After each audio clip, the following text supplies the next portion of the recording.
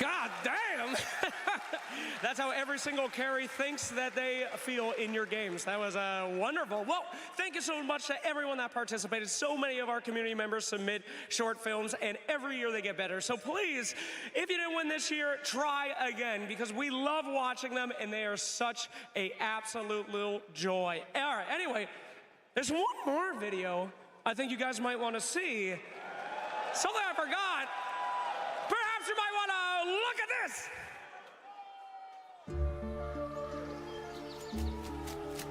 We've all heard stories of children running away to join the circus. Not in my experience. You can't drag them away. Besides, you'd be astonished the lengths people go to get a child back. People miss children.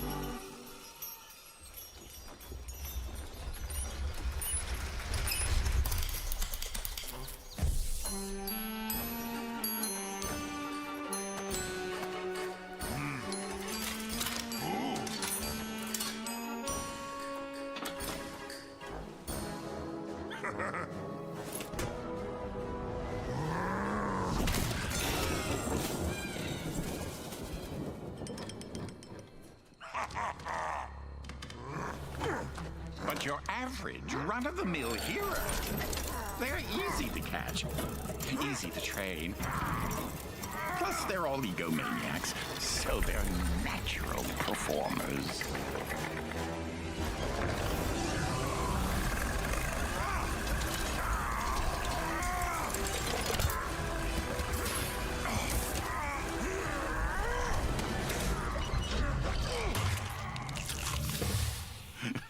Why not capture heroes?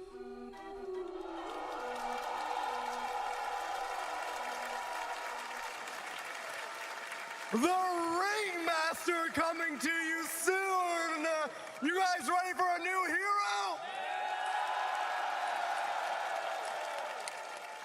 I'm left here thinking, in honor of North America, of course they would add a hero for a circus. It has to be representative of our entire region. My friend, you know the question that's in everyone's mind.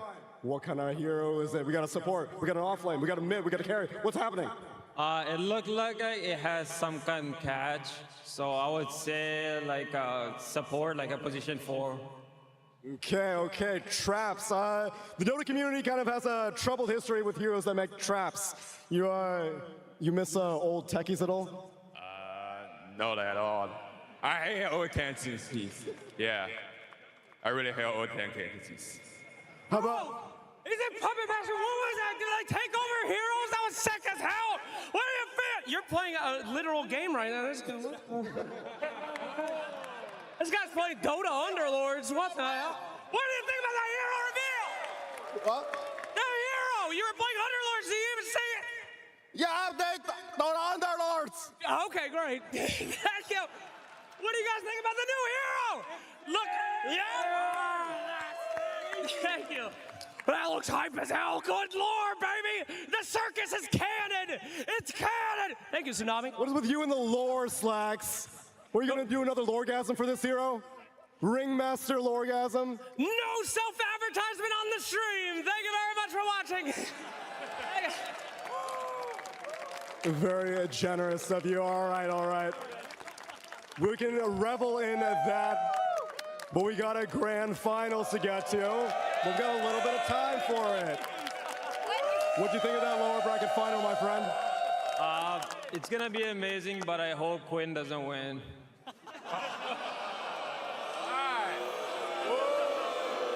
Boo this man.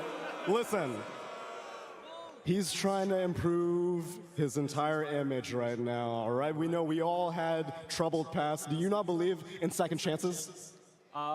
It's been a while and his persona has been the same, so I don't know if he's gonna recover from that mentality or not, but... What's on your mind, friend? Quinn will win. Yay. You think being a TI winner will change someone's personality for the better or for the worse? Better? I mean, you can talk to S4 after that. It doesn't get much better than that.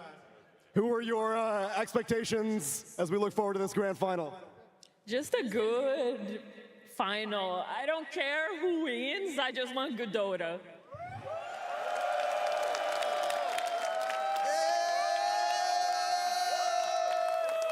Who doesn't want some good Dota? But before we get to the grand finals, we have a little bit of another treat for you guys. Obviously, in the grand finals, you get some champions. Let me show you some champions on the floor. Thank you so much, Tsunami. The enjoyment, the content never stops. And I have one of the most decorated panels I think I've ever seen in my eyes.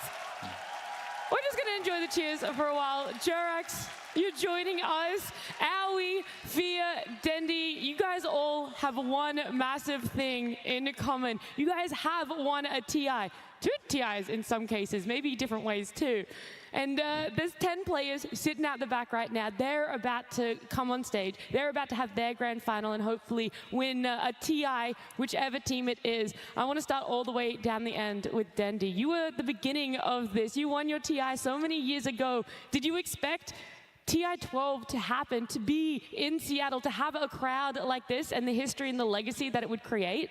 Oh, of course not. Like, it's hard to expect something like this. But yeah, back in my days, it was a long time ago, and different stories were around. Overall, I love it. Like, this TI is great. Competition is super high level. Watching those teams is amazing.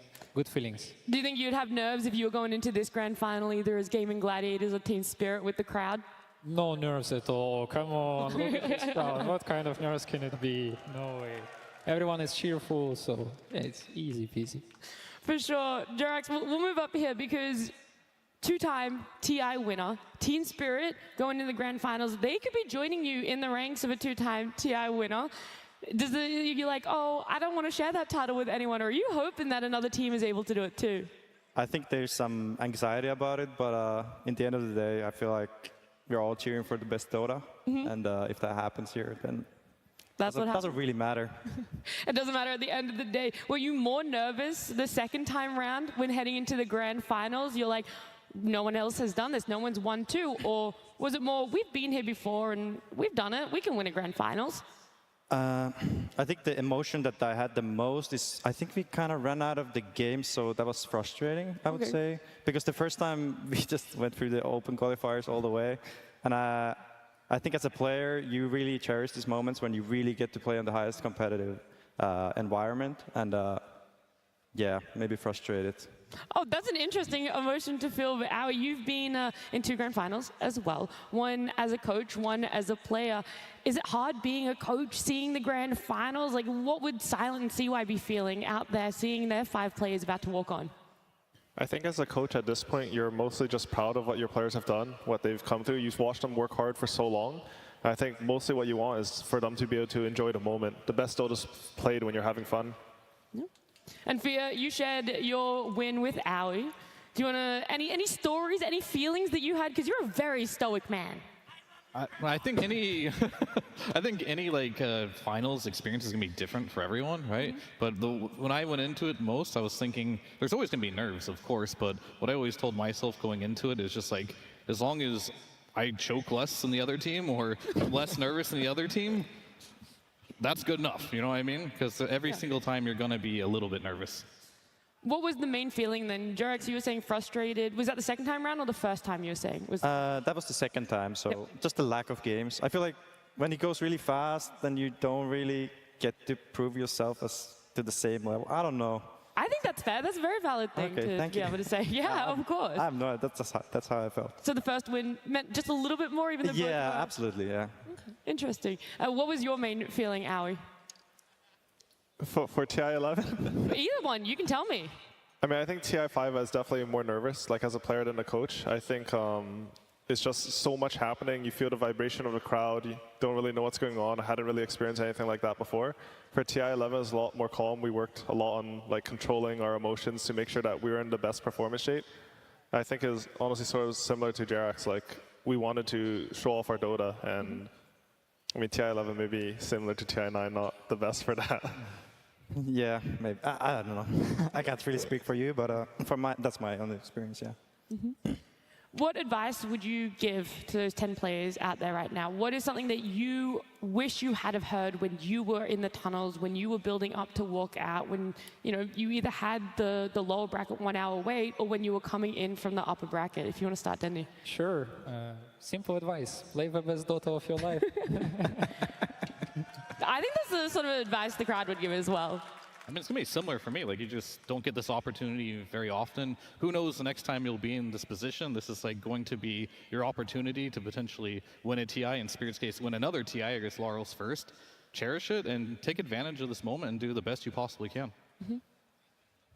Yeah, no, same for me. I think just make sure that like the main thing you have here is making these memories. I think that's the most important thing. No matter what happens, win or lose, you want to be proud of what you've accomplished in Dota. Personally, for me, I feel there's when the nerves really get to you, you start to really look outside. But I think if you really tune into yourself and give opportunities to those thoughts of like, okay, we have this crazy idea, we don't really feel like pulling it here in the TI finals. But I think if you commit to that, I think that goes very well. Mm-hmm. How much internal pressure did you guys place on yourself, and who was trying to help you pull that out of you, that you weren't getting too caught up in your head? Is that for me? Yeah, all of you guys. Johan was the very big part of our energy, our flower. I definitely felt that I was very supported in the team. And if that wasn't the case, I don't think I would have enjoyed as much. Okay. I think honestly during 25 it was Fear. Like he was always a solid rock. I feel like Fear actually has a Dota superpower. Like he makes all his teammates feel super comfortable and able to play at their best because he's so reliable. And at TI11 it was supposed to be me, I think, but just, I don't know. Just a little bit of all of you. It was more chill, you know? Yeah. I mean, I say that about Fear for panels as well. He definitely calms the nerves for all of us. Well, I guess for me, then I kind of felt like on EG there it was an unspoken rule that everyone kind of just had to play their part, and just be confident in what we're doing and just believe. And I didn't really feel like anyone looked up to anyone, personally speaking. And I thought we just were just going at it together, and we all knew what we needed to do and just had to get it done. I had an amazing team, and I was very unconfident coming to the TI actually, but they all cheered me up through the entire tournament. And coming to the grand finals, I had the feeling we cannot lose. That's the feeling I got. It's very weird. I don't know if I would ever repeat. Wait, okay, well, when was the shift for each of you then that you felt you cannot lose this? At what point in the tournament, if you were coming in nervous, what point was that changing? I mean, moment? for me, it's if Curtis ever got techies or Naga. I just knew we couldn't lose, It was a guaranteed win. So yours was in the draft. All right, I see. I mean, we were so confident that we even picked, in one of the games we picked Patch just because we wanted to have some fun, to play it. Yeah. So it was kind of crazy back in the days. Yeah, honestly, I think as soon as Boba found out they don't play Leshrac. That too, yeah. Yeah, and Sumail was like, okay, free win. that was good. I didn't really think if we gonna win or lose. I really just played. I don't know. I just had a lot of fun myself. I didn't really get to think that if we're gonna win or lose. I didn't. Yeah.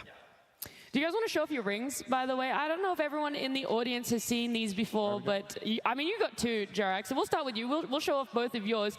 Do you wear it often? What was the feeling when you picked it up as well? Because there's going to be 5 players and a coach getting to pick up theirs in, after this one. I think they're getting dusty most of the time. And, I guess I don't really have a place to show them except this. Yeah. You come to TI and you're like, oh, hey guys, check out the rings, by the way. I don't really live off right now. I wish I could do that, but I don't seem to do that very well. All right. Then you guys want to quickly answer, because I know there's some more questions circulating around the arena. No, I don't leave home without it. Yeah, I thought so. Yeah, I've seen you all the time, Fear. He's polishing it in the back room, in the green room. He's just making sure that that is shiny as. We've got Slacks in the crowd. We wanted to ask some more questions out there. There's going to be some fan questions. Hey, Slacks, give us the first one. Yes, I've spent a lot of time finding someone with a real question that was not trolling. Thank you. One person in this entire area, but we did get a motion in. Sahil. All right, fantastic. What would you like to ask these folks? For all our Archon, Heralds, and Crusaders out here, what does it take to be a TI champion? What does it take, TI champions, to be a TI champion besides just being one of these Archon, Herald, Crusader scrubs? No offense to 90% of the audience. Do you want to go first, Jerax? Because you've had to do it twice in two very different ways. A lot of emotional damage in your public matchmaking. But that's the solid advice to be a TI champion. All right, all right. I don't think you can make the step from being Archon Herald to TI champion. That can be your dream, your aspirations, but I think the only advice I can give is just play a lot of Dota. Just keep playing, and eventually you'll play with better players, and then you'll play with pros, and then from there you'll get on teams, and then it's a slow process, but it will happen. Yeah. How you were saying the other day that it's a lot of luck, a lot of things kind of falling into place for you. Yeah, I think it's a lot of luck, honestly. But I think it's you have to like put yourself in a position to get lucky. I think if, as Fear said, like if you just keep grinding at it, like that's gonna open the opportunities for you. Do you want to add anything else, Danny? Oh yeah, I completely agree to that. You need to love the game and try to not get frustrated in your pub games, which is not a simple. Wish somebody told me that before. Yeah, then maybe not so much emotional damage would have occurred for poor Jerax, yeah. Tsunami's also out there. Here's another fan with another question. That's right. My friend, introduce yourself. My name is Seth. And you got a question for one of our panelists. Of course, for Fear. So my friends got inspired to play Dota 2 because the North American representation. So how does it feel, Fear, to be the North American representative of Dota 2? Free to play, I mean, you were the main guy for us. How does that feel? I just feel honored to give them the opportunity to like be represented in free to play. Like they could have chose a lot of different people. They chose me. I just love Dota overall, and I'm just very fortunate. I feel blessed that I was just given this opportunity, and I just will run with it for as long as I can because I just love Dota. So I'm just happy to be here. Serena giving you a big round of applause there. That's also made me think about another question is at the end of the grand finals, I'm sure you guys had a lot of elation, a lot of joy, maybe even relief, but when did it really set in? Where were you like, oh, I wish I had spent more time in the moment? Was it a couple months after, or it still really hasn't? Every time you come back to TI, you're taking it back to what has happened in your past, in your history. I think thinking years back, I feel like now it's maybe coming more than before.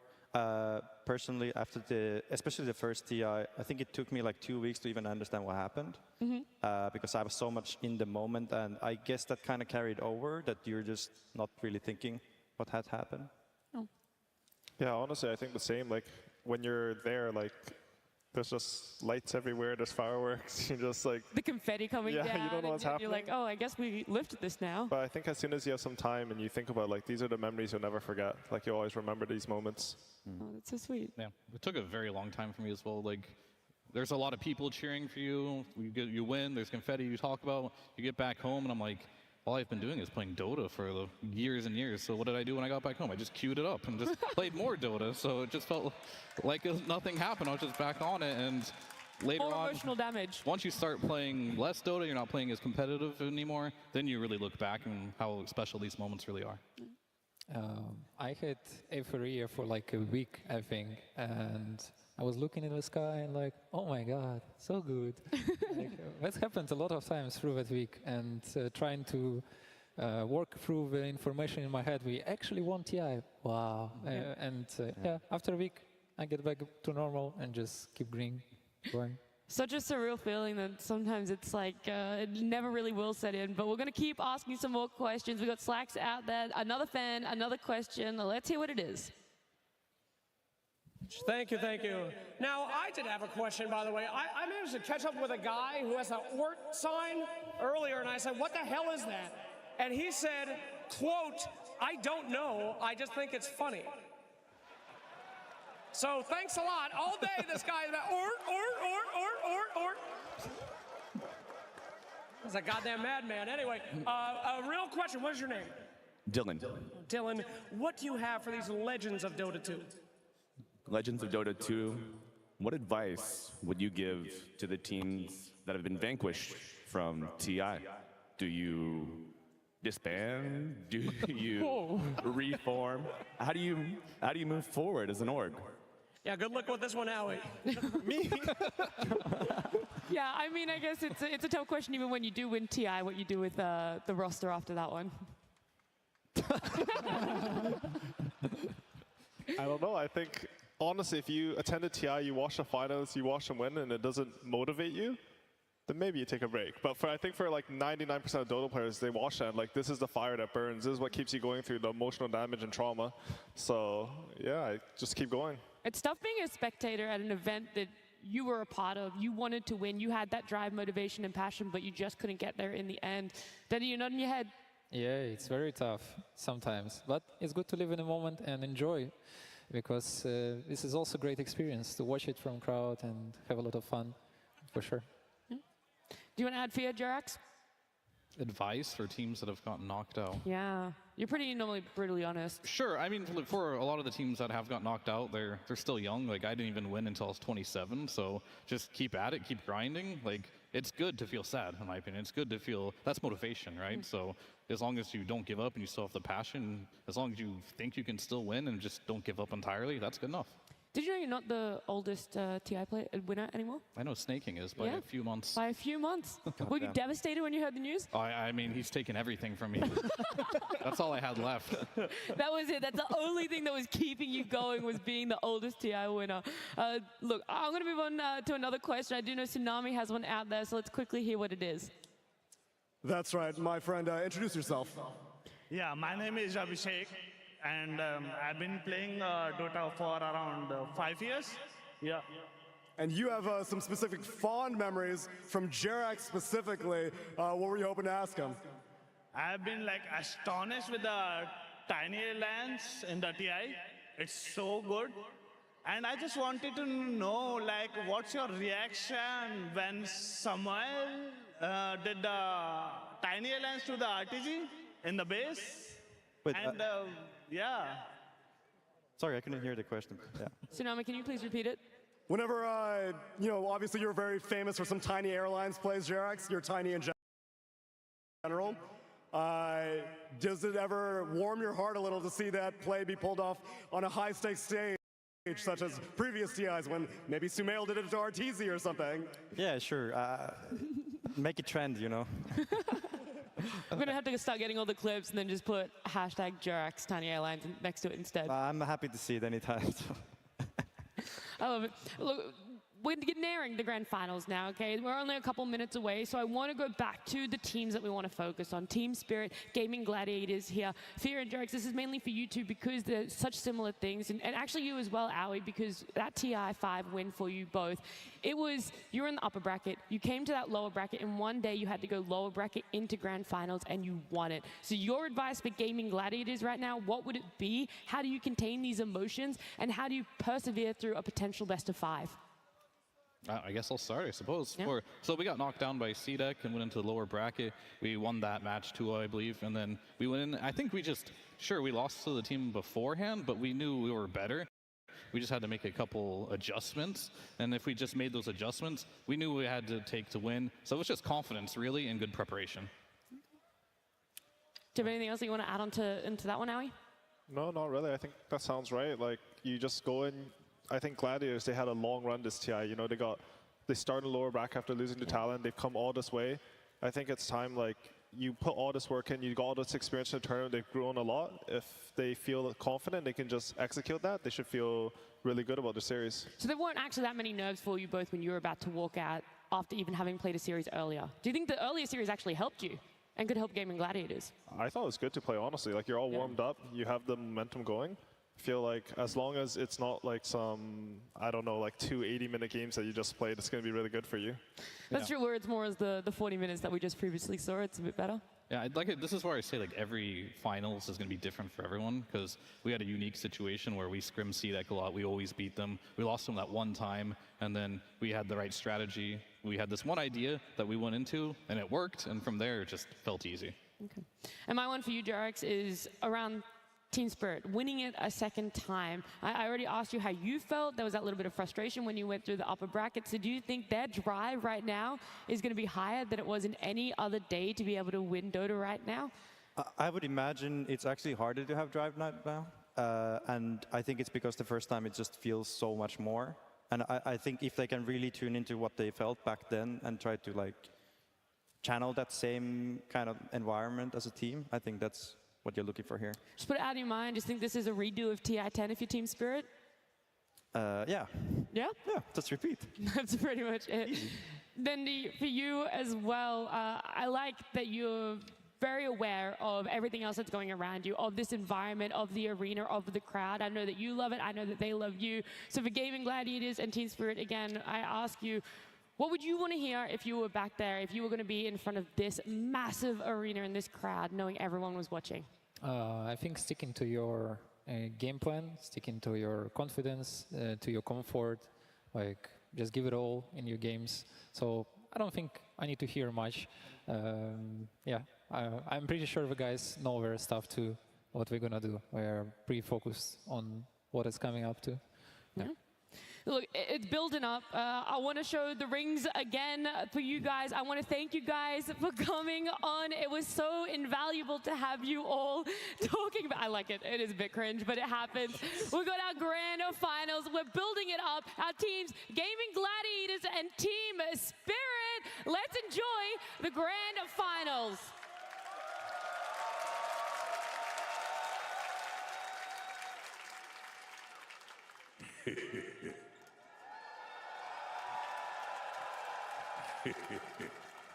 Look at all that fresh meat. Sorry, I got carried away. Okay. Who's that handsome devil? Trick question, it's me. I'm that handsome devil. But I want to remind you of one thing.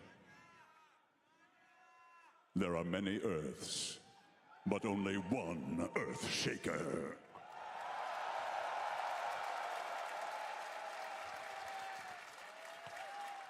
Okay, I gotta stop screwing around, get to work. Okay. Welcome, Dota fans, from around the house, around the town, around the block, and around the world, to the International Grand Finals!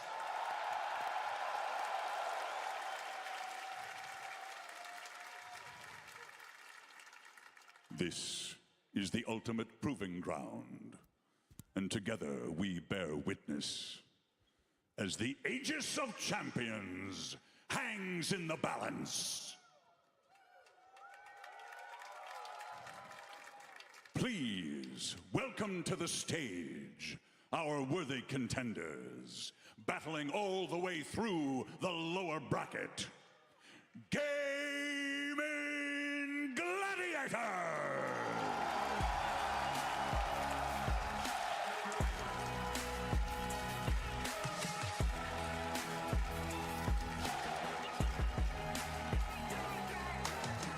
Please welcome Dota 2!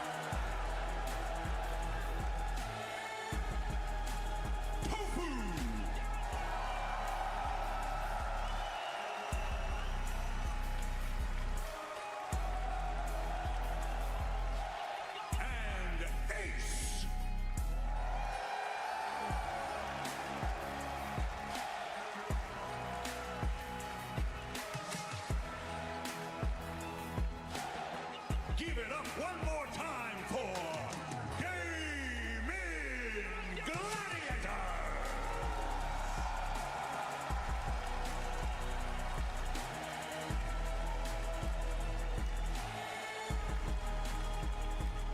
And continuing their march through the upper bracket, Team Spirit!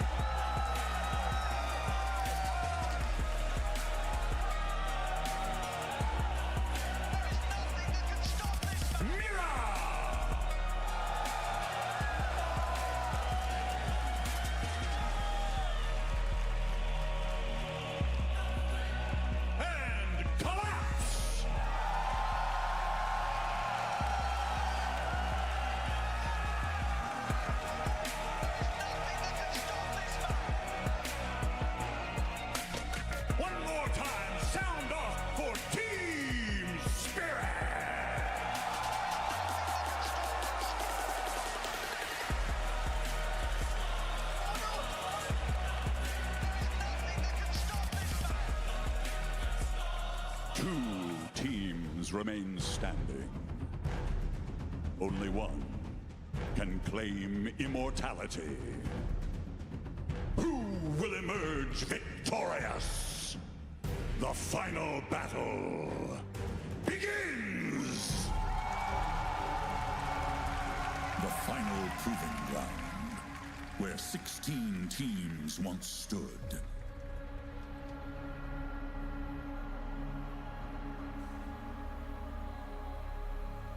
All but 2 have fallen.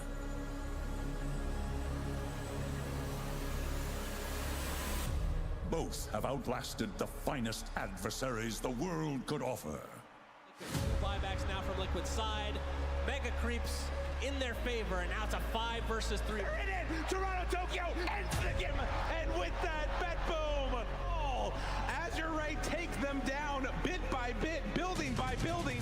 Both have fans still eager for one more reason to cheer. One will join a pantheon of greatness. The other can hope for better luck next year.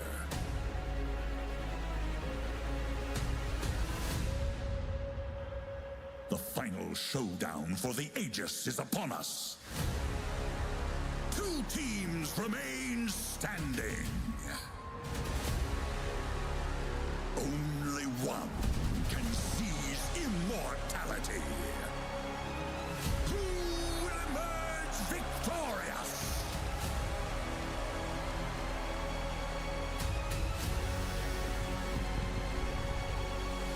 The battle begins.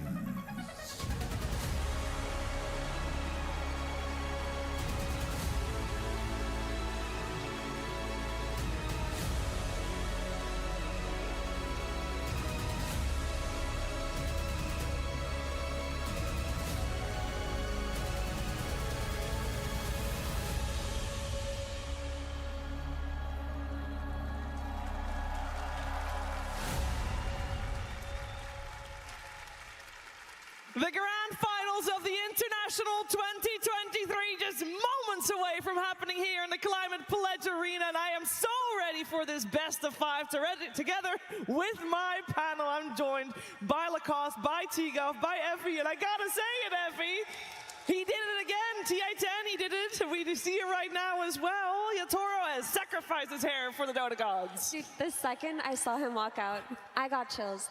He shaved his head. He sacrificed his hair. That is how he won TI10. He started the trend of going bald for TI, and he came to win today. I would be worried if I were Gaimin Gladiators. I mean, others have tried to copy him. Others have tried to go bald to win a TI. They failed. But this morning, when I was leaving the hotel, I saw him, and I just looked. I was like, bald? And he just gave me that cheeky little look, and I was like, oh, this is a guy who wants to win this TI. Oh, and they have done it before. Slight change, of course, with now Lara on the middle lane, but they're looking so good. Their opponents look fantastic as well, though. The whole year, Lacoste, Gaimin Gladiators, they've had a fantastic one. Absolutely. This is the team that got the top 12 in the previous year. Something was missing. 2 missing pieces were Quinn and CY, their coach. I think we got to give them huge credit for what they managed to do with the team, because they managed to win 3 majors, all upper bracket runs, and suddenly they're in the lower bracket. And we had an interview yesterday with Celery, who talked about the importance of the series, the seeding match against Talon, how much they learned from it. And ever since that, they're just speeding things up. This is the team that can beat you in 19 minutes. We saw a flawless performance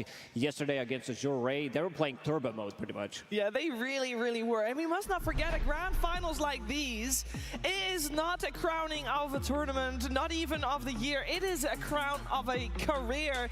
And we have seen most of these faces lift the Aegis already. T, for Lara would be the first time, but they have tried so many times. They have, and for Lara at least, last year he played on BetBoom, he came last place, and now this time around he's in the grand finals, of course surrounded by 4 TI winners as well. If they are to lift this Aegis, first time for Lara, second attempt, 2-time winners potentially for the other 4 players. It is an incredibly storyline, and of course for Poshko, he's attempted this 8 times already. Sure, he's lifted the Aegis once, but Ace as well, he's attempted it 8 times, but yet to lift the Aegis. Can he do it himself this time? And Quinn, let's not forget to talk about Quinn. 7 attempts, 5 TI attempts, everyone thought that Quinn, was just hanging around the NA Dota scene, wasn't going to make it very far. But he joined Gaimin Gladiators, something clicked, and he proved to the world the kind of caliber of player he is. He is world class. He has been destroying everyone in his way, and he's here for the Aegis lift. He is here for it. We'll see which team will come out victorious. Of course, on one side, we have a chance of 4 fresh two-time champions on the side of Team Spirit. But Gaimin Gladiators, they could be having 2 crowning achievements in their finals if they were to lift the Aegis. First one coming all the way, starting off in the lower bracket T. Yeah, I think so. TI9 Liquid, they got all the way to the finals, but weren't able to win it. But if Gaimin Gladiators are to win this TI, it'll be the first time a team starts in the lower bracket and lifts the Aegis. That's 6 lower bracket games that they have to win back time and time again and not drop a single one. And they could do it. That's an incredible. And then also the fact they won 3 majors, like that's so many things going their way. Yeah, I think, Lacoste, we've heard a lot about the majors, and they all went through the upper bracket, and people are like, well, I don't know how they fare in the lower bracket. Everything's different over there. There's so much more pressure. But this team, they thrive under it. Absolutely. This is the team that powered up the most, I would say, throughout the whole tournament, because this team is not really familiar with the lower bracket, especially when it comes down to the DPC and the tournament. So really glad that they're showing what they're really made of. They're going to their own, like how they started to dominate the year with these strength heroes, these aura buyers, grouping up as 5, and just complete domination from start to finish. I think coming into this, because they just played 2 games, I think they have advantage. And let's not forget, Gaimin Gladiators, because of their dominance this year, they are the team that shaped the meta. They are the team that got the meta nerfed and changed to the way that it is today. So when the initial patch happened, they were the team that was hit the hardest by it, and it took them so long to adjust. Everyone thought that, okay, it's the TI curse. If you're dominant the entire year, there's no way you win. There's no way you get this far. But they said, what meta? We are the meta, and they proved to everybody that they're not just a patch team. Yes. Strong. They're a strong team, and they're here to compete. And they have played the most games out of everybody here going through the lower bracket. So it's not like they're saving strats. Everybody knows what's coming. The question is, how are you going to answer that if you're Team Spirit? I hope they have something very special cooked up for this. And this series, there's a little bit of a change compared to all the series we saw before. It's a best of 5. And normally you've got one team coming in thinking, oh, maybe they don't have a lot of experience with best of 5s and actually taking them in the end. But both of these teams, have shown that the adaptation that is needed in a series like this, they got it.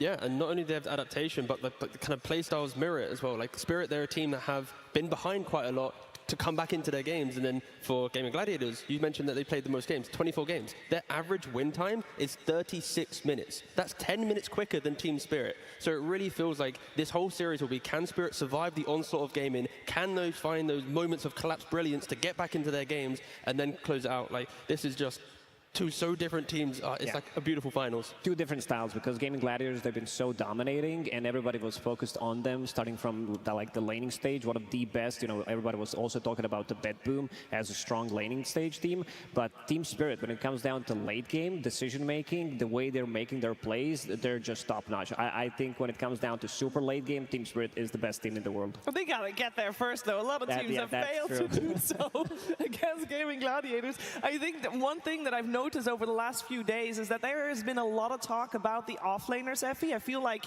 we're seeing them be put in the role to be the star player for their squad.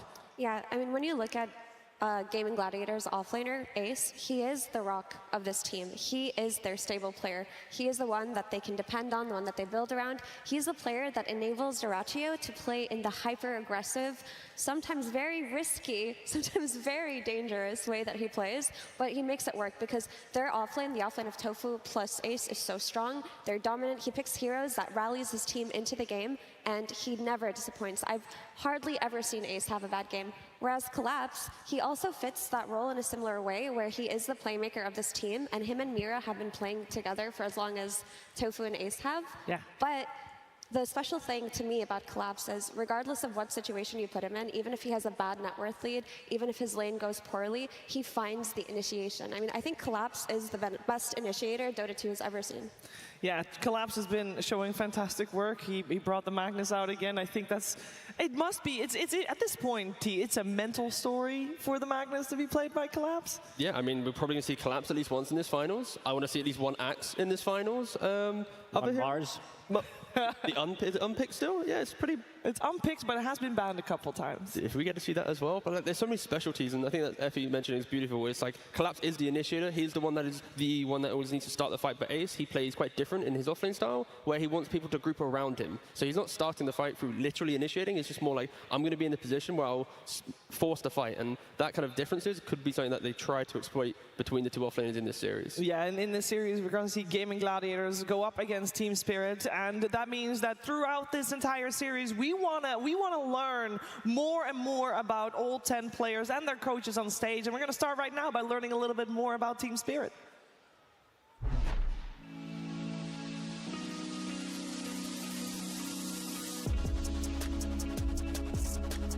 I think Team Spirit probably has the best understanding of how to win a game from any point. They prove again and again that they can be behind for 20 minutes, 30 minutes, and then they can just like really sit and wait and be patient, and all of a sudden they hit their timing or they see an angle to kind of turn the game around, and they do it. What I admire the most about Team Spirit is their team fight execution. Like, when it comes to little skirmishes, late game fights, playing around ops and vision, they really excel at that. And for some reason, when there are high stakes, they really know how to perform. Now, Kiritic shows up, finds Mira immediately onto him. Yadro dies, but the Cataclysm, the damage, it's almost enough, and it is! And I think against them, you can't really afford to be sloppy, because anytime you make a mistake against them, I think they punish you severely. And I also think individually they're amazing. I think Yatoro is, he's up there with the best of them.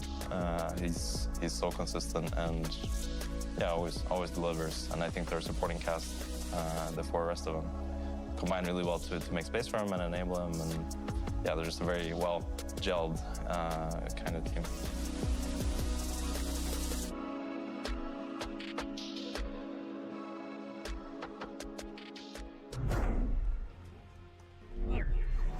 Team Spirit versus Gaimin Gladiators. Grand Finals, Game 1. It's big brain time, everybody. Welcome to the draft panel for the Grand Finals. You heard AUI, you heard Dendi, you heard Fear earlier talk about, previous experience with TI Finals. Now it's time to get into the nitty-gritty of this one. You guys, you've been there before, you know what the stakes are, you know what to do, so let's get going. These two teams have had very different styles, as was pointed out by the panel going into this, this Grand Finals. What are you guys looking for? Who's going to throw the first curveball?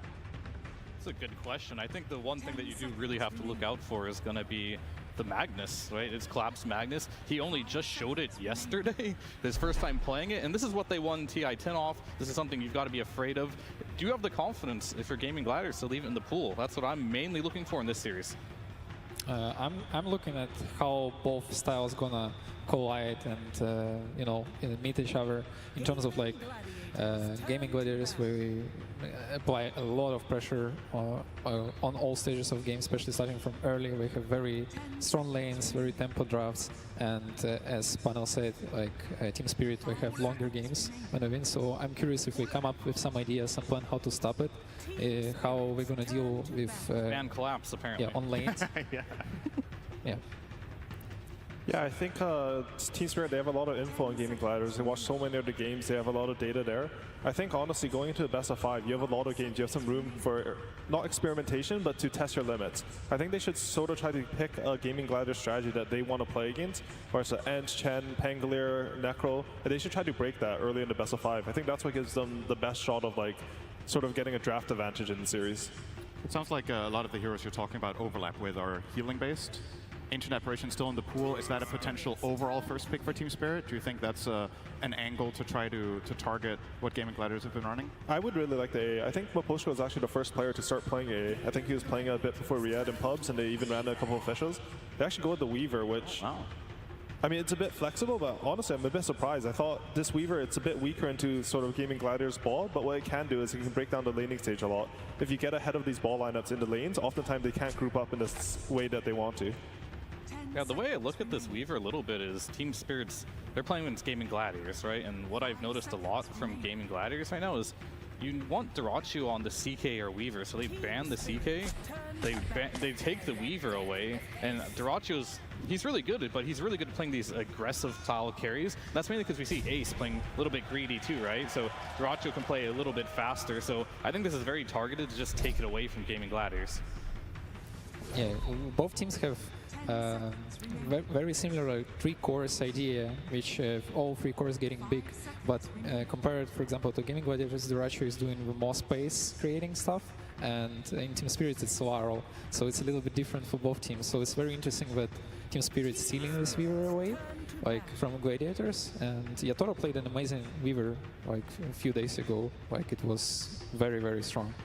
I think we might be seeing a Toro on the Weaver. Cubano heroes like Bloodseeker. I think the support Weaver, like, I mean, you care about Rupture, but then you're just rupturing a support. I think you would only ban this type of hero if you want to play the Weaver on core. Tough was also getting like his 89th Morta game of the tournament. So I think that's, like, Gaimin Gladiators, they should actually feel really comfortable right now with this opening. I guess another thing about the Bloodseeker ban is that it kind of feeds into Gaimin Gladiators' general approach to the game in terms of pace, right? This is a very aggressive carry that wants to fight and bring that pressure early. It doesn't mind diving towers, which I would say Gaimin Gladiators have done more than any team this tournament. So it's very clear here that the teams are targeting different players. You pointed out you're banning carries when you're Spirit here and you're stealing one away, whereas as Denny was talking about, Laurel is playing more of the aggressive style for Team Spirit. Do you think Gaimin Gladiators would be wise to try to match that idea, so to speak, by targeting Laurel as much as Spirit are targeting Duracho here? I think the best idea would be to pick an extremely strong laner for Queen, which usually Gaimin Gladiators do in every game, and it's working perfectly because Queen is one of the best laners out there for sure, without doubt. So I think this is a part of the plan, which should be to lock down a little bit on Laurel so he doesn't have a good game. Yeah. I think if they go with that plan, they can probably look for the Enchantress here. I'm honestly surprised that they're giving it to Gladiators on the second phase. I think both Ench and Chen are two heroes that, if you have the winning mid, you can snowball the matchup really hard. Yeah, it's one of the best heroes to rotate for 5 minutes siege and create insane amount of pressure. And we saw how Gaimin Gladiators took Sa tapad ni Ace. if you look almost every game, like Tapad ni Ace. there is no tier 1 towers on all 3 lanes. So it's crazy. Okay, Lana. Yeah, I think just going to the series in general, Gaimin Gladiators, they like Tofu playing this Morta because gives Ace a good game. They can get the Enchantress you mentioned, that way they can snowball the game. Is it ban? Clear how Gaimin wants to play. Grimstroke. They're going to want to play fast. If you be greedy, they want to punch Pango. it right away. And teams Ang gipik sa Gaimin, baka lang kontra ganiha. Oy, gipik ni SLGD kana. Mertag Pango. Pango in this slot is very early on in the draft. Nothing to say nga Pango sen. Napaong. Nothing to say, Juday. Literal, Juday. Nothing to say, Rael. Wala dyan siya nasulti dyan. Gitan daw siya sa Kita ko say mid Queen of Pain. Toyota. Queen of Pain. Ice cream.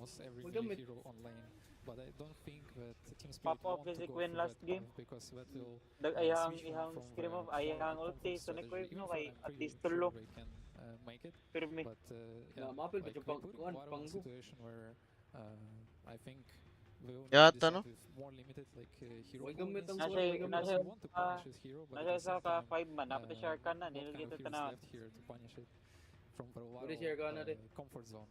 Si Queen wala to share ka na. Because like, if I'm Weaver in this situation, I don't find Pango to be an issue for me, right? Like you can get a Weaver should be good versus Pango for sure. Yeah, and then now you get the tree to lock down the Pango in these earlier fights. Night Ryan. Also, you get a counter pick in the laning stage, so it's already not a good Pango game by any means. Ang but pak. it's just showing Kaya that tapak diretso eh. confident on this hero. Confident kay mga buang. For me on this pick. Okay, Haven't here seen I can any talk a solid lot. stunts Alright, yet. I can just be quiet. I played around 80 games last month of Puck, and I enjoy this hero a lot. And Slow I sir. really like Yata. how he played, even though he have a bit Bind. different interesting ideas on it. Like it's he's switching to physical carry later, and it's actually a pretty good answer to Pango, because for Puck you cannot win your lane. I've seen this but before. if you do 50-50, you're very happy. Puck And you mid. Pango one of Na, those heroes primero that mo you atas can do Marta, actually silent. 50-50 nowadays. So I believe it's a great answer. In addition to GG ka po tagado. against Pango. Against Muerte is tricky, but yeah. Honestly, I'm a bit worried for the lane. I feel like Quinn has played this matchup like every single pub since he picks Pango every single game. But I think Puck, he has like 0 armor, right? Once you get level 3 on Pango, you start spamming him. I think Upper it's bracket a versus very, lower very bracket. skill-dependent matchup. Dominators. And Wala kaya Team ta. Spirit strat... Nanasad ng Lundroid. Lundroid? Kuan kay Ace ni. Ata kay Ace. Series where Gladiators look the most vulnerable. And That's Liquid's strategy coming into that was picking as strong a safe lane as you can. So that's why they picked the Treant. His Weaver might be carrying. Boy hero ni Kuan Ace. Sukad ba carry siya. Secret. Sort of a scary laner. But I'm not too sure if like Puck fits into that well. Yata. Basta maka nindot og start ang game min. Snowball na sad ni. Laning right now na kuha niya, matawag ko. 20 minutes na sa nga game. 20 minutes na game. Basta snowball na sad. This hero cannot is not very effective into helping side lanes, so you really need to make sure your side lanes are extremely strong, because he's Kita just, mo kadag snowball getting bigger himself. And actually Game in. Power getting team strong fight man now ang hero. more late game. So I Ako also bonus. agree What the fuck was that? it's kind of like might You be a earn problem 50 to start. what the Gaimin fuck is a Gladiators, channel like, bonus? pressure with a Puck, because it's not a hero that's starting pressure. Silencer. So for a lot of teams, I feel like this lone druid could be considered a flex here between carry and off lane. I don't think we've seen Duracho play lone druid this tournament at all. Right? So. No, not Makasub, makasend ko random sub. What angle could Team Spirit take here? Are you trying to now specifically counter an offlane lone druid because you could put the Weaver on support like AUR? Okay, let's pick anong game min. Mid or carry? Because in reality, is there a safe lane hero that can truly challenge lone druid in the lane together with Treant? Is that possible? I think Weaver's fine, and I think you just pick the strongest Silencer. laner here, most likely, because they're going to target it next. So, like, the Weaver tree matchup versus Lone Druid, it should be perfectly fine, because one rotation, or if you manage to get on top of the Lone Druid's real hero and you Sakuchi in with bugs, he could die pretty easily. But Lone Druid, no one's going to, like, just straight out CS this hero. That's why he's so strong in the laning stage. But there's definitely a threat to kill him, and Weaver doesn't have problems like CSing, because you have Ito, Beastmaster. you also have like Sakuchi. You're gonna get CSing just fine against a Lone Druid. Kuan ni. Collapse Beastmaster ni. Where did this hero go? He was pretty much top tier a couple of weeks ago, and we've barely seen him on the main stage at all. So what makes this a good Beastmaster game? And the hero got some pretty significant nerfs. I think the Hawk, especially level 1, it used to be completely OP and now it's sort of pathetic early. I think it's a really good pick here though. I think generally when if you just look at Gladiators lineups in general, but also this one, a lot of times you can run out of damage. We've heard from the Quinn clips, like something they talk a lot about is like keeping the formation. And when you play Dota in that style, the enemy tends to, you try to burst one guy, they save them, and then you run out of damage, you don't have enough to keep going. But Beastmaster's sort of like one of those unlimited damage heroes. You can keep the fight going, you keep throwing these axes, your damage keeps ramping up, your summons. It's also like sort of a classic counter to Silencer, just because if you get to the levels on Beastmaster, Silencer doesn't really do anything to your summons. Burst doesn't do much damage, it's too much mana. And once you kick out Nanay Kwan? Beastmaster, it's one of the Bang, Willow. really hard, take over the map. Pan Willow. Would Phoenix be a good ban here too? Kaya taon saan min ng Willow di eh? I know Lone Druid hates playing this out hero. Magamit ang Willow stick siguro? Carry Weaver. Oh, murag mo na may tabo kay Weaver. Pati kay support Weaver kaya ata na dyan kung mag-support sila. Idol. Frontline Hard to say, I think, because like, yeah, you can silence them, but at the same time, depende sa last ways pick to get ko, out no? of it, and you don't have a good way to kill Egg, because Pango's just rolling, he can't attack. Lone Druid Bear is ineffective versus the Egg. Phoenix, oh, pwede pa kayo sa Spirit, Phoenix. So, I don't think they have enough, but they're gonna leave it anyway, so we'll see what Team Spirit wants to pick up here. Phoenix, pwede pa kayo. For Puck to make some place on the map, because if Trent is gonna be. Pero kailang. Sana yung mapagkasa ko ng duwa ba? Wadyo takabawon sa mga role ani. LD ra dyan na. LD ra mo na ibawan. Ano sa roll ba? Ano sa roll ba? Mga role ani mga pick ba? Ang basta ang game na ni either mid or carry. Ya kaning kuan support din nila sa Spirit. Support guro ng Support na last kaya ta na jud kundi support ni mo kan Weaver o kan Trian. Atay passive kayo Weaver mong support. Phoenix pwede ay pero batte sa Phoenix siguro. Pwede ra more things to hit pero pwede sa may partner sa pack mga hunt. Pwede ra Beastmaster. Laban ng Grim. Nobody's been picking that hero though, right? But it is a really good game for it.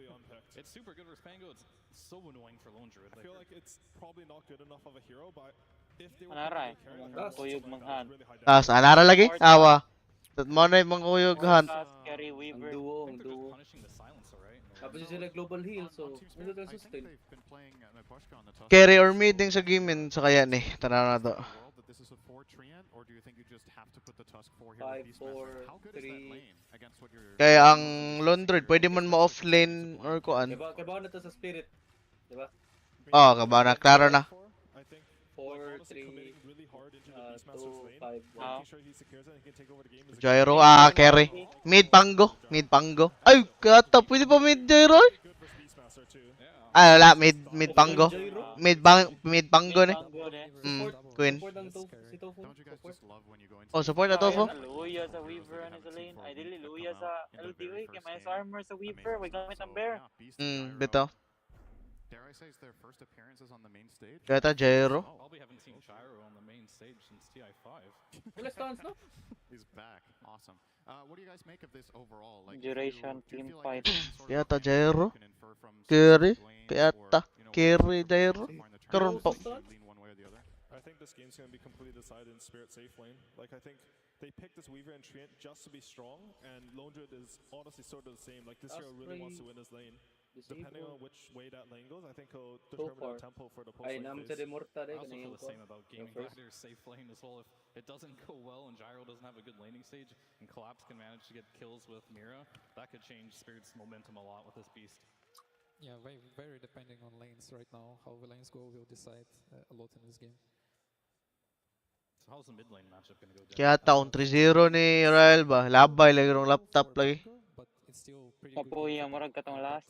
Oh, Tundra ata last TI 3-0 rapiste. Kasi kalaban na to nila. Remember Rael? Kalimot na ba ako? Secret da ito? At lang ha? TI? Oh, TI 11 ba? Nako. Oh, Tundra may ikon. 11. Wala gi. O TI 11 bito. Secret Tundra. Secret Tundra jud no? Yata last na ba di secret last year? Mana to last ni Pape? Yata no, 3-0.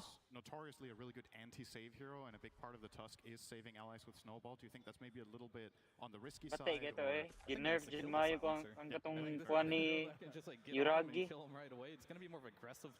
Ang OG ba ginerf jud ato? Visit ko ilahang kuan. Lashra ko kuan. Naga. All right. Thank you guys very much. OG? For your insights. We are ready to Katong get into OG the game, ba? but before that, we're going to 2021. interview with Silent from Team Spirit. 2022. Thank you very much. Yes, I am joined by Silent of Team Spirit as we get Hindi ready for natin this ay grand final, 11? a best of 5 grand final. Katong gasunod nga kuan ba line up sa OG ba? Katong man na silang seb. Mga young guns, mga young bullshits. BZM ba to? Katong nakadaog sila major niya pag TI kay ginerf tan hero nila. Atayo no? Ina naman na pero mingat.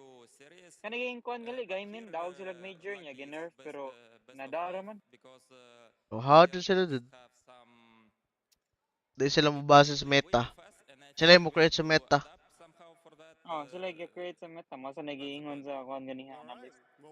Sila gani nagdatong necro nga meta. What do you mean? Sila yung nagdala sa kuan necro nga meta. Pero LGD mo tinagda sa Willow nga meta. Excited ka sa kuan. Ala, safe lane Gyro? Safe lane bito. Ga Pango mid win. But on the other side, the strongest team of the tournament. On one side, we have 3-time major winners, and on the other side, TI winners. Major winners versus TI winners. First time ni Rel na mo champion ang kuan. Pwede ma-change ang kuwan. Kana major champion. Lagi, never na nahitabo, no? Oh, kana mga kusog ko sa major. Hala. First. Awa na sa Rel. Awo, first blood na sad. Oh. Lo. Opa, ayaw, don't do it. And that's exactly Get why blocked again. Gaimin Gladiators stacked the bounty runes, but they failed to be able to claim the first blood. They wanted to be able to get that early momentum over the team that is Nagana Bitcoin, so mawag pa nga scary. to. I mean, Team First Spirit blood, wapay has 1 minute. demolished every team that has stood in their way. Gaimin Gladiators, mga though, namusta have ba? had to make the long run through the lower Ano si bracket. Ano There's dili mo si something Pixel special sa about last. that lower bracket momentum. You cannot underestimate how much this team has gone through. To dili si Pixel Rel. Gali. Grand final of the year. No team has made a Oh, bati. Ah. Ano na this one, lower bracket final. Can't even make that type of run. Game 1 pa man sad murag. Be underestimated. At the same time, all of us Ata here yan ang queen eh. when you see a Nagpangko to Toro siya come mid out of last that game. player Sword ako daw. walkway Anong with lisod a nun? shaved head, the amount of fear that instills into you, the amount this man is willing to sacrifice to dodge. claim a second Aegis and Oh, join that limited pantheon of 2-time TI winners. You can't not help but be a little afraid of what he's willing to do here. In a best of 5, both these teams are capable of anything. The greatest question, however, if you've watched this lower bracket run from Gaimin, Kasi nagkas gani ha Rel. put a stop to the speed and the tempo Pixel gani ha? playing these games. Because right now, Oh, di ay. Huwag nangita ko Pixel. Mahuway pa dai. have not gone past the 25-minute mark. So you need to slow it down. You need to play Ninom your game, or at patubig least sa. take it back. Okay. Chuya tanawon If sa there's one team in the animation. world that can accomplish that, it is Team Spirit, who have shown that they are no slouches when it comes to the first 10 minutes, particularly the Oh laning shit, what is phase. happening here? This laning phase is going to be the ultimate test for this best of 5. It's going to be a long journey to get through this finals. And who walks away winning Oh this my laning phase could God, just end up man. winning the entire thing as Maposhka will end up going down. Tofu finally claims first blood for Gaimin Gladiators. And this is a familiar story. Acceleration for Ace on the off-lane lone. Drew, this is a hero that has demolished the lower bracket along with all the buildings. What the fuck is happening in series. Logi man pack do kay way armor pack. When once more, Gaimin have a lot of tempo that can just go with Ace, go through these objectives. Ma'am, say play with armor ang that kuwan, player's di ba? timings. But I like what Spirit have brought out Oh, here. in good, game good, one, he's right? just These hitting are it. a lot of heroes that are Namatay. not afraid to skirmish early and Ikaw matay. Death against Tofu will end up helping Patay. get the kill GG's. onto Why root? Tofu, but Why root? will end up Root. falling into Why the root? end. Ace is gladly going Ay, to na, be able to na, dive a bit Ano more mo onto yung talo na Maposhka. ka-tower hit. They are definitely winning this lane. They're walking away with it a bit. Ilaha mo na tanan eh. Wala mo nagihaptag. Okay, calm down. He's still gonna find it. Maposhka. Mamatay ang bear. He has that extra little bit of heal. Bear end up dying the bear. That's gonna be 300 Ako gold pang over heal to sa Yatoro, but Ace Leech can keep Seed up that is pressure damage. with a fresh resub. Big turnaround for Yatoro, honestly. This lane was Ban ang London next game. Mas napili na sila. corrosion, which has just taken Respect over a lot of ban. lanes. All of a sudden, you get a bear kill back. A lot of golden XP for Yatoro. He can start. Grabe yan sa slow sa kuwan eh. Patay. Nagtuyok ba? Patay. There's not much that beats this. Nag-free hit rin sa kuwan. How strong this offlane is for Gaimin as well. Patay ko rin si kuwan. Massive win if Tofu. they could actually bring down Ace, but Yatoro's gonna have Aggressive to try and go eh. for Tofu instead, who gave up his own life to be able to kill the bug on Ace to protect his core. He does die. Ah, wala yung root. But if Yatoro Pila na gets to caught by kahapak an upat. entangle here, it's gonna be a heavy punish, Lima, but wala yung root. Crate turns around, battles back against that bear, knowing Ace still has some time before he has another resummon Mata na available. niya eh. Still a lot Nga na, of gold dyan going ng to Yatoro lone here druid as he eh. takes a net 6 worth brand. lead. Good sign for Team Spirit is, I mean, Weaver has to be one of the fastest carries in this meta. I think CK is the other one that I had point to. Of course, What's that Bristleback, he's a pseudo carry getting banned out. This is a hero that Team Spirit first picked for a reason. If they get him to a good position, he can go and defend all these towers. You can take every single fight with this carry hero, try and match Duracchio's pace, where I almost feel like it doesn't matter what hero Duracchio's playing. This guy is going to run at you. He's going to join all the skirmishes with Quinn. You have to be ready for the 5-man collapse at a certain point. Either get some trades, be ready to defend them at the towers. This Beastmaster can trade on the map. That's another objective that Team Spirit can look for as this game progresses. Why bear? Patay. Patay ang bear. What's happening? The no bear. Ace, he'll lose yet another bear. Yatoro's just climbing up the network chart now. A laning phase that started off a bit bad for them, but now Yata.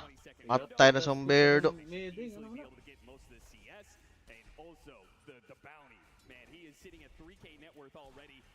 Duha ka bear na patay dato kayo. Kaya How fast these bears are worth a lot. It's also extra damage going into Ace. You're not healing while the bear's on cooldown. There's a lot going wrong in this offlane for Gaimin right now for the hero that's supposed to give Gold them good that lead, ni at participate least siya sa comparatively to those battle other sa games, right? This is support still a very ganina. even game, but if you watched any of these series yesterday, particularly the Azure one, I guess if you're not down 5K at the 5-minute mark, you're doing pretty well. Yeah, seriously, you cannot Mid let is doing Gaimin well Gladiators run away for with the laning phase. And that, laning one, when we were Gaimin talking about it Gladiators. backstage, and so many other people that we talked to backstage. Oh, he might die. Tanan. Oh, he's definitely dead now. Di namatay. Patay jud ay. Hala, man. Sila pa'y matay. Hindi sila kapatay. Slow run offer sa kan. Wala lagi mga stun lagi. Nice missile dodge on the snowball. Mira, he's going to be able to make some really nice plays this game. This Tusk is a hero that can not only give him the physical burst to go through the bear at the later stages, but the snowball dodge on Kaya taon na ako ni Mural no, sila stun, silence ra. Kaya taon sa una nilang pakdo, pakog Weaver niglit kaya. Slow ra jud sa muerta niya. DPS na lang jud magagad. Ako sila DPS. Anya ako mga windweaker na unya, kaya tapak kung saon pagpatay na. Give them that breathing room. And of course, this Kaya is ta jud. lineup. We're talking about these objectives. Dili ba? Something Gamin's focused on. Last na nampak. Bong. Oh, ano ba? Slow ra. Kaya ta hurot bang. Asam pakwan na wala niya apil pak na. Wala, ano yun? Patay to siya. Ma-silence to. Ano sa bear? Slow na sa bear. Kaya tayo. Ito Kyoto. Patay pa siya. Oh shit, na-root. Ang siya SS. Oh, you know he wanted another bear kill on this lane, man. He has been taking Kuha pa tayo ace sa level buwang. advantage Patay already dito. going Yatoro's way. It'll look like it'll just be the Dragonlance. So defensive-oriented build here from Yatoro. Get the high HP up. Don't get bursted in this game. Risk yan ang And he buhat. is just chunking ace down. This is a roam opportunity up here, right? Like, this is a great hero for Team Spirit to roam on. If you can keep chipping Ace's HP, patay na top. because every time you kill this bear, he has to resummon. He's susceptible again, and you don't really take the ult too early. Mapahid jud sila sa 7-minute wisdom. Kaya tayo ra na nila. Kita ka, wang tapakyan. Lagi, whip. Mo din na timing ano de. Oh, 7 minutes. Mohan haram ko maingon si Michael Ryle. Wisdom. Wajko pakyan. But Laurel already back to the mid lane, doesn't want to miss out on too much of his CS. Nice heads up smoke by Spirit. They are a team that will happily smoke to any of these Wisdom. Counter mo sa dayang ko ano? You know it's coming. The 7, Nature's the 14, Lich the Seed 21 sa kwan ba? especially is one of their big power Trend moves. sa LD kay walay region ng LD. Into Ace's lane, I think, is a recipe for success. The other move you're going to make is to Sa call bear when ba? that helm is up to try and push this tower or kick Durachi out of the lane. But I feel like every time you make one of these aggressive moves on Gaimin in the early game, you're pretty happy with it, right? Because it means they're not going to ace, they're not pushing the tower, and then things like this can start to happen where another kill for Yatoro. He is absolutely out of control. Oh, and their carry's going to be in trouble as well. Gold Core's in big trouble here on the side of Gaimin Gladiators, and no TP rotations coming in. So they're just going to run down Durachio. Do they dive the tower, though? It's a bit scary, and they've run out of resources. So Durachio lives, but only on the sliver of HP, and it's not doing him much good either, because he's going to have to make a run back to the fountain, very likely. You can see the side lane pressure here. This is another thing that's causing Gaimin some issues right now because they want to rotate towards mid, play around Quinn. So every time you bring supports off the side lanes, it's up to Spirit to recreate the pressure there and not let Quinn get away with these skirmishes with the power runes. However, Gaimin rotating supports mid will secure that power rune for Quinn. Now it's a question of what he can do with it here. I mean, can you rotate into Yatoro's lane? Is his Weaver killable in the very early game? Calling plus some roots, it's doable. In fact, they're just going to bring everybody up here. He did. Again, this is when the lone druid is susceptible. Perfect opportunity with the bear now being put on cooldown. They have done serious damage to Ace, killing him so many times. Luya na na eh. Doon sa naman rin. Yata Yatoro pa sige pataba, kaya ta sa mga bang taba. Taba na ganidaan patab. Na-fade ang bear, na-fade na pa dyan ang LD. Taba na ganit Yatoro patabaon ba dyan ninyo? And this is the helm coming out finished for collapse. So now you have a Murag na siya extra GPM tinaguan. Lagi. Gone through this early game in a pretty decent spot. Yatoro well ahead of the pack. So if he wants to rotate, play with collapse, start pushing some of these towers, you can start to take Gaimin's game plan against them here. GG naman guro. As they are still struggling. Tayo GG, sayo pa gani kayo. This bear has just been exploited in the early game. So much extra golden XP. Toro man na.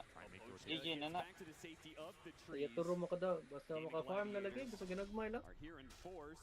Lahi man ang timing sa GG. Kaya kuhan man. Kailangan man daugon na ng lane. Can't really put to use that rolling thunder super well. He's gonna try for it anyway, perhaps. Oh. Bang. Back away with that extra bit of movement speed. Does get hit by Sabi niya, snowball ba? Cancel sila ka na. Kaya tanin Dota to eh. Hala. Makabukbot. Sunod ang duha. Bang. Duha ka is.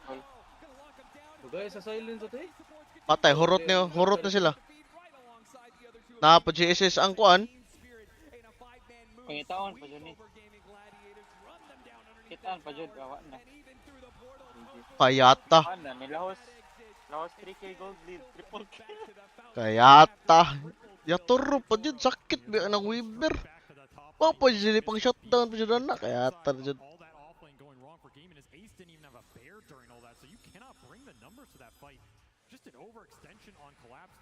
Back na. Discipline. Kaya pag-i-safe na lahos eh.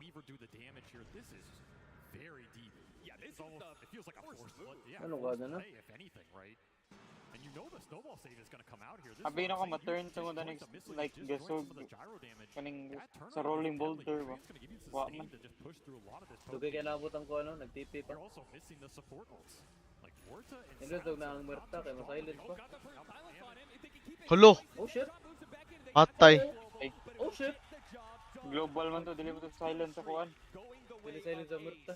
His net worth just shot right back up as he got 580 for just himself off that kill. I mean, we're 11 minutes in the game. Pila to hatag gold ato. 500 ka pin. So Ace absolutely happy to pick that up. That's Sa the global LD. versus the Weaver. Diba kill streak mo da? Sort of dispel item, which looks like it's going to come very late in this game as Yatoro's opted for a Deso build up. Another reason that kill was pretty valuable, right? You slow down the Deso, limit the charges in these early exchanges. The slower it is, the worse it's going to be. Was that a diffusal? Is very strong right now. Ito, diffusal Weaver? Dili, kanang kuan. Oo ba? Okay ta. Dili. Saan ko nakita? Kuan na to, effect sa pag-hit. Kaya to, I was stuck. Also doubled up right now. God. This is a lot of golden XP sitting in the bank Gonna for get Gaimin that. if they can move Duracho over there, start to clear through with the max flat cannon. Something that Team Ooh, Spirit mid's might gonna think get about it. contesting No? depending on how fast they can push Dili these sa towers down. gyro na. Yeah, absolutely. Oh, ilan rin po on eh. This game, it's funny, but I feel like Oh, the I game guess. plan is kind of swamped where Team Spirit want to be able to run over Gaimin Gladiators, take these outer towers. Kaya kung mamatay na. Oh, Lahos eh. Dahil nagbataas sana. Pero ba, huwag kang gamitin naman pag ma-ult na siya. Na-leash. Siya, di pa siya ka-ult. Matay pa na siya. Queen. Who are we targeting here? 3? Ano, ulikit ko. Wala, mamatay ang Lundroid. Ang Lone Druid. Matay na silang LD kaya ta na eh. Dako kayo ang kuan. Patay. Silence. Okay. Patay ang silencer sa kuan. Yeah, they get ace, but it does cost them quite a bit. Humo kayang LD sa kuan, Weaver. Tofu coming up big. Calling is just going to be Yeah, level 1 rin ang puck Q. in these team fights. If you can land it, it's probably a dead puck. You dead shot him back into it. It's an extended duration here. Once more, that fight. Ito, level 9 carry sa Gaimin. Level 11 na Yatoro. Kayata. Nice stop. on the cliff. Oh, day. Yatoro gets another pretty good angle. Ito day mong ganahan ito yung You can see the aggressiveness they're trying to play with this Beastmaster right now. Hindi ko ganahan ma-two-time ang Team Spirit. Beto? And once more, the aggression continues. No rolling thunder for Quinn right here. Patay. Patol lang. First. Dito pa siya lang. Hulo! Kayata namatay. Tuman siyang collapse. Doon ra pa siya kayo hangi Q. Like, wala siya na pala First 50 minutes here. They're getting a lot for their beast. The start for Yatoro. Ito And was now his just gonna have to tower. come back down to the flat cannon, clearing through the ancients to put Duracho in a spot where he can start to take these Dominator fights. daw. Ano? This is a position we've not seen Gaimin in a Sa while, DD. right? In this All tournament time. especially, they are usually the ones with a very strong lead going into this 15-20 minute mid-game period. All of a sudden they're on the back foot. Double damage definitely going to help accelerate Duracho here. But we talked about the resiliency of this team, right? There's a reason Pila they're to? here in this grand final. 300 gold There's a reason naman. they're in a lot of them too. This is not a team 400. that can only play from ahead. They're gonna have to show some resiliency here and playing a Hindi little bit from accelerated. behind. Unsay ags particularly din niya rin. I mean, maybe Ace's time is Akong side gunner. given his start. I'm surprised. Nay mag-right click firme. Then nagpislit sa E kay murag naka-extra duha ka right click po. Still though, So Spirit hitter din really na holding the tempo control of this game. They're up by 3K. Medusa. Got to be feeling pretty good about it. Even if they couldn't stop the gyrocopter from clearing out stacks, they don't have to do it the first time around. Just taking these outer towers and trying to scrunch in the map a little bit. This is 50-50? last game, right? And it is dead even. That would have been my prediction This is before what happened this last series game. as well. Outer towers, then Goes to show. I mean, respecting the ace timing as well too. Yes. Like this Radiance on the Bear, we have seen them do an incredible take amount of work with it, and it's take the coming soon. jungle. I think Team Spirit really want to finish off this mid tower before those timings reach the Aghanim Scepter on Durantio, the Radiance on Ace here. Radiance is the Bear. That's the thing. If you give Gaimin time to get to their big farm items in the Radiance and the Aghanim Scepter on Durantio, those items let you fight, but they also let you just clear the map. So holding these tower ups, if you can limit the space they can use these farming items on in terms of the sides of the map, that's going to feel really nice with this Stream Protector lineup. Now, Poshka did not go for living armor points early, hasn't even needed them at this point, and all 3 tier 1s are up. Another aggressive play. Tofu with the calling, trying to protect Mira just Nah, outside that kana top. wa. Uses the snowball, Ako mo trying to get some diskunin, no? distance. Nice dead shot though. Actually hit Laurel in the background. Yeah, but the exchange on the other side of the map, Ace. Tundroy na sad. Patay na sa LD. With Kaya this tatigilan. Desolator, instant reveal gets 2 Dapat din sila mo push do. a bear kill as he was just pushing towards Before maka-radiance or aga ng kwan. Gaimin. this tower dies. This is Sa an liba influential kayo. tower for what Gaimin want to do on the map because now Nahadlok both yung gun. agents are exposed and Yatoro straight in there. He would have liked to have found Counter that jud stack, ang but he Weaver would be sa happy Bear. to take Basta the matbang network sa away lane. from Duraccio, Bisag malate a game. hero that Why just gamit leaves ang his Bear? camps up. Mukhang gabear sa lang. Now you're First gonna pick have on to the need Weaver. a bit of a backup plan if you're Gaimin Gladiators. You no longer have that good control over the double ancient stacks like you're talking about. And look at this fast shard for Yatoro too. Yeah. This is where Weaver's just absolutely terrifying. Yata shard na. Gemini hit off the Sakuchi going through everybody with an early Desolator. These heroes just don't have the armor to Yeah, deal shard with this na. right now. If you don't burst him, He wants to play Extra germinate man ko yun. on top of people. Hala. Against these kind of silences could play against them. That's why it's very important for them to get this Aegis, get this second life. It gives them time to get the PvP Hala. up. Dali sa Roche. So he can't get Ah, punished. gaya just nila by- mabot. Isra kabot, isra kabot. He's not here to win an Aegis. He's here to take it away from you. And right Easy. now, he is controlling Ah, wag the isra kabaw garosh. It's going to force Gaimin into a smoke that yields Wag nothing isra right there. kabaw Nowhere garosh. here Gani. in time. And still missing those big core items to take the fight anyway. You're still 300 gold off this Radiance for Ace. Isa kay That's first your big contact na. 5v5 timing. Just an awkward point. Yatoro playing this game way too fast right now. And the Beastmaster from Collapse speeding everything up. Helm of the Overlord is already done, by the way. So this map pressure is going to escalate.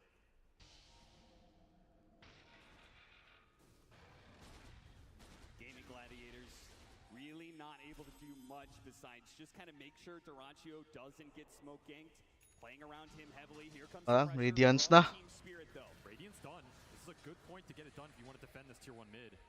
A really fast time lapse there. You could really Yatoro, I think, felt like he was overextended there. He gets caught once by the silence. Alay, inaning ako, eh. Just dies behind the tower, and then that Aegis may be useless. He may just die twice in a row. Yata. And that's why this build's starting to come together for the Aegis, right? Because Yatoro still doesn't have a defensive item. The global's still very effective here against Spirit. Yata lanay. Considering a BKB this game on Puck early. Mid may importante. And the global silence that's coming out. Pero karamad na. A lot of tools to lock down these mobility heroes. Lo, kita kayo. Hello. Takitan. Opo jud na third skill para vision. There's nowhere for him to really run. He knows it too. He's definitely been caught, but he got some good information. Lakpan na sang Bear gani haram na siya. Hala. All those heroes, and he said, guys, this lone druid is alone in the top lane. Ay mamatay na support. Ang mamatay sa core sa nila. Too fast for this true form to even be considered in terms of casting it. They just had Ace's number. Radiance reveal down the drain as his timings are going to get prolonged yet again. And Collapse, he's just farming it up. Not too worried about playing on game inside of the map He's right now. just Just going farming. to hit his own BKB. It looks like Team Spirit, they're just going to work towards a triple BKB timing eventually. Look towards that second Roshan with it, get the spell and debuff immunity up for the silences that are causing them problems. Second. Sakita nanay. Gaya. Second. Namatay siya before nakatuyok. Physical damage from Yutoro is too much for him to handle. Tofu was kind of desperate, wanted to be able to get that kill on Mira, maybe trying to take away the Aegis, but frankly, he doesn't do nearly enough damage right now to deal with carry, even on low HP like this.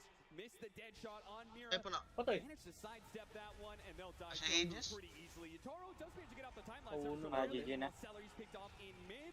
Team Spirit. Wala kabot sa gyro nga point. Outplaying Gaimin Gladiators right now on the map. They just know all of these heroes are getting picked apart. There just seems to be no response whatsoever from these Gladiators. I mean, there's nowhere to run, right? You need to combine the damage here on Gaimin to get anything done right now, and instead it's just Team Spirit going on you on multiple lanes, so you can't group. Wala pa BKB ang gyro. Sagitan ra ni. So charge is already done for Yatoro, as he is just. Sagitan gyapon na siya, bisag na BKB. This is going to escalate fast. This is a scaling lineup. Sagitan gyapon pero kon lang ba at least Swarm's going to go through. You have Tusk. Grabbing damage. On top of it all, and a Chrysalis for Yatoro. I mean, how many aggressive items does he need in this game? I love the fact that he's like, yeah, I don't need that BKB yet. Still have the Aegis for another minute and a half. Ang lakaw na sa ng bear. Patay na sa. Kaya ata Crystallis na. He's gonna get that BKB once the Aegis expires because this is Kani. perhaps another objective taken. 21-minute wisdom room coming. Kaya ata para sa wisdom room. Musokol jud ba ning Weaver? It gets off the time lapse though. Forces a little bit of a resources out of Yata free hit raw. That was good free hit. Wala na matay. Patay ng bear. Wala sila bear. 120. TP niya. They're still looking for Poshko over here. They don't have the detection to catch him out. Something is going wrong with the detection on this tree, and for sure, he's just getting way too much information, way too deep right now. Team Spirit will play it safe, play it slow. Aegis out in 50 seconds, so you have to. Hala, patay. Ano man na sa mga vision. By the coil and instantly killed by Yutoro, and you can feel it. Yutoro Kaya ata gidelete bati yata na na pa Aegis. and now he goes in for the kill. The Aegis does Hala, SS na. GG na. second life comes back up. He's gonna shred through Ace. Patay, way. Ala ang gyro na piit. Trying to run him down. Doratio doing his best he can, but up against three. Lo, kasakit dol. Oh, na-miss. Kaya ata bagoog ng Wepokti. You just think about it again. 30 HP is the only thing that's. Kaya taga small Yatoro. He's just running rampages through the fight. 12 and 2 at 22 minutes. He is just taking everything in. Luya sa panggoy gidelete. It's aggressive item build has paid off in Diba naman sila mag-fire sila dito? Asa may lang vision? Who is the best carry, Ryle? Yatoro or Ana? If matu-time na ni si Yatoro kay Yatoro, lahat magod sila. Mausad. Si Anna, sir, may mahalas sa. You gotta play to win. Ang duwa, maabot og 30 minutes ay 40 minutes na po ni Anna. Spear just taking over the map. Really good deep wards on those fights. Will get deep Ni Yatoro siya may mudaog. Poshka's providing them with this tree. All of these fights and pickoffs, they've been scouted. He's been on game inside of the map for a while. Naman interview na gud. Best carry. Goy lang. Doing some work.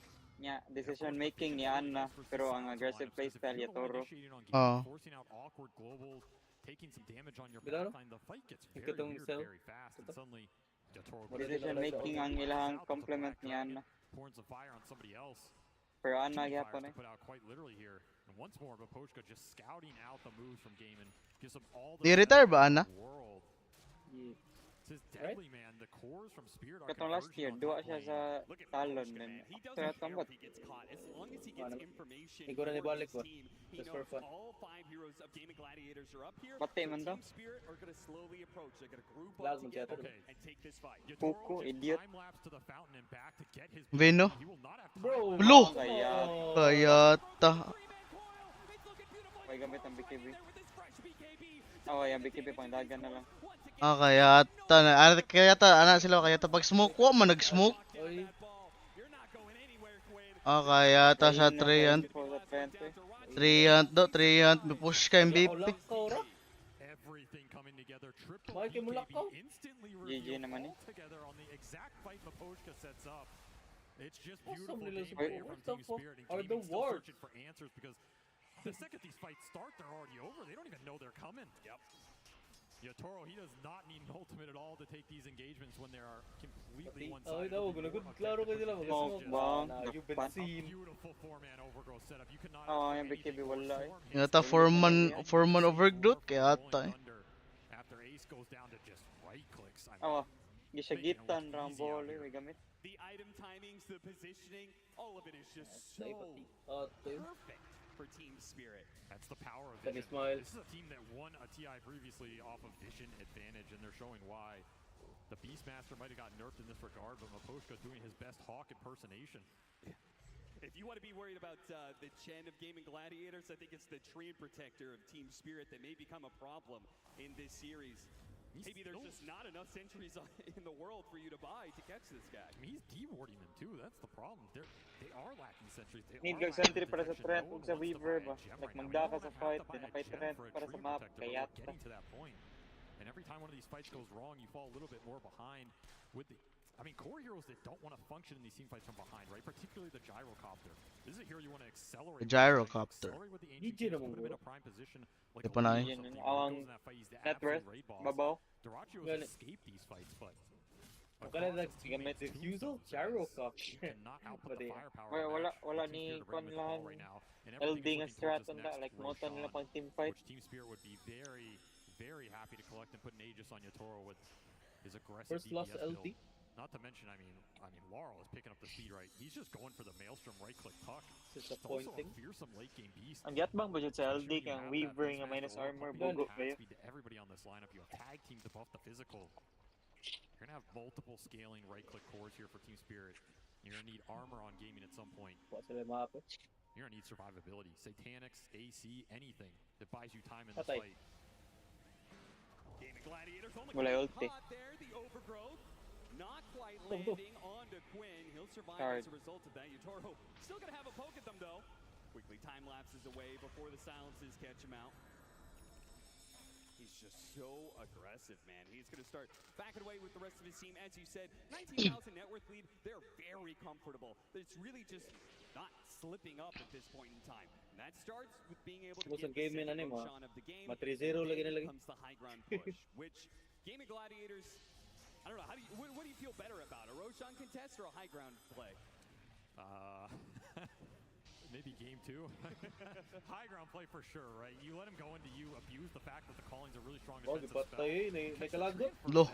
Tanan gigawas para sa Trent. Kaya yeah, okay, so you needed a gem in this game, Maposhka will give it to you. That's a big pickup. Limit the vision, limit Maposhka's aggressive positioning. That was very deep, right? Especially for Team Spirit looking towards this next Roshan. They have the Beastmaster creep in the pit scouting it out. A rich man's Hawk. Just waiting on their vision. Yeah, the sad part for Gaimin Gladiators is they can't actually do anything. Not another Rose. They can handle it. Besides getting a little bit more farm than normal. They'll be able to push out some of the side lanes. I assume they know that Team Spirit's going to be doing Roshan sometime soon. Of course, they're doing it right now, and it happens so quickly. It gives you Yata 16k net worth mo na eh. if you're Gaimin Gladiators to actually be able to gold contest. lead. You're right. They're going to play for the high ground. 17k. They're going to try and see if they can make Team Spirit GG naman eh. on that staircase. Just a question of what are they going to get up for that high ground. Demand ayo. Mapildi pa ni Spirit, di ata na dyan. Mapildi ko sa clash. Kaya daliro pa naka-turn ng Barrow kang kon. It's just going to be armor up. Zero.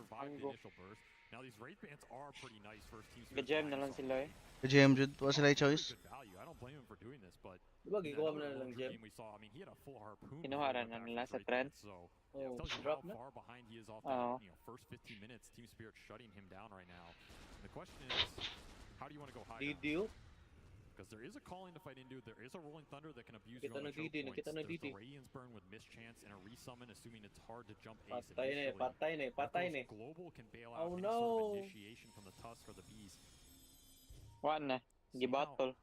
Strong Yatoro really feels he is if he thinks he can just walk up and start hitting this. Sige, battle, Didi. Surprise me. Didi. Yata.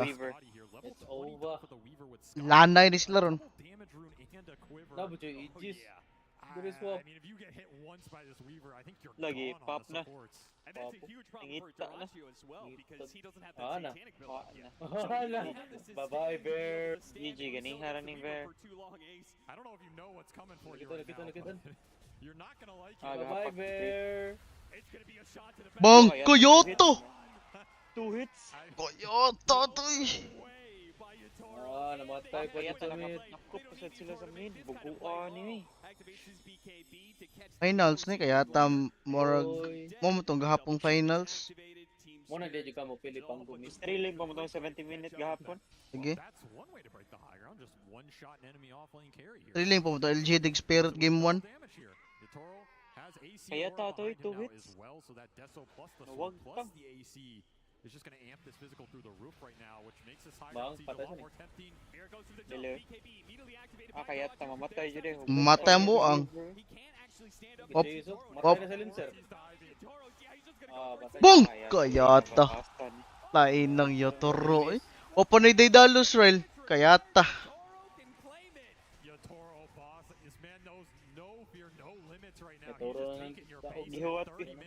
Gihuwat ang quiver yung hold on.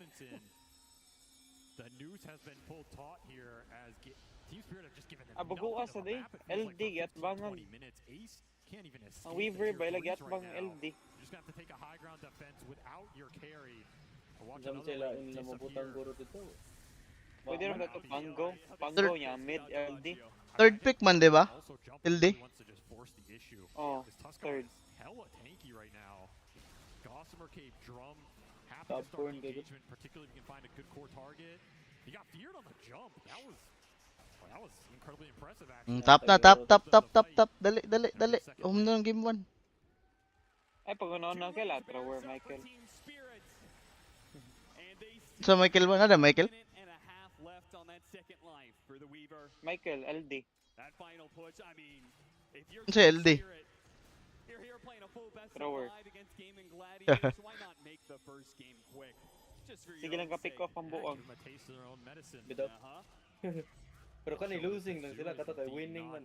That's the scary part of this game for me. You have collapse on a hero that, I mean, they have been incredibly proficient with, right? This was a first phase. Lain kitong bot Michael ron di ba na ganahan Michael sa duha ka team. Labi ng collapse di ganahan Michael collapse. Gaimin sa The collapse stunners. This is a hero that just took over the map. He farmed, he played his game with the Yotoro, and it was the raw aggression and objective taking. na Daedalus na tol. It's a scary thought if Team Spirit Bong kayata. Bagag na pa ages. Daedalus action. Your own X marks the spot. Ni smoke, So much burst damage. I was a mid episode. Kaya ta sa bot mo agi. Like single hit, right? Mid para mo in. Dili na mo tap. Hits you instantly can start to run away. Mo clash ra na. This is the strength of Weaver right now. 15 Ward, ay magsura ng ward. We are looking for his opening. Gaimin Gladiators, it seems pretty clear. They can't take Hello, double. Wala eh. They're gonna have to play around the fountain. Di na sila ganang mo push yung top. Kailangan daw. Does manage to live for now. Gets back to the fountain. But Team Spirit, they still have more opportunities to come. The Aegis is going to expire, so Gaimin Gladiators managed to weather that storm. And it's possible that Team Spirit may decide that it's best just to wait for a third Roshan before they end it. I think Yotoro's happy to give the Aegis up. It'll free up another slot. Lane as a shard to Weaver, wave clear. He just wants more damage, more survivability. Everything is great for him right now. The scary part is you can still work towards a Tusk Ags in this game. They're doing it. Come back ni ron. Weaver pa dyan masugod. Kata Weaver pa dyan. Purot mo tanan ron. Right click. Right click gaming. Bang, hurot, papas. Utang ina, GG na eh. Bang, triple kill. Ultra kill. GG, nara. Ang Weaver lang una nakitaan ba, like most cases kay mapatay pa nimong Weaver, wala ay gilakaw ra. Kaya ta stomp eh. Nice low bracket run, right? Wala na depress na, wala 3-0 na. Welcome to the ultimate boss at Dota right now. Di na depress, ning kuha na sila. Confident na sila. Hey, what are you doing? Layo pa kayo na. You're gonna go home empty-handed. And Gaimin Gladiators, like they had such a good run leading up to this, right? They lost one game in this playoff run of theirs, and that was against Team Liquid. The only team who managed to take it until they run into Team Spirit. And they kind of look shook, right? Oh, yeah. That's what they want their opponents to feel. A 30-minute high ground GG, make it look easy, just run away with the lanes. You had a couple power. Nabalsan sila, Ryle. Na reverse uno. Sila na yung nakuan. Na snowball. Sila na gisayan sa ayan. Lagi. To fall back on for collapse. Yatoro is just slaying people. Ends this game 18-2. This man's just padding his legacy stats at this point. I mean, seriously. He's trying to make a name for himself here, as he already did once before at TI10, but if he can become a two-time alongside his team, it would be... Wala ta ganyang LGD, Ryle, para nimo? Second game mo, kulata kayo. Grape. It's a best of 5 for a reason, right, Avery? Absolutely. And there's some changes we can make strategy-wise in particular. What was one thing you would point for Gaimin Gladiators that you would like to see heading forward in the series? I mean, you have to think about the lanes going a bit better for you and who you're going to Nagpa-upaw man day Yatoro day, Ryle, mo day. for a lot of that off-lane early game, and Team Spirit just abused it, especially with Number this one. pick. Napaw mo to si buhok gahapon, long hair ba? Kaya ta picture Kuku. Si Kuku. Kaya ta. Absolutely, showing why, and the panel will sure to be able to talk more about that as we head into Game 2. Dutan nagtaba. Thank you very much, Cap and SPG. Team Excited pa kayo? Minghoy na. Finals of the International 2023, and it was almost as if Team Spirit just taken a page out of Gaimin Gladiators' book and basically was the oppressor in this. Verbs out. I'm joined by Effie, by Tiga, but we also had a change on the panel as we now have Insania weighing in for the insight, and you said this is oppressive gameplay coming out from Team Spirit here. Yeah, I feel like normally when you play against Gladiators, they tend to corner you into taking a lot of bad fights. I'm sure anyone that's watched this play are like, why are you guys fighting them? Like, it's so obvious you're going to lose this fight. But I feel like what Spirit did this game was they brought the numbers really early on and made sure that wasn't going to happen. Yeah, it happened at the 9-minute 50 mark for me when they take this fight bottom. Mira, he holds the snowball, he kind of baits Gaimin to take this fight. Meanwhile, Ace is in the mid lane playing Lone Druid. Like, how does he rotate to his bot fight and contribute to these quick early engagements? And that was the story of the game for Spirit, just constantly dodge, take away the fights away from LD, but also when he's by himself trying to recover, you kill him as well. He had 8 deaths by the 30-minute mark. It was the most times Ace has died on Lone Druid so far at the International. He was just completely shut down. Yeah, and on the topic of that Lone Druid, that game felt impossible for Lone Druid to ever recover because I think that Spirit had a genius lane versus Lone Druid, and that came after it. That's the interesting thing. They picked Lone Druid after they saw Weaver and Trian. I mean, conceptually, when you have these very high damage active heroes like Weaver and Trian on the lane, you should be able to kill the bear over and over again. And that's what happened. They killed the bear a couple of times on lane. They were able to constantly pressure and dive the Lone Druid, and it made it so that because that lane went so poorly, there was no way for Quinn on the Pango to rotate top and correct it in any way. Yeah, it was a strong performance, and it definitely looked like Team Spirit was very well prepared for what Gaimin Gladiators was gonna bring to the table in the first game of the best of 5. Insania, you've been against these two teams in the grand finals several times this year. Yeah, unsuccessfully so. What makes these two teams be the grand finals raid boss, if you will? I think they're both teams that have pretty strong identities, and usually by the time that they get to grand finals, they've really figured out what makes their identity work. So they're not really, I would say, like the most adaptive teams, but they're really good at figuring out how can we enable ourselves to play our own game. So it wouldn't surprise me if Gladiators, you know, they swap up some heroes and then they go look to do the same thing again. It's probably going to be a battle of like 2 very specific styles, and if Gladiators can take control of the map and really like force you into a corner, then they'll probably be victorious. And if Spirit's able to like hold that away, hold the aggression off, then I think they'll have the edge. Yeah, I feel like as well for Team Spirit, they come into this series, they pick Beastmaster. They hear that we haven't seen them play at the International so far. Of course, they do play it multiple times before, but it's the fact that Spirit, they look at Gaimin, they read them and go, you know what, rather than trying to be defensive, let's just overwhelm you as well with our own level of pressure. A lot of teams have tried to delay, prolong, and survive that onslaught, but it was refreshing to see Spirit just change up the style and go, no, this is how you beat Gaimin. Yeah, and they closed out their second phase with that Beastmaster, right? I mean, back when Beastmaster was very broken, that was the most difficult part of drafting, is you're very concerned for those gacha 18 pick on the Beastmasters or the Storm Spirits. And they picked that Beastmaster when they saw the Silencer and the Moira, two supports that can't do anything versus the Zoo. So not only was that pick genius, but I really feel that having this Weaver in the first phase for Yatoro is going to be something to look out for in the series, because if they can bring the aggression to Gaimin Gladiators from their safe lane early on, Gaimin might not be able to ever play for the tempo that they're looking for. Yeah, we mentioned that the offlaners were going to play a big role here today. Zany, I don't know if you've noticed that as well. I mean, for us on the panel, we talk about the best looking stats, if that makes sense. And it's been very often this international, the offlaner. Why is that? Yeah, I mean, I think, so I feel like there's been like multiple metas. Yeah. Like the group stage, it was one meta, now it's another. But the offlane seemed to be like the general place where you get a lot of pressure.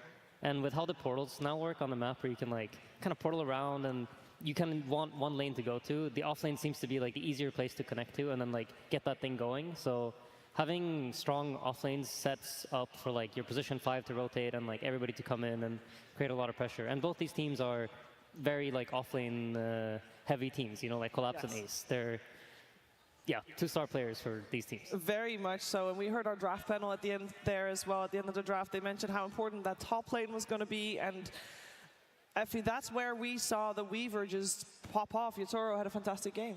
Yeah, there was nothing really to stop that Weaver, like I mentioned before, and pairing it up with the Treant made it so that not only was it a strong kill threat lane, but it worked perfectly in playing against the Lone Druid that they didn't even have to prepare for or think about.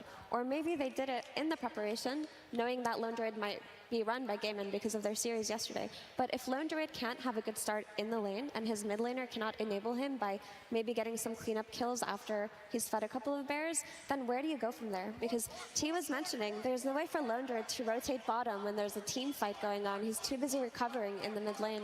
Yeah, and Recover Gaimin Gladiators never really did do that, so they're now one game down in a best-of-5 grand finals. They have some time to reset, and while they do that, we are going to check in with Casey, who's somewhere in the crowd. Yeah, oh yeah, what up? Wow. Grandma's here trying to look hip. Sorry about that, everybody. All right, we are coming in to talk to some crowd. Get away from me. Oh, hi, I'm sitting down. Oh my God, you're making me nervous. Sir, I'm talking to you. I have several questions for you. I'm not sure whether I should put the microphone in front of your face, but I'll give you one chance. Hey, I'm sorry. I lost my voice from screaming at the game so loud. Team Spirit LGD. Well, luckily, you're drinking tea and getting better. All right. What was the... Hello? Do you really think I can't see you? Why do you always pick the drunkest people? Why do you do that? What was the best part of that first game? Yatoro just deleting everybody. You know, Yatoro, it's funny you say that. That is what we call a sexy transition to what Slacks was going to talk about. Absolutely. I asked these peeps up here, who was the biggest Yatoro fan? You guys said you were Yatoro fans, right? Oh, yeah. He's getting me all my fantasy points right now. Oh, the fantasy points. Thank you, thank you. And you especially, when I said, is anyone a Yatoro fan? This guy ran up on 3 levels up, and he just started sprinting. Why do you like Yatoro? Yatoro is the best carry ever. GOAT! Let's go, Yatoro! Ame is watching that! Let's go! Ame is watching that! Yes, that's right. Poor Ame. We're so sorry, Yatoro, about Ame. Keep trying, my friend. Nothing is forever. Okay, wait, what thick-haired beast said that they were the biggest Yatoro fan? Yes, we have to find some way to find out who is the biggest Yatoro fan. Now, if you know the Yatoro lore, he does one thing before he goes in the grand finals now.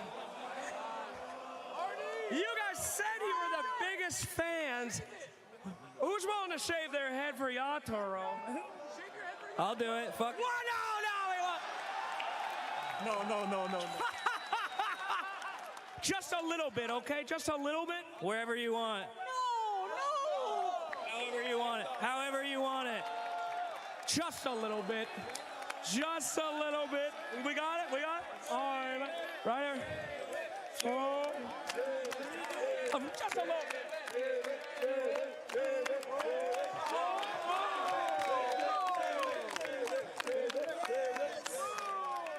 Love you, Yatoro! Back to you. Thank you very much, Casey and Slacks. Zany, have you ever tried that? You know, maybe something's lacking with the squad. We had this last year. You know, our coach said, if we get top 4 at TI, I will shave my head. William looked us in our eyes and said, I promise you guys, if we get top 4, I will shave my head.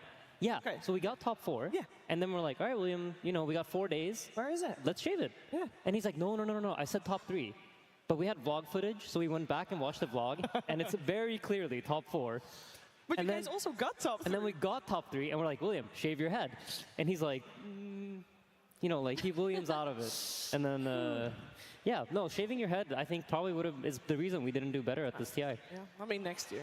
There's always a chance. So maybe, you know, there's a 15-minute break in the meantime. Maybe Gaimin Gladiators is finding a razor as we speak, for their head, that is. And that was very grim. That's not why I wanted to go with that. What I do want to say is, I mean, we've got some very dedicated fans. I am sure that if Slacks pushed it, that there would have been a bald head behind us. And while we have very dedicated fans all around the world, there are venues packed with dedicated fans watching the Dota 2 from afar. You guys are all with us here in spirit in the Climate Pledge Arena, and a lot of you are also with Spirit, as we saw a lot of cheers there where Team Spirit take the first game of this best of 5 grand finals. And we gotta talk about adaptations, because it's a best of 5.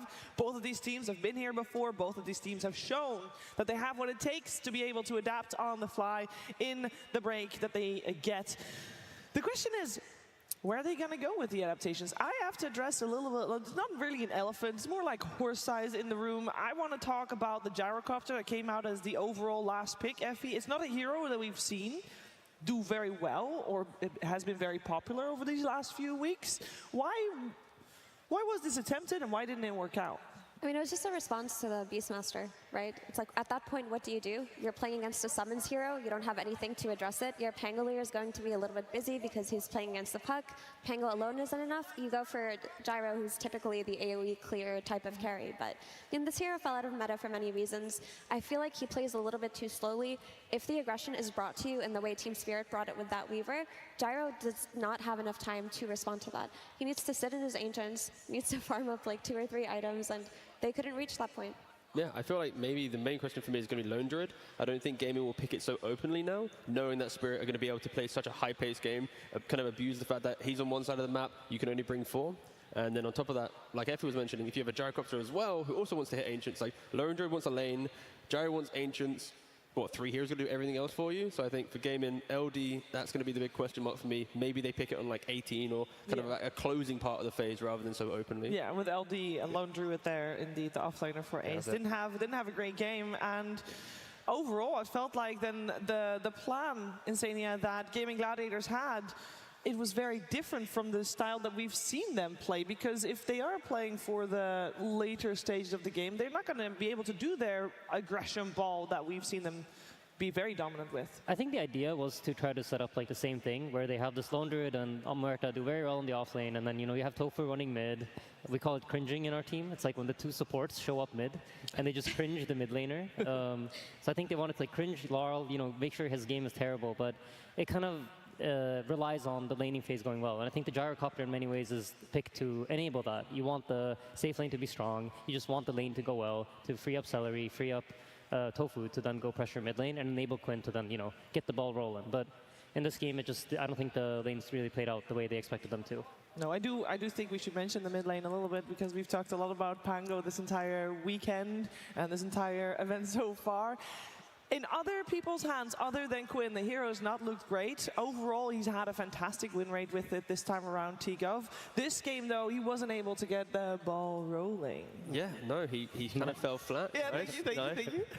Audible sigh. But no, I think the early game for Quinn, he was able to make a couple of those moves. He was punishing the supports from Spirit, but then it got to the point where he was making so many rotations that eventually Spirit knew which one to capitalize on, which one to punish. So I think they shouldn't be deterred from picking this hero. It is a matter of just so many other factors laying into it. But yeah, the Quinn Pangolier is probably a hero that he would want to play a couple more times if he's going to try and secure this Aegis. I mean, the issue was he couldn't rotate on the lane that he needed to rotate to, which was the Weaver lane, right? If he's consistently putting all of his efforts in playing on the Beastmaster lane, you're not really solving the crux of the problem, because even if you can get a couple of kills on that lane, Beastmaster is just going to sit in the jungle and farm for a little bit, while the Weaver is playing a supremely aggressive game versus your lone druid and not allowing him to come back. But when Quinn has looked good with the Pango this tournament, it's usually come out later in the draft, right? Yesterday they had it close out their second phase versus Azure Ray when they saw the Enchantress and the Naga, and it looked great there. Today they brought it out after the Weaver, and is seeing a Weaver enough to pick a Pangolier that early? No, I don't think so. I also like the fact that they picked, so on the flip side, with the Weaver you have a Tusk and a Tree, so when things are going kind of chaotic, whatever of these melee heroes wants to go to the Weaver is going to be a kill lane, right? It's like you can use that Twin Gate, get a kill, so it's a bit difficult for that. It's a bit difficult indeed, and you see a lot of thoughtful faces there for Gaimin Gladiators. And we have a lot of data on them. They've played a lot of games, the most games played here at the International, making it all the way through a full best-of-3 lower bracket. It means that Team Spirit has a lot of data to go off of as well. Insania, how much in a best-of-5 do you really put stock into the game that has been played, not just today, this morning, but throughout the entire tournament? Because I know a best-of-5 generally also has like its own meta developing. Yeah, I mean, usually what's going to end up happening is you kind of get a good understanding for what it is the other team's trying to accomplish in the draft, and then how to adjust to it is usually at least for us, I think it's been a trickier part throughout the year. So yeah, you definitely like develop your own meta. You kind of understand, like usually game one is like a feel your opponent out kind of the game, and you get an understanding of like, this is the idea I had prepared, this is the idea you had prepared, how do these two clash? So now Gladiators kind of have to, you know, show their hand. They have to kind of mix something up. Probably won't be seeing Gyro again, might see some adjustments to the bans, so they don't feel like they're in a position where they need to force the Gyro. Yeah, as a Gyro enthusiast myself, I don't mind seeing the hero. It's nice. Do you think they misclicked this one, or? No, I think they wanted it. Okay. Yeah. Would you have chosen the same cosmetic? I'm not really sure what Gyro cosmetics he had. The cosmetic that he had was the one that makes Flak Cannon incredibly visible. Like, it was disco show out there. Yeah, that's a good one. Yeah. All right, awesome. Why not? But I am actually curious, Aiden, so when we're talking about this Pangolier coming out early and when it doesn't look good, like how much stock did you guys put into thinking about this Pangolier? Because obviously you're going to consider it is Gaimin Gladiators, but you did let it through a few times. I think we've been letting it through all year long. I remember I had a conversation with, I think, Tundra at some point, and they were like, just ban Pango and you win against Quinn. But it's like the hero doesn't feel that good. So when you play it yourself and like it doesn't seem to work, you're kind of surprised, because every time you play against it, you're like, oh, this is, you know, free lane for Nisha, and then somehow like he makes magic happen. But I think the point about the Weaver is true. Like, it's very difficult for Pango to like run to Weaver's lane, roll up, and then look to do something. And then that, I feel like every time when they make the Pangolier work, usually they manage to bring the two supports mid, snowball the game, and then like you're scared on both side lanes. Well, we're going to find out what is happening in game number 2 as the draft for it is right around the corner. Climate Pledge Arena, Dota fans around the world, get ready! Team Spirit versus Gaimin Gladiators. Grand Finals, Game 2. Welcome back to the draft panel, everybody. This is going to be game number 2 between Spirit and Gaimin Gladiators. Game 1, Team Spirit kind of ran them over, I think is fair to say. So that begs the question, you know, the teams are feeling each other out. It's a best of 5. What is the adjustment going to be for Gaimin? Howie, what would you like to see them do first? Honestly, I would really like them to not target collapse as much in the bans. I think that they should play more to their strengths than what I felt was like a little bit of fear of the opponent. I feel like the Magnus ban was maybe a bit overboard. I'm not too sure. Maybe it'd have some scrim experience versus or something. But I think Gaimin's strength has always been playing through Quinn in the mid lane.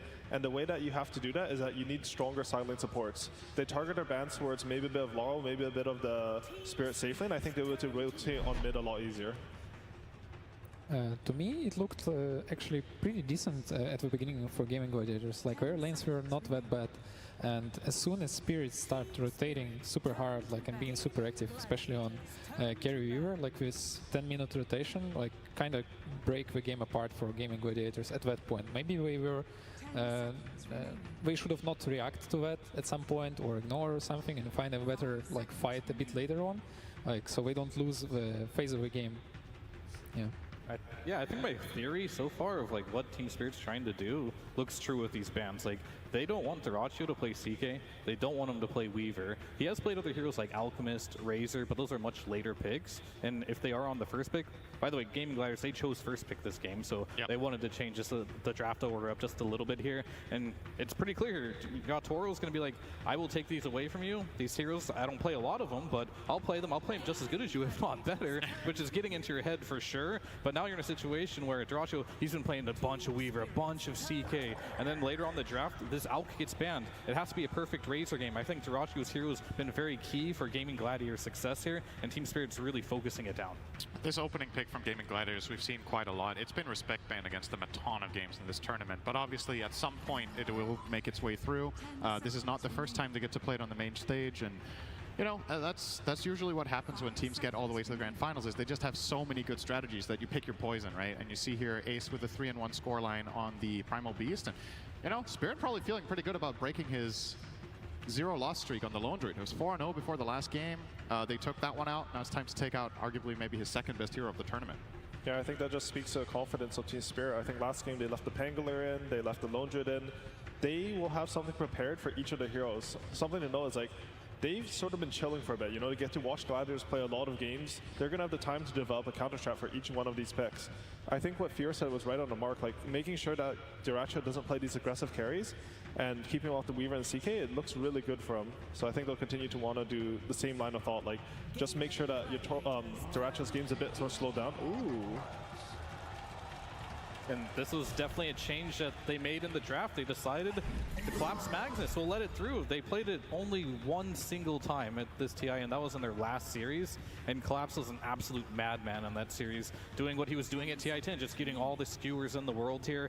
He didn't have the strongest early game, and I think if you do put this in the off lane, correct me if I'm wrong, probably not the strongest offlaner right now with the way he builds, but they played with a Shadow Demon last time. They just got a lot of stacks up, so maybe we can look for them to ban out the Shadow Demon so Mag doesn't have that recovery option. Yeah, Shadow Demon is one of the best heroes to counter Primal builds. Primal Beast also, it's like it's countering him on all stages of the game. Like it doesn't let him get stacks, it's cancelling his ulti, you can hide him, when he get BKB you hide your teammate. It's actually an amazing hero against this. I think it's probably one of the best support counters to Primal. Is there anything else you think Gaimin are debating here that could be an even more important ban? Like, you know, the classic, if you haven't watched Dota for a bit, you're like, oh, Magnus, now there's going to be an Empower carry. Is there anything that is a really strong Empower carry that's also good against Primal? No, it's going to be the Shadow Demon, so right on point there. What are you thinking for Spirit here? Are you saving your Tauros hero until the very end, or is there something valuable you could grab now against the Primal? And on top of that, do you expect this to go offlane even? Quinn has played Primal as well. I would probably think they want to wait just because there is that potential of the flex. I think when you play with Magnus, you actually don't need to think about the Empower too much. For example, if you play some PA with Magnus, usually you actually still buy the Battle Fury, just because Dota's, there's just a lot of camps. You don't want to make one of your other cores run to another core in order just to empower you. I think right now they should think that they've given them the Primal Beast. Right now they need something that does enough damage to kill it. I think probably, do you know if A was banned last game, or is it just unpicked unbanned? I think that's sort of rare for this tournament, honestly. I think it was picked and banned pretty much first phase in like most of the other games I've seen. I think they could look at something like AA. You see Phoenix is already out, and the Shadow Demon's out, so I think they want to make sure that they get a support who can deal with this Primal. A looks pretty interesting, like, but it's also need a good partner on lane, because it's not the strongest laner, I guess, on easy lane, but Miposhka plays it very, very good, like on next level. Enchantress. That's a 5 that is strong in lane, I've heard. We're gonna do a cringy mid. We're gonna cringe the mid this one with Enchantress for sure. This is one of Makosha's like signature heroes. He's really good at this, and I think when you do play a hero like Magnus, who will take a little more time, might be a little bit slower, having that early game pressure can help a lot. And we'll have to see. Like, I believe Borrow probably still can play the Magnus if they want to go that route, but normally when you do see it on Spirit, you don't have to automatically think Collapse. But will Gaimin also automatically think Collapse as well, or are they gonna respect it and think that it could be a potential mid laner? Yeah, I think Enchantress is also one of the supports that eventually you're actually the one who can kill the tanky heroes. Miposhka, he pretty much always plays for the Hurricane Pike plus Moonshard and BKB. Like, I saw sometimes Seller, he's playing for like the Solar Crest Pipe, but I usually don't see Miposhka go for that type of build. Something interesting to that point is we've I was reading over a breakdown of team farm distribution, and for Team Spirit, I think Miposhka has a higher average gold per game than Mira does, right? So it's clearly by design that they're giving Miposhka a lot of space in the game as a position 5, and obviously this, as you guys pointed out, can turn into a carry. Do you think there's like a specific type of 4 that is perfect for that mindset? That, okay, if Ench needs to take some space at some point in the game and get strong, this is the type of 4 you want to pair it with, or is it kind of not really that relevant and you're just counterpicking specific heroes rather than making a duo?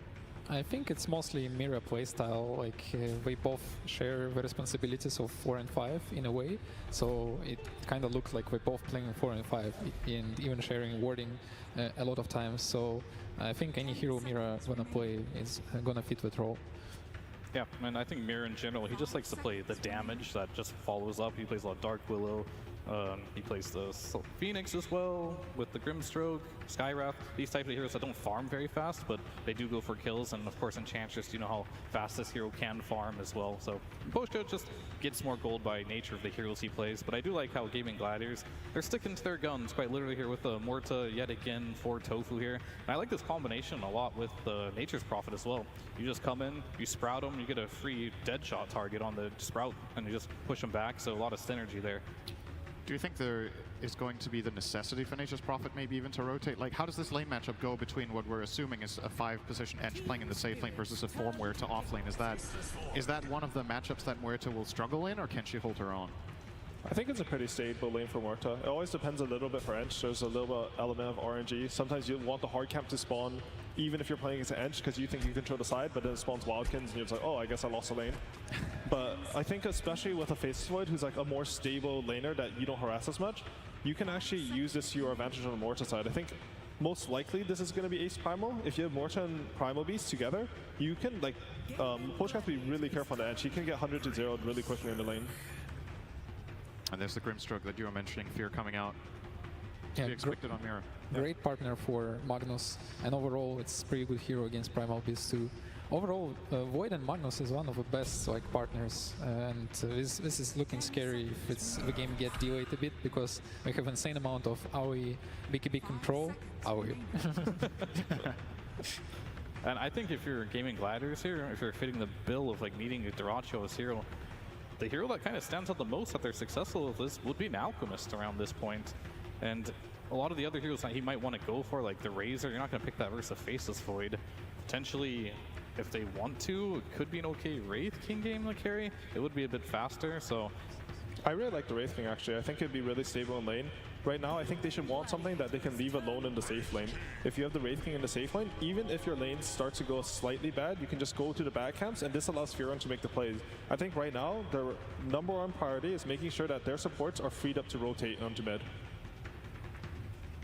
Will this fit the bill, though, for how Duracho has been playing in your face, hitting these really fast timings and running at you? Definitely the same style as like an Alchemist, but probably comes on a little bit slower because you don't get that blink as early. But if he has a good laning stage, it could do what they need him to do. Are we getting a little bit ahead of ourselves here? Is this guaranteed to be carry Wraith King? We've seen Gaimin Gladiators the off lane, and they could put the Primal mid. I feel like the flex is still there. What would you guys rather like to see if you were in their shoes right now? Do you think the Wraith King 1 or the 3 fits the bill better here? I'd be really happy with the Primal Beast on 3 and Wraith King on 1, but they definitely could do it. They could switch it up if they, even like at the end of the draft, they could pick another hero that's flexible to another role and just keep Spirit guessing. It wouldn't be a bad idea, I think. Personally though, like the only other hero I can see sort of slotting into the safe lane would be the Alchemist that Fear mentioned. And I'm not too sure like if he does that job better than Wraith King. I think he's a bit more susceptible. They did ban pressure. So they are keeping. So they are thinking that it can be an offlane Wraith King in mid primal. Yeah, we can still pick a carry hero too, but we are not really flexing that much because last pick is still on Team Spirit. I'm just looking at what carry heroes are left that if they get banned here, that's going to be good versus Void. Is Wraith King going to be the most punishing hero for a Faceless Void in the laning stage as well? These are all the decisions that they need to come up with, because Wraith King is already really greedy if it's an offlaner, which would give you more space technically as a carry to make things happen, but a lot of the good ones that can be faster are probably just going to get removed. This is quite a rare sight in the last phase, right? To see a team ban one carry and one offlaner. I think most of the time you kind of commit to the one idea, okay, this is the biggest threat, is that they put the heroes in this way. But the way Spirit seems to be approaching this is these are the two specific heroes that cause the most problem for our Faceless Void, it seems like. Do you guys think this Lone Druid ban would have been, or this Lone Druid would have been a really big problem for their safe lane to deal with? I feel like that should have been a Spectre, maybe, to be honest with you. Yeah, I also watching a Spectre, and I thought to point it out, like it might give the tempo what we needed, because this hero now like is really aggressive and it cannot add up to the Furion global pressure. Can't really get chronoed either, right? Like Magnus initiations kind of get ruined by this hero. It's a little bit different. You don't have the global until you get the Aghanims, but it's still, whenever you think about playing versus a Faceless Void, you want to play a hero that just doesn't show up to the fights with illusions or has 2 lives, or can just have infinite jump from like anywhere on the map. So that could be a good choice if they do want to put this Primal into the mid lane. These actually are 2 pretty decent mid bans for Primal as well. Both Necrovolts and Evoker I think have pretty good matchups for Sim. So I think they might be looking to get a new carry here. Just the Invoker ban protecting against the EMP for the Wraith King regardless of role. I think it's there, of course. Okay, Morphling. Well, this hero is like pretty decent in lane versus Magnus because you can match his humongous base damage. There's really no kill threat as well with a Magnus against the Morphling, so that does help a lot. And of course, the attribute shift will help if you get Chronosphered. But this hero is slow, and this is not how Gaimin has been winning most of their games, by Duracho just sitting back and hitting timings. They've been in your face, so it looks like Gaimin's adapting to the series. They might sort of have a read, because they have a Furion versus Grimstroke, which I think is a very favorable support. Coming full circle here. But I think if Morphling wins his lane, then he can actually be a hero that's sort of impossible to kill on the map, and he's actually pressuring a safe lane, but you have to win your lane in order for that to happen. I believe this matchup, the Morphling against Magnus, was the exact one that Spirit played against LGD in the upper bracket. Is that correct? I think that was how they tried to solve yes, they did. Nothing to say Magnus. Yeah. Do you think the conditions here are equally good? Obviously, Spirit did come out ahead in that game with the Toro on the Morph. Or is there something to be worried about for Duracho? It's a different type of game, I would say, because in the last game, like Collapse was playing CK, just crushing the lanes, which allowed Yatoro to get the farm, and Spirit has proven that in late game, they're that type of team to take it.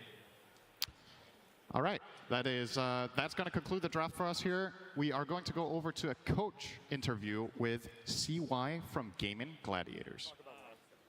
Thank you very much. Yes, I am joined by CY of Gaimin Gladiators. A tough game one, but whenever these post-game discussions happen, you're obviously being able to say everything that we see, the entire game. Your players only have half the information. So whenever you're debriefing, do you spend much time telling them this is why things went wrong based off of all the information I have? Or do you mainly focus on, forget about it, here's what we're going to do for game 2? It depends a bit. Sometimes you need to readjust like how you value certain heroes, for example in the draft. But it also depends a bit on lanes. Let's say the lanes go bad. Okay, it's reset, go next game, right? You don't want to be too affected by it. It also depends, like this tournament I can hear the communication. So I can hear it's like chill still, like we're like not stressed or anything like that. So I don't really need to do any work in that regard. So I kind of consider what I have to say and what I don't have to say, and then take it from there. How about the lanes for this game? We got good expectations on how the first 7 minutes are going to go for you? I have good expectations, so I hope my boys can live up to it. I hope you guys are up for it also, because we're getting ready for game number 2. This game needs to start off very well for Gaimin Gladiators, because while this may be a best of 5, this game 2 feels particularly important, Avery. I mean, last game, Spirit, they took your best trait, your speed, took it away from you and turned it right back around. They ended that game so fast. And this time, they're going to take the late game and the scale, right? Void Magnus. This is a lineup that is very happy to go into that late game. And particularly when you have Yatoro in the reins of the Faceless Void, it is a fearsome beast. This is a strat that goes all the way back to, I remember, TI6, TI5 era, where people were developing the Magnus. Wings Gaming were a team that took this strat all the way to the grand finals. We're happy to play this Magnus with the Void, particularly on Shadow. So this is a throwback for me, being back in Seattle, seeing this once more on the main stage here. We're going to see what Team Spirit can do to get to that late game once again against Gaming, who have continually punished teams for the greed, for the slowness, for the willingness to go to 60 to 70 minutes. They just don't want to let you get there. But here they've gone for kind of a hybrid draft, right? Going for Morphling in their own hands on Dyrachyo, a hero he is perhaps more infamous than famous for. Yeah. In some sense. Well, I mean, the right kind of performance on a TI final, that could change the entire narrative about his Morphling. He's going to try and do just that by taking away and taking down Yatoro's Faceless Void. But there's also some other notable heroes. I feel like we focused a lot on Yatoro in that last game for a good reason. He had a monster performance, but there's also some other big ones here for Team Spirit. I'm looking at that Maposhka Enchantress, man. I feel like this is Enchantress and Chens, they are really scary in this current meta, even if we don't see them all the time. And we saw the way that Chen worked for Gaimin Gladiators, and Maposhka is going to try and make that Enchantress work for the laning phase. Enchantress is a hero both these teams really highly value and contest. It's a hero that's been banned against Gaimin a lot, so they opted to take it away here. It's also a hero that can deal pretty well with Primal Beast in those mid games with the Enchant ruining his charge in. I don't know, when I saw that Ench come out, it gave them the tempo they needed with a Magnus opener to feel really good about it, so they just don't fall behind too much on the lanes. And a quick little body block to push it under the tower here to try and secure the equilibrium. Very heads-up play. Dyrachyo read it, got a block of his own, and it will end up outside the tower. So nice heads-up play by Dyrachyo to counteract that, as they're going to start 3 top. Maybe looking for a cheeky kill on the Furion, who's TP'd up here. Yeah, that would actually be an interesting idea, but they quickly abandoned that as Celery waves goodbye to the Enchantress as Maposhka heads back down to that bottom lane, which is going to be Ace and Tofu in the Muerta plus Wraith King, the double undead hero against the Faceless Void of Yatoro and This that is Enchantress. A very deadly lane as well. We've seen a lot of like the Wraith King Dark Willow come back. That was a classic a couple TIs ago. Wraith King Muerta equally as strong. You get the insta stun into silence, into Deadshot pushes you back in. Your attack speed so you can't fight. Skeletons are hitting you. What did you expect? Very high kill threat on this lane and a lot of pushing power if you start to run away with it. So this is an off lane for Gaimin. They want to go very well. They want Ace to drive the tempo and the objective control of the game, which is something he didn't get to do last time because Team Spirit brought the gank parade to him, right? So that's a big question as well. Do Spirit decide to commit the same resources into shutting Ace down this time around? And does that just inadvertently free up more room for Dyrachyo on a hero that I feel like has a better time this game than the Gyro did in that last one? It's a stronger hero in the meta, and there it is. Decent matchups, and yep, already on the board. Yeah, you said this combo is deadly. Any sort of forward position that can output some good damage off that Rayfire Blast. You got to be careful if you're a support in lane. Gaimin Gladiators will find the opening kill. And this early game is going to be a question for Gaimin in terms of how much they get out of it, because they have the Furion that can TP, accelerate the lane ganks. They have a Primal Beast who can just gobble up runes, gank side lanes very early. He is the king of it. Maybe not a hero we've seen Quinn play a lot, but one he has practiced very well in pubs recently and is very comfortable on. So this could be an incredibly fast early game just in terms of the gank potential, not necessarily just taking your towers, which is also a reason if that Wraith King lane goes really well for Gaimin, it's a lane they can easily rotate to. Because again, the kill threats just so damn high. They heal too much, and now they're going to turn back around with the Nature's Attendants leveled up. And Ace will take a bit of damage as he heads back in, but Yatoro doesn't want to miss his CS. Right now, lanes are going pretty well for, despite that early first blood. We got the Pango taking the top spot on the CS chart. Nice dead shot. See how much Laurel can do with this. It was kind of a quiet Pango game last time around, right? I think Quinn was struggling to find his openings, and if this is a hero you can get to play your tempo game to control the runes combat where Quinn wants to go with the Primal Beast, you can definitely turn some of those ganks around. I think that's what Laurel's looking more than being the aggressor, right? I think him just going in these lanes is going to be difficult because you don't have a lot of damage fall, but if Gaimin overextend, dive you under one of these side lane tier 1s, then suddenly the Pengo can come in with a counter gank and the Rolling Thunder and turn things around. You're really happy with that type of gameplay here because, again, you're farming it up. You got Magnus Faceless Void. You know Gaimin are going to go into you. This is a hard duo to match up against. You throw that Inkswell on the Magnus.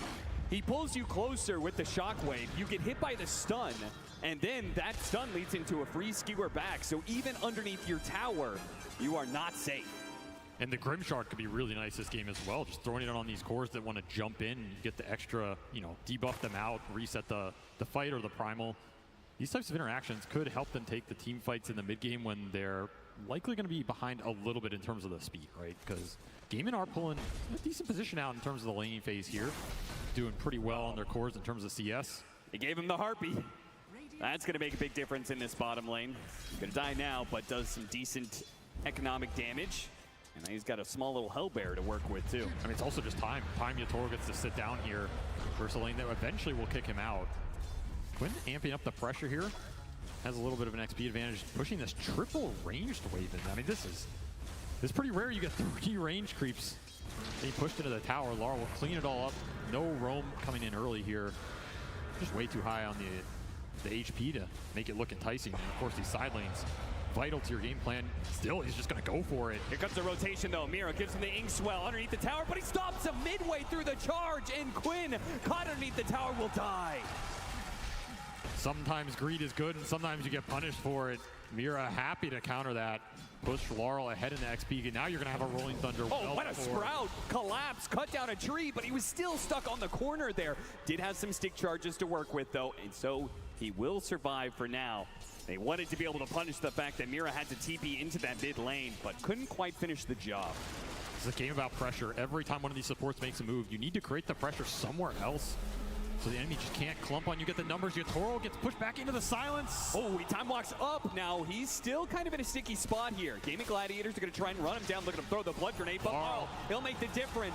He's going to show up with that Rolling Thunder. Do manage to finish him up with the 2 supports, but Laurel, he'll be collecting some heads here. Even the Wolf gets a couple hits in. Stuck there on the corner, but that's okay. The Swashbuckle will finish the job. A lot of XP going into the Pango and the Ench down here. Yatoro, little sad he died there and doesn't get it for himself, but I mean, that's sometimes the life of a Faceless Void versus a lineup that is going to pressure you, is going to go for that kill. And if it was a lot cleaner, maybe Gaimin can just walk that off, but Team Spirit, they get the rotation in. Suddenly, his Pango's having a terrific game off of that in the turnaround mid. And those are those counter turns that Laurel's looking for, right? Yep. Force the Wraith King in, force this Morphling into an aggressive situation. Maybe Quinn dives you, and that's when you get the strike here. Arcane Rune picked up for Quinn. This is a really nice rune on the hero. See if he pops it here to try and deal with Mira. The silence is going to last a while. Can he get it? Yes. Quinn, very fast with the trigger there. Does manage to get him. Collapse going to try and dissuade Quinn of that notion. And he does manage to do so successfully, keeping him off his support. And the quelling, saving Mira at the end from this sprout. So value pickup already for him. Arcane Rune's still in the bottle, so Quinn can still look for a rotation off this, and he probably wants to. I mean, his early game is getting a little slow here, and you have threat on the side lanes, right? And this is where the Primal Beast strikes really hard, really fast, gets momentum going for the team. That's your theoretical ideal. You just shove in mid, make the move. Wisdom Rune. There is a Furion. There is. There's always the opportunity of the Celery to try and make a move, but I feel like the teams have been really good at protecting their Wisdom Runes against invasions, particularly against the Nature's Prophet. More times than not, it seems like Nature's Prophet tries to make that kind of move. He just walks into a trap. Just a hard gamble. If you use your teleport for that, you're dead on the map for 60 seconds, and your chances to get it should be minimal in a TI Grand Final, I want to say. Yeah. Good D-ward there. That'll help because Quinn wants to be able to make moves, particularly with this Arcane Rune, which he's going to put to use now. Caught him mid-shield crash. So that ability no longer there with the 2 support rotations. It's easy to kill Laurel. Exactly what they're looking for. Combine the Calling Dead Shot with this Primal Beast. Anybody goes down to it at this point, and this is where you want to ramp up the speed. Start getting the map in a position where you can just guarantee the power runes for Quinn and get the connections going, and hopefully lead to like jungle invasion, right? Because the one thing you have to think about with the Magnus is the stacks. And if their carry just gets to sit in triangle and double ancients and clear through them at that point in time, the earlier you take down these tier 1s, the earlier you get aggressive obs out, the happier you're going to be when that period comes.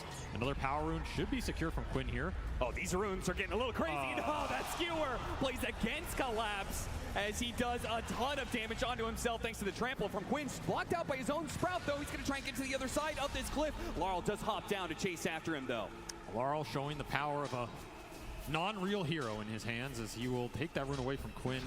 No haste. I mean, that's one of those situations you almost rather take the haste rune. It's so damn good on your hero. Collapse will suicide himself to take Quinn out in the process. Yeah, kind of have to be careful with those skewers against the Primal Beast. That kind of movement could be deadly. Look at this. Just a quick rotation from the supports. Power of Enchantress, early creep, takes down 2/3 of this tier 1 mid. Yeah. Didn't even feel like that was a real move, but they still got a lot of this tier 1 tower damage out from it. Once again, it's Gaimin responding to some early objective pressure. The whole time this is happening, it's also space on the side lanes, which means the Toro got to catch up a bit. He's not the one getting ganked or killed by the calling here. Very happy with that. Ace not able to force him off lane yet. However, Gaimin doing a bit of stacking of their own, and maybe that's something they took out of that game 1, right? Like, you go in game 1, you try and run Spirit over. Instead, they run you over. Okay, this is not a team we're going to beat in 20 minutes. Not a team we're going to beat in 25. Maybe we go back to some of our other tricks, other things up our sleeve, like the efficiency on the map. Yeah. This is a team that is stacked their whole way through the season. Going back to it now when it matters. And a particular strength of Western Europe in general. So I love those DPC matches throughout the year. Stacking was a big factor for all of those teams. Ace, he does have the reincarnation here, but it looks like Team Spirit want to try and burn it away from him. The Skeletons will push back, though, while Broshka is chased away. Brother against brother here. Whose Skeletons are better? Well, right now, it's going to be Quinn trying to jump in, but immediately stopped by Laurel. Once again, with the counter initiation, Quinn's trying to get out of here, but he's going to be caught. The Inkswell plus the Silence is going to try and trample his way over the left-hand side, and he is slowed down, pulled back in by Collapse, though. Oh, and a Chronosphere actually locking away these two other cores right in front of this tower. Seller's trying to stop him now as they turn back around onto Ace, trying to finish him up. There goes that reincarnation.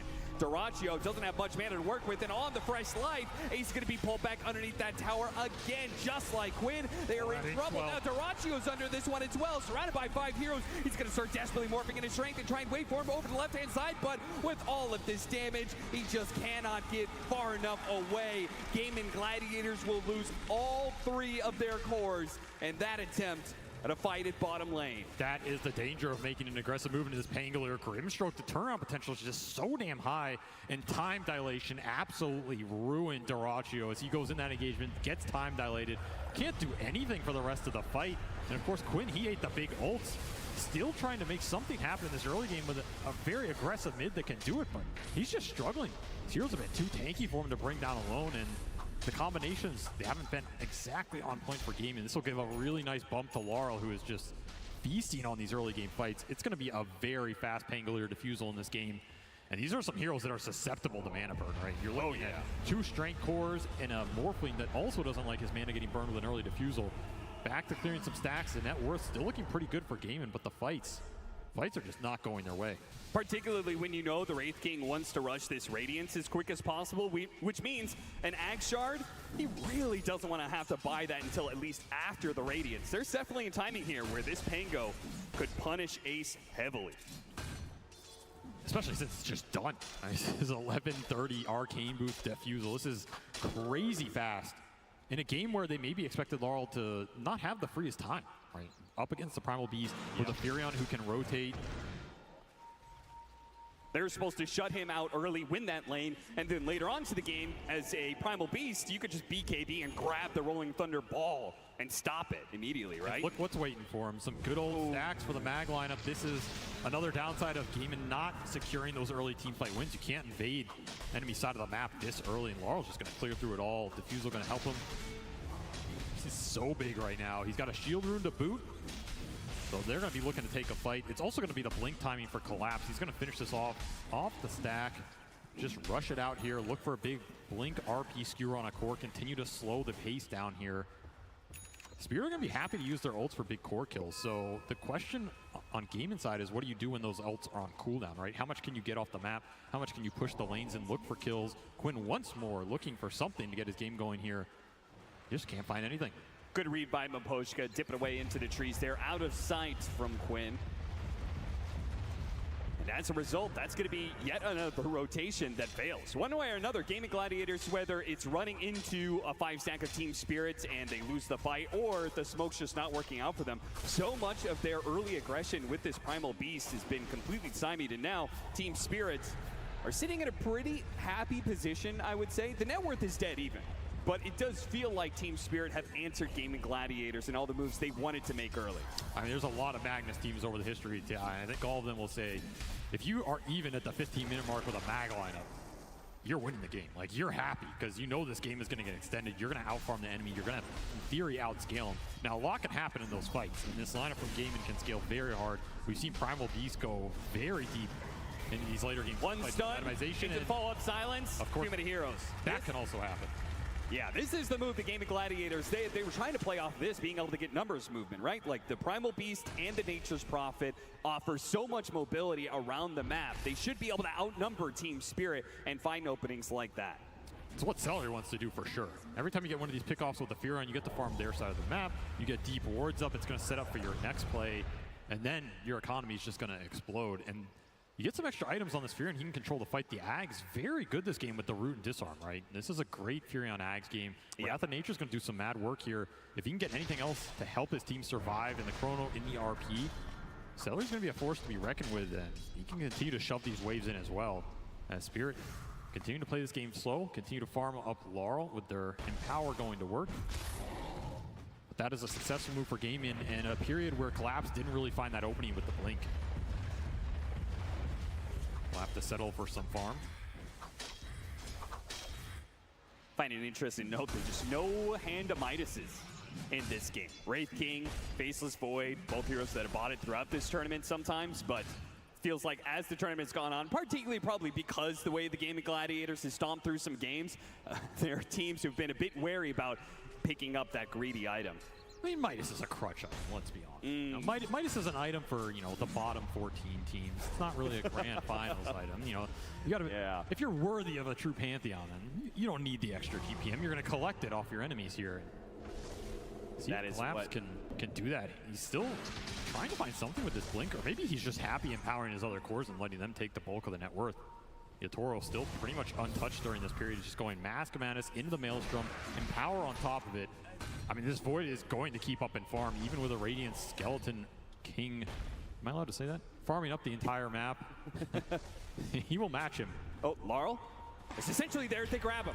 Mira can stop some of this, though. Throws out in silence, thinks well. Oh, so much burst damage, though. Celery hit him big with that one. He got off the shield crash, though. No way. And those shields are keeping him alive. They need a bit more damage, but now he's TPing away. Goodbye.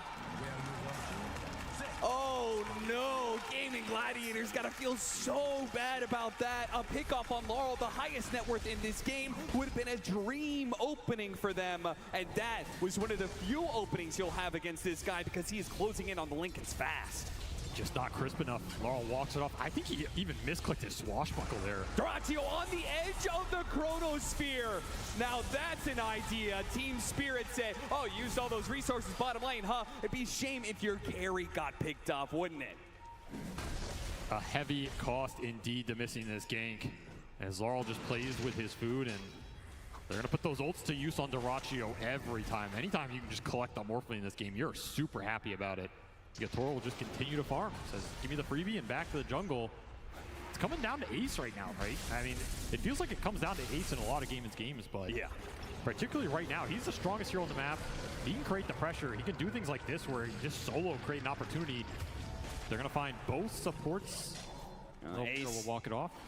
Yeah, he's got to back away. They showed so many heroes up there killing Maposhka earlier. Maposhka, again, continued to play very aggressively. I mean, the Treant Protector, he was on Gaimin Gladiator's side of the map all the time because he was invisible, but this Enchantress seems to have a similar game plan. He's going to be playing up in Gaimin Gladiator's face, and that does, even if it costs him a death every once in a while, it does create information and space for his cores. Particularly when the Chrono and the RP are down. Yeah. This is where Gaimin can pretty much run the game to the map, choose which objective they want, and claim it for free. There's no way you're fighting them without those big ults off cooldown, or without Collapse being stronger. Skewer on skewer play.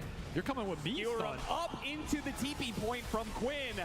Collapse, as long as he keeps the damage on him, he's not going to be able to blink away, and Quinn will finish the job. Great move from Duratio. Those are the kind of plays you need to see here.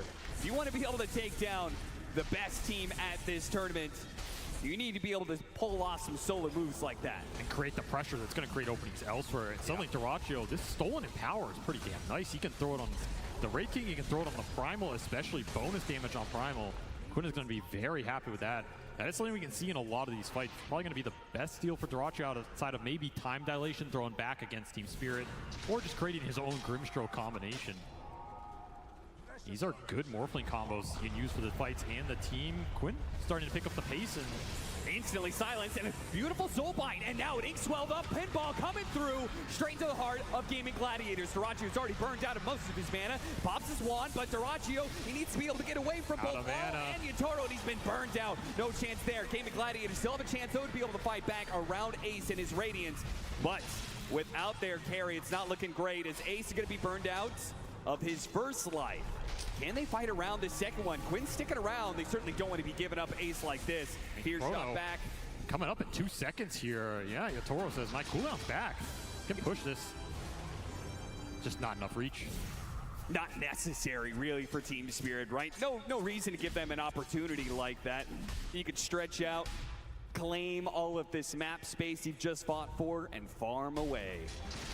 No, I do think this late game is not 100% right. Like, we're talking about Mag Void. It is very powerful. You're going to get some pickoffs like this for sure, and Empower is going to clean up the map. But there's like some weird things that can happen with Wraith King Ags. There's some weird things that happen if Duraccio gets a free angle in the fight and can like clean up the backline with Morphling burst, Empower himself, you know, Grimstroke Swell himself. Yep. It's going to be tier 1 down in the bottom lane as Laurel marches forward confidently with his Lincolns, because what's really going to catch him? It feels like he's most of the time going to have a chance to be able to escape if Gaimin Gladiators ever try and jump him here. It's a really fast Lincolns as well. This is Mag Pango in its prime. I think a hero that is not afraid to fight off cooldown. They're really going to farming the Tormentor right in front of Gaimin Gladiators' base. That is crazy, but they just did it. 4 heroes, that's all they needed. Meanwhile, Celery being gone on by Yatoro. He just gets a bit of a poke, gets a reaction out of Gaimin Gladiators. Ace will try and punish him, but just no follow-up. Yeah, he needs a lot more. Celery's going to try and chase up. The CPs are coming in here, tries to block him out with the Sprout, but Yatoro is running free. Duraccio chases after him, hits him with the time dilation, really though. Forced. But it is a very forced move from Duraccio, but he gets it. He gets that kill, no, turns back around, on the collapse. Oh, RP'd right in front of that tier 2, but silenced up just in the nick of time before his skewer comes through. He wants more. Yeah, he does. He sees his opportunity. What a beautiful entrance from Duraccio into this game. That is the power of stolen time dilation plus the time walk, right? Infinite chase potential. Suddenly Faceless Void can't do the same back, and Duraccio says 2 can play attack game Yatoro. I can get aggressive too and make it work. Just creates an opening out of nothing there off a chase that felt, you know, like what is Ace doing here? He's wasting his time? Not at all. Everything coming together, gonna propel Celery up that board as well. Imagine you have that Ag's Wrath of Nature here, right? Suddenly chases like this become a lot easier. Oh yeah. And Yatoro, he's just still looking for that big Dispel item. His choice will be Manta first over the BKB, but until that's out, Duraccio has a decent opening in these fights, and you got the RP out of that. Yeah, it actually just leads Gaimin Gladiators into more opportunities, perhaps. That Ags. Finish for Celery if you can fly it out. Okay. That is something that can bounce through, lock these heroes down, create more openings for the Wraith King Primal to just get in there and set up that front line. Second Tormentor will go Team Spirit's way with the Shard. So now they've got a Shard on both of their supports. That's pretty funny. I think that the Mira 1 Grimstroke, that's so much better for them. Hard Dispel to be able to help save this Pango or this Faceless Void when they need it most. But maybe there's just too much firepower some of these times. As you can see from Gaimin Gladiators, when their cores start linking up, and they're picking up the pace now. Duraccio, he's just swarming forward, seeing if there's anybody else to be able to catch deep on Team Spirit's side of the map. And this is the part where Team Spirit needs to be able to slow down the game. The momentum is beginning to play against them. This is where the map becomes difficult. You have Skeleton shoving in one wave, you have Wrath of Nature pushing all the lanes. The Morphling's not afraid to show right now. He has Manta Illusions on top of it. And the Primal, if he's in the fog, it creates a scary situation with the pickoff potential. They're just getting more information than Team Spirit right now. There are still very deep Observer wards that a Potion got out, but you can't really get there and use them. And they're not scouting anything right now as everybody's on top of him. That Shard is pretty helpful when it comes to the Sprouts, but it may not save him from this as he's going to be surrounded. He'll create a little bit more time, a little bit more space. In fact, he's going to go for the TP away, and there it is. Okay. They do manage to stop that. That would have hurt Gaimin Gladiators a lot if they let him get away from that. Solid space, I'm sure is what he'll say. Yeah, absolutely. Time to try and get to the Dispel item on Yatoro, as Collapse will finish Harpoon. So he can't really deal with time dilation in the fight if it comes out. This is a very aggressive item. He can lock people down, guarantee the skewer better. But if the fight starts on him, it could backfire. and Quinn's still working towards that heart. So Gaimin looking for the next big damage items that are going to let them ramp this game up. And of course, Ace still sitting top and pretty here. He's the big objective driver, so if he decides that they need to force tier 2 or go for Roshan, where they want to fight and how, it's up to Ace right now as he is the front line. Yatoro calling for a smoke, looking for some kind of pick off here. Just they get the right kind of opening, they could translate this into a quick Roche take. Exactly. They're looking at the corner of the map, so anybody that dies down here, Yatoro's instantly going to go in the pit. He might just do it anyway. Yeah. Gaimin Gladiators, they look inside, see if it's actually Gaimin who's taking that Roshan. That's going to be pretty tough to deal with, Yatoro. With that shard jumping around with Inkswell on top of him. So even if you catch him midway through his time walk and stop him from leaping back into play, there is that Dispel that can come out. That's why you want to create a situation where he has to choose between chronoing the front line in the Heart Primal or, you know, the Wraith King with 2 lives. If they make this move fast enough, it could be massive for Gaimin Gladiators. They have a double damage in Morphling's bottle. If they can get to this fight in time, Team Spirit may get wiped and lose the Roshan fight, and they are not doing this fast enough. Gaimin Gladiators are going to get here, and it looks like Team Spirit have made the right read. They're going to smoke, backing themselves away. See if they can find the opening on Gaimin Gladiators. Quinn has position, but there's a ward. On the high ground, BKB immediately goes out. Now he has to turn and chase, but he's not going to be close enough. Team Spirit got something big out of him, but they do hit him all. That's going to be able to hit all those heroes. The RP does manage to lock down the 2 heroes. They jumped into the RP. Dota2 dies immediately. He's going to have to do all the damage from here on out, but the Rolling Thunder is dangerous. It slows him down with the bashes, and the Rolling Thunder hits, and there's no chance. And now they leave Quinn. Yeah, trap him inside that Chronosphere. His BKB is gone. Get the rest. Oh, it's Gaimin Gladiators who had an opportunity there to be able to upset, but now just what they feared the most, which was losing a fight and giving the Roshan to Team Spirit. That may have just occurred. It's going to switch the side, so they're going to have to run up top. They might not have enough time before Gaimin respond. I mean, you got to remember, they can TP to this dire outpost up here as well if they still have them off cooldown. But damn, what a heads-up RP from Collapse. That is a team fight salvaging RP as the Wrath of Nature just got them all on the backside, and Dilation was thrown out early here. So right there, it goes on Quinn, but that opens the fight for Dyrachyo by a decent margin. Just didn't, I don't know, I mean, he just RP'd him. There's no way around it. Yeah, they only had one stun to work with. Dyrachyo just makes a complete misread of the situation there. Maybe thought the stun was going to latch and be longer, but there's a lot of bailout here, and the second that goes wrong on the Morphling, this fight's just completely over. Yatoro's going to clean house. You cannot give too many of these openings. The upside, though, like we said, is this Roshan switch sides, and the respawn timers were not too long here, so dire side going to work for Gaimin as they come back into this map and stall out the Roche a second time. I think you just man up for it here because you know RP and Chrono are on cooldown. Yeah, 100%. And Team Spirit, I mean, it would be a pretty bold move to try and take this fight without their ultimates. No, they're just looking for the pickoff.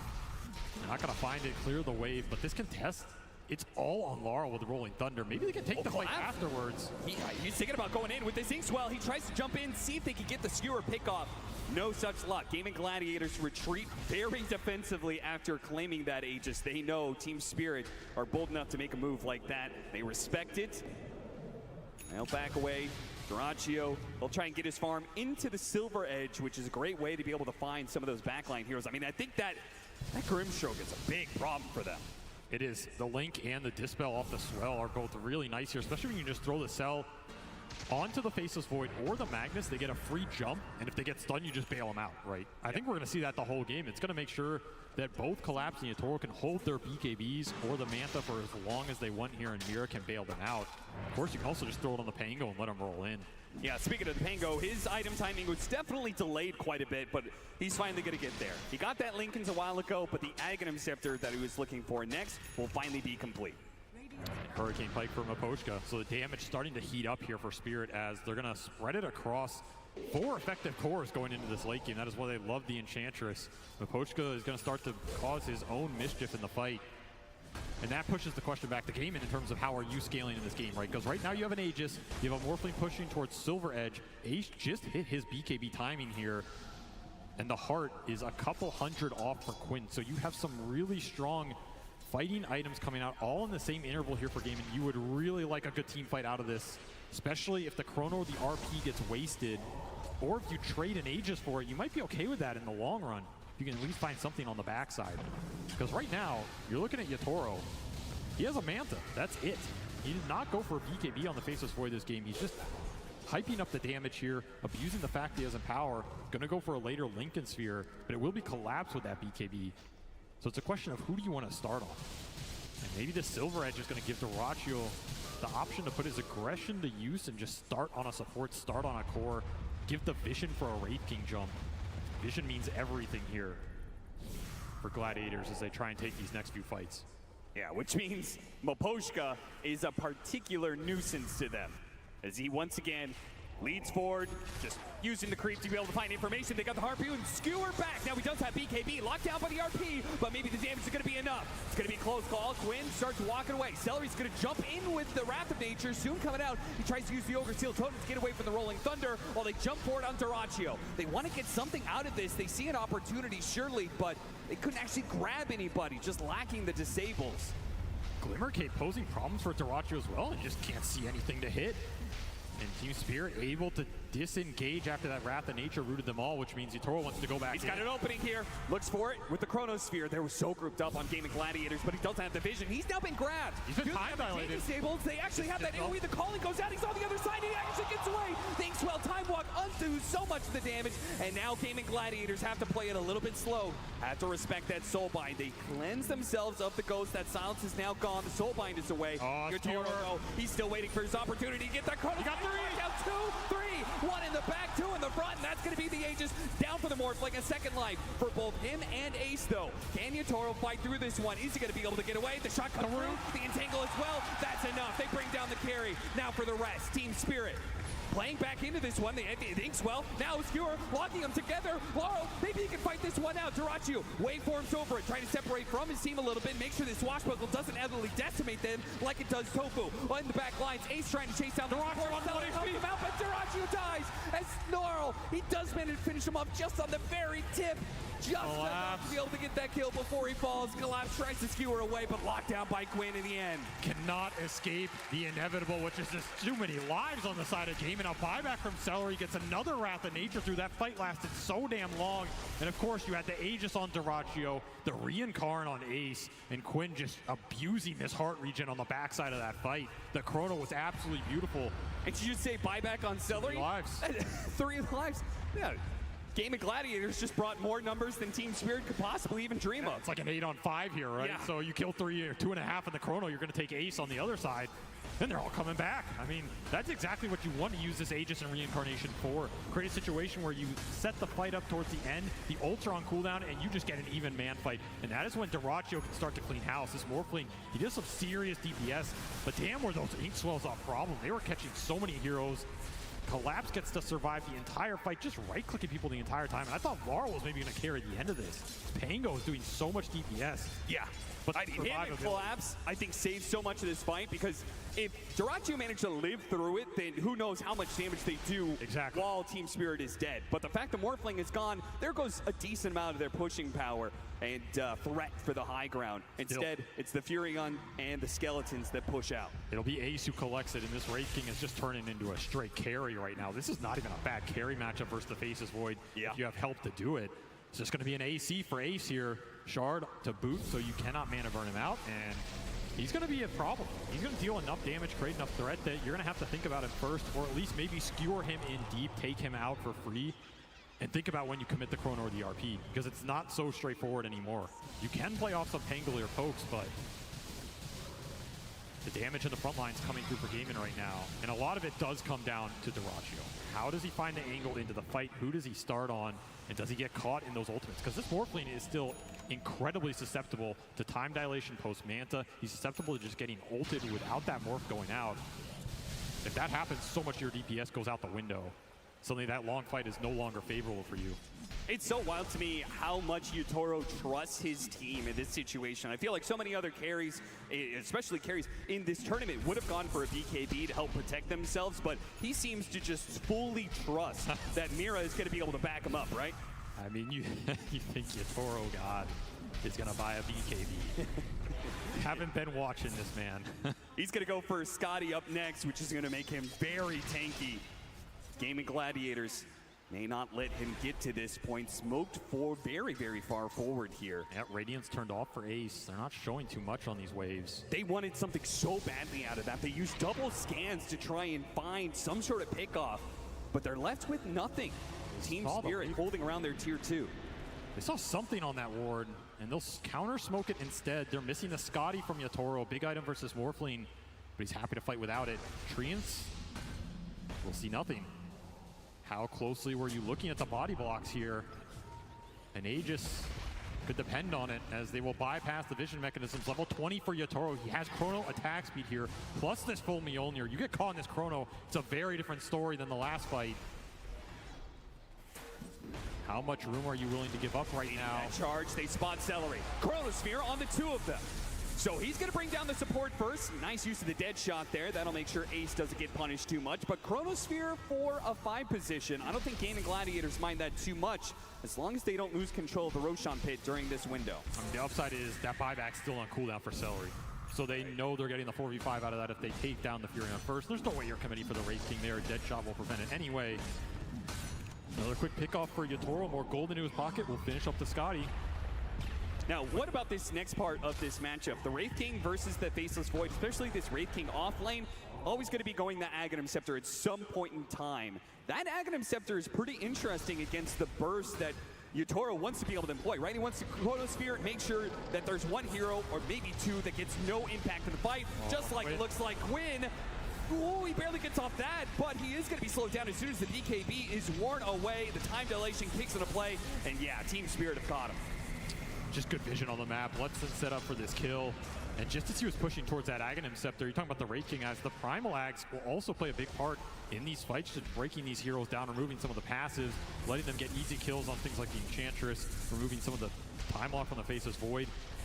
Any extra bit you can gain an advantage for Dyrachyo in these man fights is going to be nice, but I mean, the Wraith King Axe is great versus the ults. It's just a question of, can you do anything with like the 5 seconds you have afterwards, right? Dyrachyo gonna man up. They're gonna jump onto this Faceless Void, see if they can burst him down. Once again, there's that Inkswell Heart Dispel into the time warp, and attempt, collapse, turns around, gets that RP on the 2 of them, locking down Dyrachyo and finishing him off. And now Ace is gonna come back into this with not much support. With no Quinn, they knew they had the numbers advantage, and they take the fight into Gaimin Gladiators no matter the cost.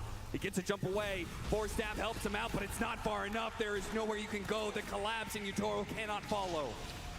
That is a very bold move. When your Primal is dead, he's so much of your damage, so much of your burst damage. I mean, again, they're very close to bursting Yatoro, but the man knows his limits. Elvin Tunic will help in. Oh, Tofu! Yeah! A shot from downtown claims the life of Yatoro.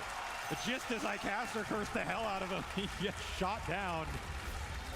Well, the man knows his limits, but I guess not every limit in Dota. The Tormentors are new, we'll cut him some slack, but what a find from Tofu.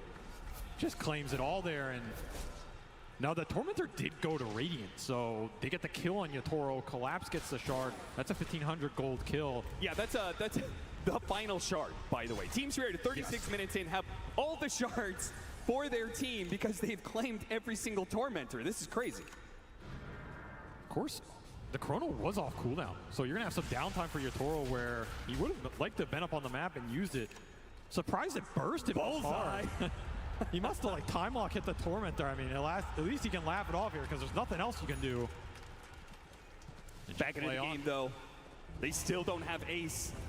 They're still looking forward with this smoke. There's a hesitant out Yatoro? Yeah, this is, I'm surprised Gaimin Gladiators, they're surprised that they're even out here. What the hell is this move? Up into the high ground. Oh, Quinn. He doesn't have a TP. Where are you? Quinn. He's going to be able to get a force out down to the low ground, but that was an opportunity to get the pick off, and instead it's Collapse who finds the pick off. Another Ogre Seal Totem for Accelerate, trying to keep him alive. Bump back in. Oh, the swashbuckle just barely outside of the range there, and they do. And Yatoro's back into it. Dyrachyo will be the first one down. Quinn, he has a BKB. Can he get it off? No, too many stuns. This damage is ramped up so damn fast. Oh, Collapse got him on the Inkswell. Yotaro says, you had your fun, you had your cliff walk, but I'm here to clean it up. And Ace trying to get away desperately. Blink is up. He will get out. Yes. Oh, they got a scan on him. Yeah, turn that radiance off, son. You need to get the hell out of You there. gotta hide. You gotta hide. You can't be farming right now. There's that shard. Collapse pulls him back in a little bit. No harpoon just yet, though. So he couldn't get him any further. Yotaro knows what he wants right now, and that is an Aegis. That is a Roshan fight that Gaimin could have just committed to. It's also a fight that 30 seconds of it had no Yotaro. They couldn't find anything. They found an inch off of double dive between the Morphling and the Primal Beast, and that's it. Team Spirit just way too good at kiting these fights out, not giving you an opening. That Hurricane fight did some serious work. Sent Quinn back to NA with his pal Arteezy stuck up there. But what else are you supposed to do? You have to find the openings. You have to dive. You only had 20 seconds without Yotaro. Just none of it went your way, and now it's going to be an Aegis into his pocket, a cheese on the back, and I guess everybody can buy BKB at some point. It'll be his next item here at last to seal the deal. He really wanted to save that double damage rune for Laurel or for Yotaro, but little Treant will deny them that opportunity. Still, though, Team Spirit got to feel very good about this next 4 minutes. They've been winning a lot of team fights lately with an extra life on Yotaro. He's already been very aggressive, leading a lot of the charges for Team Spirit, giving information to Collapse to follow it up. And the second life, I feel like there is nothing to stop this man. No, if you get caught in the corner, you're gone. Yeah, I mean, that's it. Even if you're morphing, I mean, who cares, right? The second you come out of it, you're basically dead. The Zags from Celery can only do so much, and suddenly the lanes are not getting pushed in as deep as they once were because this Empower is just going to work on these cores. They're just mopping it up. At this point, the Skeletons and the Treants are just extra gold into their pocket. We're looking at 440 CS for Yotaro right now. Just cleaning up these lanes. 500 for Laurel, by the way, who's been swashbuckling what feels like the entire map. Still having a tremendous game here on the Pangolier. He is. And look at the difference in the last hits, man. I mean, that is what Empower does. That's what an early Mask of Madness into the Maelstrom does. But it's also all these summons going down the lanes. So it's inflated a bit, but that's extra gold.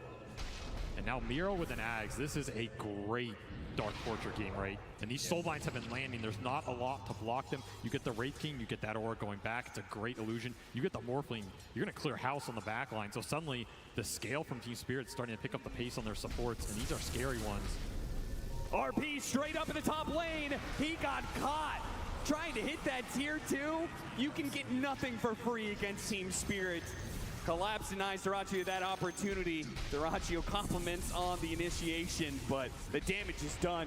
Gaimin Gladiators, without their carry for 70 seconds, there's going to be some serious damage coming their way. That just feels like a move it's based on pressure, right? They feel like this game is slipping away from them. They feel like the scale is going to be insurmountable. Dyrachyo trying to make something happen on the map and find a tier 2. Instead, he will pay the price only for an RP in exchange, which is going to be up pretty much when he's back up. How much do you want to push with this Aegis right now? Level 25 on the Faceless Void already. He already has the backtrack talent. Just going to make that burst even harder. And Yotaro says, this is enough farming. I want to end this game. I want to end it now. How much do you have to take the fight on your high ground? Look at them. They're just trying to catch whatever they can in the side lanes because, well, you don't have a carry, so there's not much point in acting like you're going to defend this mid lane. Just have to use Ace's strength. You have to find a way to use this Wraith King Ags and the Radiance Burn. Get something going in the fight over the long duration. That is where the Pangolier shines. And I mean, Laurel hasn't even had to jump in aggressively yet. He's just playing behind his other cores. Yeah. Be a free lane of racks here. They're going to go for number 2. Dyrachyo, 3 seconds on the spawn. Butterfly completed for Yotaro now. No MKB in sight. You're going to have to do this the hard way. Just charge in and hope it goes your direction. Checking it out, seeing who's TPing in. Toro with the Linkins. He's got an extra life. He's got a BKB in his backpack for that second life. Oh, and they got an opportunity from Collapse. Pulled Celery out of position. All right. Dyrachyo going to try and use that Faceless Void form to be able to help out, but the Chronosphere goes into work. The Old Scepter not actually grabbing the real one. He's still up, and he finishes off the Morphling so easily. Now the RP gets the other 2 cores. Team Spirit so clean. The extra ghosts come out from the Wraith King, but doesn't really do anything. Ace just pops his BKB on the second life. They do manage to get another pick here on his Celeries. He tries to jump forward. They've got nothing left in the tank on Gaimin Gladiators. They are all going to fall. They're going to throw their damage around. The Chiefs actually getting popped as Collapse got a little bit low, but into the fountain Laurel goes. He's going to get Toro a rampage, maybe a double. No, Tofu's going to deny him that. They're going to call the GG unless pulled back in. No, this one is a second rampage to finally close it off. I mean, why not add to his total, right? This is the player with the most rampages in a single TI run in history, and he will add some more to the stat page here as Yatoro just mops him up at the end with way too much damage. And once more, Gaimin are sitting here thinking, what the hell are we supposed to do against this team? We can't outpace him. We can't push him. We can't outscale him. We're having troubles in the team fights. We're losing the towers first. This man's playing Faceless Void in a meta where no one else was really willing. He got you on the Weaver, he got you on the Faceless Void. Team Spirit got you on the Pango on both sides. They defeated the Pango, and Laurel took it into his own hands. I mean, there was so much of that early game where Laurel, he was controlling so much of the tempo, and he knows it too. And the crowd knows it too. They're going to thank Team Spirit for an excellent performance in this game too, but it might be a fast closeout to the night the way Team Spirit looks utterly unstoppable. They are speedrunning this grand final right now, and the scary part is at 30 minutes, Gaimin had a lead in that game. That game was not some super one-sided net worth stomp, even with a Magnus Void farming it up.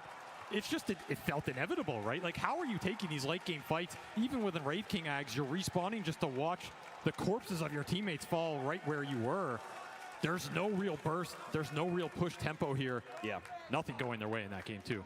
Well, I mean, they at least were able to even out the net worth a little bit. There have to be small things that went the way of Gaimin Gladiators. Are there any highlights you can point to? I mean, I think the laning phase was a bit better for them, but the point in their laning phase that they wanted to work the most, that I feel has worked for them all year, has been Quinn on mid. And that lane was the one that felt a little lackluster to me, right? The Primal Beast had a very slow start. He didn't get to use the power runes. It all has to come together. If you're going to beat this Team Spirit team in a grand final at TI, you need to pull out all of your tricks, get all the cylinders firing, and make it synergized at its peak. They have played so many games, having to go through the lower bracket the entire time. Does Gaimin Gladiators have anything left in the tank? Back to the panel. Thank you very much, Cap and SVG. We'll find that answer in game number 3, because right now, Team Spirit is on match point, one more game away from being crowned a second time TI champion. And what a game they did it on here. It was a very back and forth, a lot of fights in this one. We have a little bit of a change on the panel. Stormer, welcome, joining us as well. I want to dive right into it. What did you make of this game? Thank you, Shearer. Yeah, I mean, this game was actually quite a treat to watch for a long time. I think there was some really, really cool plays coming up from both sides. I think Laurel played exceptionally well on his Pangolier. Like, there was like some situation where they went on with 3 heroes and he just barely got out. I think he carried the game on his, the team on his back for quite some time until Yatoro and Collapse caught up. But yeah, well, definitely a treat to watch. Yeah, I mean, for Lau at least, in regards to net worth, I think I saw a tweet from Noxel where it's like it's the 5th highest net worth of any Pangolier on LAN, and it's like he had Diffusal, he had Links like pre-20 minutes, and it was just an incredible start. He was so farmed. Yeah, so farmed. And it is really hard to top the net worth leaderboards as a Pangolier, right? You usually never see that happen, but it's also due to the Magnus that they were able to play around. They had 3 melee cores with a Magnus, and when the game stagnated, they were just collecting that net worth lead.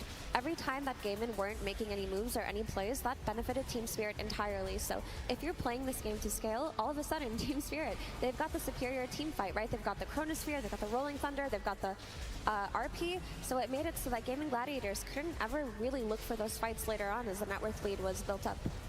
Yeah, it felt like at some point both teams wanted to look for the fights. Both teams were ready to fight, but you only want to really fight when you know you have the advantage. And I think, T, that led to some pretty quite cool.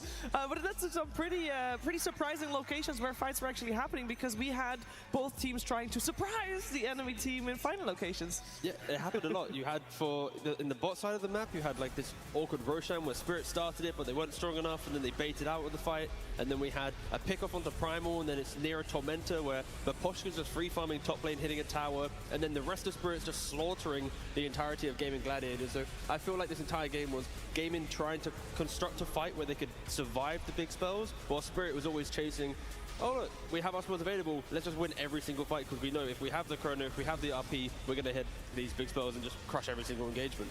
Yeah, and it's hard because they didn't really have that overwhelming teamfight ability on Gaimin, because even when they did have that Aegis on Morphling, they couldn't really ever make anything happen. The fight that they did finally manage to force versus Spirit when Morphling had the Aegis, when they tried to burst the Faceless Void, they couldn't. He time walks away, he chronos. They end up killing the Void in the end, but they didn't really get much in return. I mean, they traded off one of their heroes, everyone else disengaged, and they couldn't turn that winning fight when they got the Void down into anything because they committed too much and they didn't get enough back, and that really was the story of the game. Yeah, it really, really was, and I feel like we saw Team Spirit. You know, okay, so for people that have been following their vlogs, they have a lot of them. They show a lot of their in-game communication of their vlogs, and those fights that we see them take here on the TI stage, they seem very calm and collected. Stormer, there's like, oh, guys, I killed that dude. Yeah, oh, I got stunned, used my ultimate. Oh, he used this whole... It's like they're, you know, like you're walking in the park, it's like, oh, bird. You know, nice tree. It's literally very cool. Yeah, I mean, it's definitely what you want to stray for as well. I think it's also something that Team Tundra was exceptionally good at when they won TI last year. It just shows that you're confident in what you're saying. You're not over emotional about things. And also, what I love about this team is that even if they die, you can see smiles in their face. Yeah. You know, like this Yatoro, he's dying at the Tormentor. You might think like, oh, I just fed 2k gold to Tofu, but then he's just smiling, you know. And all the team, like, I think they're having such a great time right now, which makes it look even scarier to beat this team. I think it's worth so much that, like, no matter what is happening, they're keeping a calm head. And this calm communication that you said, like, I think is really, really good to point out, because it just shows that they're really focused, really in zone about the most important things. You don't over-communicate. You don't talk louder to make sure your voice is being heard. Everybody's on the same level. Yeah, and combine that with the fun they are happening at the same time. And that is a skill. I think they have like the perfect balance, honestly. And together that with how good they play Dota right now, this team is just really scary. It is really scary. I bet the whole team was having a lot of fun, actually, in one particular moment. And we talked about it a couple times already. You've seen it in the highlights as well. The great escape from Laurel. Purge is going to talk about it now, too. Thank you, Shiver. Yeah, the Pango survive was very, very important for Gaimin Gladiators, or for Team Spirit, because he had the most net worth on his team. If he gets killed, it's a big comeback momentum potential for Gaimin Gladiators. They spotted him farming up above. They saw his Invis rune, so they placed the sentry now, and they are looking to chain disable him here. Now, the AoE, the remnant here for Tofu, it does a little circular thing, and every ghost that passes through him is going to silence him. And if they can chain disable him, it's a really, really crucial kill here. But unfortunately, the Primal Beast charge is going to push him back outside of the radius of this next coming ghost. That means the second silence doesn't hit. The pushback does, but he's disabled still in this very moment, and he gets pushed slightly to the left here by the Fear. Now, before Pango's ability here, this one, the roll thing, whatever it's called, it used to give damage reduction. Now it gives you a barrier. So because there's 3 heroes, he gets 600 HP from this, which buys him time to survive. And one other moment that was really, really cool here, because he was in trouble and Mir was on the right, he puts Inkswell on him. It's this little animation. I know there's a lot of stuff going on in this clip. The Inkswell on him, he pops this the moment before he dies. If he doesn't do this, Celery here on the Nature's Prophet attacks him one time. A second auto attack would have killed him, but because these two guys were stunned, he ends up surviving. All these things going together to keep Lar alive, keep his net worth high, and waste Gaimin Gladiators' time on the map. Just an incredibly important moment. An incredibly important moment for sure, and I bet there were a lot of people in the crowd cheering. I know in the green room people are like, oh my god, he got away from that one. And I think a lot of people around the world and all the different versions that people are watching Dota, we have had people cheering them on. This is from Chicago, where the vibes and the atmosphere is definitely very high. We'll see if we can get a punch on stage. I don't know, maybe not today here, but we can only hope.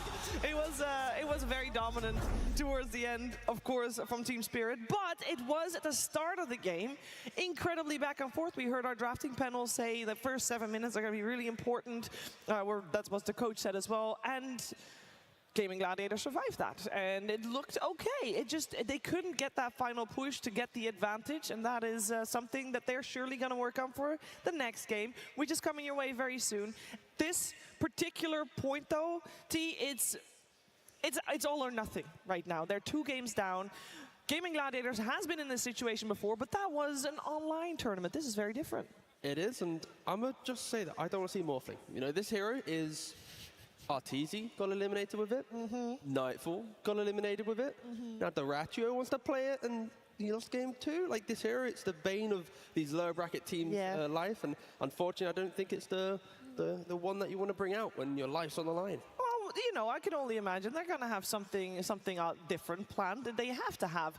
And while they're planning that, we are going to see where Casey is hiding. I think she's in the crowd somewhere. Where are you, Casey? I'm way up here. I'm sorry, I'm turning away from the camera. I'm way up here. How's everybody doing?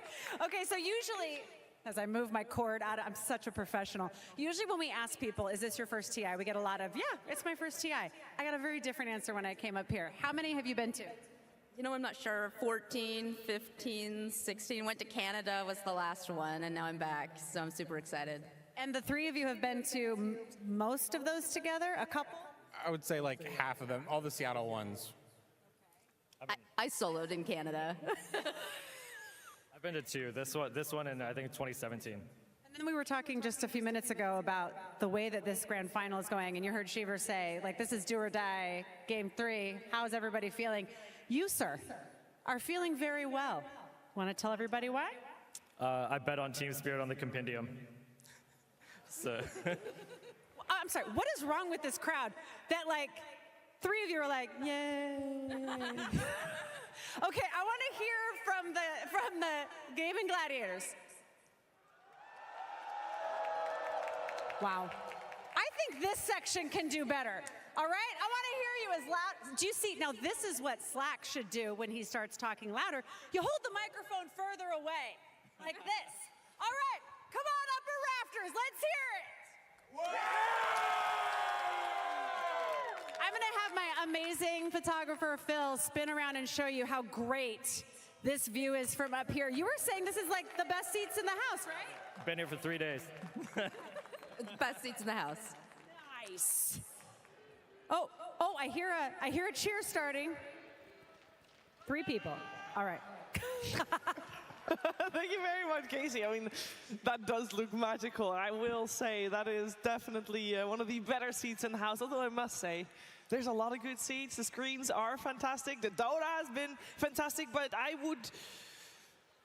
going to show a little bias here. I would really like this series to not be a 3-0, so I'm rooting for Gaimin Gladiators in the next one. And I know all of you want more Dota 2 coming into the Climate Pledge Arena here tonight. And I want to know from my panel, Stormstormer, what does Gaimin Gladiators need to do? I mean, I think, first of all, don't let it get to your head. I think they are respecting Team Spirit maybe a little bit too much as well. They're not showing the same Gaimin Gladiators support that they showed the entire lower bracket run. You have to remember, this team started in lower bracket and now beat how many teams? 6, 7 teams in a row to get here. I just think they have to get Spirit out of their head and just focus on their own Dota again. Maybe adjust the drafting a little bit and then just, you know, keep the ball rolling again. Get back to your seat. Get back to your seat. I think everybody should get back to their seats right about now because, ladies and gentlemen, we want some more Dota to be played. We have got Team Spirit 2 games up. Can Gaimin Gladiators push them back?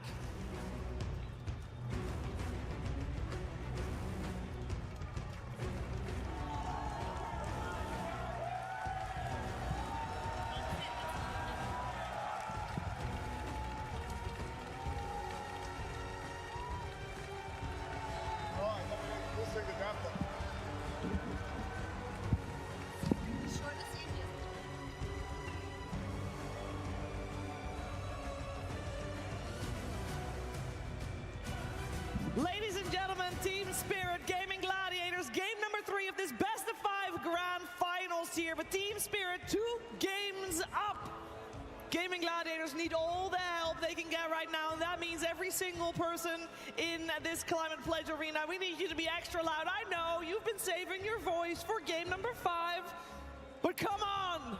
You need to get there first, so I want to have no voices left by the end of this one. I know a lot of people have already spent everything they had, but I know we got to lead a little bit more coming out for game number 3. We know they can do it. They've been in grand finals so many times. Every single LAN event this year in the DPC, Gaimin Gladiators has come out on top. Team Spirit, they started really clicking at Riyadh Masters, and they have not dropped the ball since. And the fact that they're coming into this grand finals, that like each draft is completely different. In game 1, Weaver, Beastmaster, they swarm the map, they're the aggressors. Game 2, they got big cooldowns, Magnus, Void, like being the team down 2-0 and having to try and work out how do we deal with aggression, how do we deal with the scaling. Like you don't know what's going to come at you in this third game. So for Gaimin, it's not about Team Spirit at this point, it's about what can they bring themselves. What is their draft to get them through the laning phase and set themselves up a game that they can actually dictate. Because right now, they're just victim to Team Spirit 2 times in a row. Yeah. But also, I just want to have Storm elaborate a little bit more on what he was talking about when he said they need to get Spirit out of their heads. And how do you feel like that?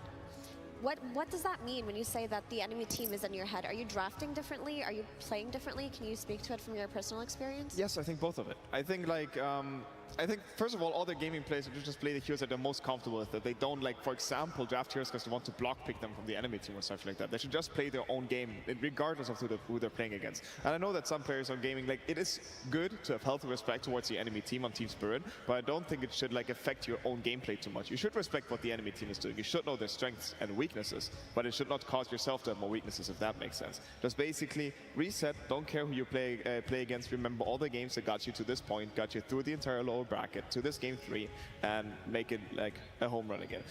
Gotta remember as well, Team Spirit, when they won TI10 back then, right, they were also 2 games ahead, and then it still went to a 5-game series against PSG LGD back then. So this is not over yet whatsoever, and I hope Gaimin Gladiators also have that in their head right now, that like, you know, it's maybe a longer day for them as well. They also have to play the lower bracket finals against I forgot just now. Bad memory. LGD. LGD? Okay, what's LGD, right? And now they're here again, so it is a longer day for them, but I all just hope they, like, whatever it was, they got the energy running again, and they just go into it right now. Yeah, we're gonna find out. Can Gaimin Gladiators force out the next game, or will Team Spirit be the 2-time champion? Now let's hear it for Game 3! Team Spirit versus Gaimin Gladiators. Grand Finals. Game 3. Welcome back to the draft panel for game number 3, everybody. This is everything on the line for Gaimin Gladiators. Down 0-2. Team Spirit have been crushing so far. Seems like they have all the answers. They have all the strategies that they need to become champions once again, just like back 2 years ago. What do you guys want to see Gaimin Gladiators? I feel like I'm repeating myself after game number 1, but it really is the story here. How can Gaimin Gladiators dig themselves out of this strategical hold they found themselves in? Honestly, I thought their draft last game, they had a really good shot. I think they identified that they want to target a little bit more of non-Collapse heroes. They let Collapse go as Magnus, and I thought that it was not a bad idea. I don't think Collapse had the usual Magnus impact. Maybe he didn't need it, maybe it didn't get there. Tofu was able to pick up an early Yule Scepter, but I think I just want them to do that, but there was a time where like they had the triple wave with Quinn. I want them to play even more for the mid pressure, because Laurel I don't know, the guy's too good. He had too good a game. I would like Gladiators get back to the idea of super pressure, super tempo, crazy, super fast, super strong lanes. I think that potentially might work. Yeah, something like this, you need to risk at some point, right? You're 0-2, they definitely have it. Like, they definitely gave a very good fights in both games. Like, both games they actually gave good fights. They had good lanes and stuff. Yeah, but this last game was rough to play after some point, because Void Magnus is just too strong, like when it comes to late game. So I hope this time maybe we just, you know, go super tempo. I definitely agree with Dendy on that one. The way Gaimin Gladiators got here was with that tempo, pushing the high ground. It felt like in that last game they kind of fell back. Like, we don't really want to do that. Instead, we're going to try and match you in the late game, pick up a Duraccio Morphling. And he played pretty amazing for the most part. Had a couple bad deaths, but overall, like, you're playing into how Team Spirit wants to play at that point. You're not really playing the game that got you into this grand finals in particular. So we'll see if they go ahead and do that. But the problem is, I think, when you play against Team Spirit right now, there's like a triple threat here. It's like you have to deal with Collapse, which they've been trying to do through bans. And then I think what really leveled up Spirit is Laurel. He's just playing so good every game. And you see Quinn, he's normally taking control of the map. He's like making moves. He hasn't been able to in these last 2 games because Laurel's having a great laning stage. And of course, there's always Yatoro, who's you're going to pick the CK, but you don't even know if it's his. He's strategically taking away a lot of Duracio's heroes, making them feel a bit uncomfortable. So there's a lot of things they're doing a strategic level and in game that is just really hard for gaming to address. So what do you think, Gaimin, if we want to see this early aggression from them, what is the first pick of the game? Do you just go for the celery end sharing, or like, okay, full focus on early laning stage and putting that pressure? Your Chen was obviously banned that you've had a great success with in that macro strategy. Is the Enchi into CK even appealing to start off? I think it's normally like a decent matchup for CK because he's actually one of the heroes that can kill Ench pretty easily when you bring her out of position. But honestly, I sort of like that line of thought. I think at this tournament, they usually pick Ench with Weaver, just because it gives the Ench a really strong lane. Once you give Ench a strong lane, it can snowball to other lanes, you can leave it alone. But I don't mind that if they pick another strong carry with it. Okay, there's the AA we were looking for in both of the previous games, and this time Gaimin are going to bring it out. Does this fit the bill for you guys? Not a strong laner. Not a strong laner, not a fast tempo hero, but it can buff really well like other heroes that you can have in a draft. Vortex is extremely strong, also it shut down a lot of like fat heroes with Bayern, Heart of Tarask and stuff, so might see something. If you build up a strong like carry that fits AA on lane, it can still be pretty strong lane. Yeah, I think the hero, he just has a lot of range, so he keeps clicking, right? If the lane is stable and you get to just keep clicking your opponent, his lane's like not weak or anything. He's going to constantly harass on the region. I think generally what AA picks mean is that they want to play with their mid. Generally when you pick AA, you pick some high damage mid and they just sort of run around together. You get stacks and then they play together. You get stacks, you get played together. And I think that's also something that we saw a lot from Gladiators in this tournament is they would play a lot off these stacks. I think the AA could be a good start for that. Look at that stat. This is their first time playing the hero this tournament. They haven't brought out the AA a single time, so really digging deep here in the final game, or I say the final game, what could be the final game for them. To look at it from the other perspective, Team Spirit, this is probably a surprise for them, given the circumstances that there hasn't been a single AA from Gladiators. Do you change any sort of approach on the Spirit side? I guess, like you guys said, maybe you want to keep the CK flex. What are your next two go-to picks to make this AA feel bad? Laning stage, I think the last time they ran this, they're probably looking at a Dark Willow for Spirit to lane it. That lane seemed incredibly strong. I'm not sure who's going to play the CK. They might keep it open for a while. It is a little annoying to play CK versus AA in some ways because the armlet issue, you can't really toggle that. So that could be annoying. But then again, the Phantasm does delete AA pretty quickly. So I could see this being an off-lane CK if Yatoro finds a better pick for himself. But I think the Dark Willow is definitely something they're looking at. I would really like it if they pick Dark Willow. I think what you said about the 3 CK sounds good as well because AA can keep clicking the CK, but as soon as it's level 3 or 4, these clicks aren't going to do anything to him at all. Yeah, AA afraid of mobile heroes and heroes who are very fast and can jump backlines and stuff like this. So we can see already Primal and back bans, and CK is one of those heroes actually. It's pretty like fast hero, it gets into backlines pretty fast.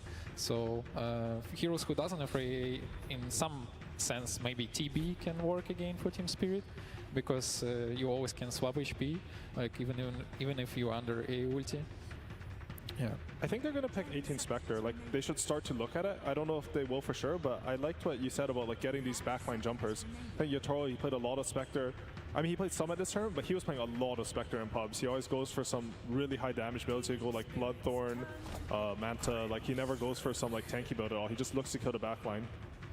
I guess Grimstroke does something similar that you were saying as well, right? Just giving you a really high kill threat lane. You want to make sure that the CK is at least open as a flex or the 18 pick. Yeah, I think they go for that because it's a lot better versus the Pango than the Willow would be, right? You can get the leash on him and then he can get stuck.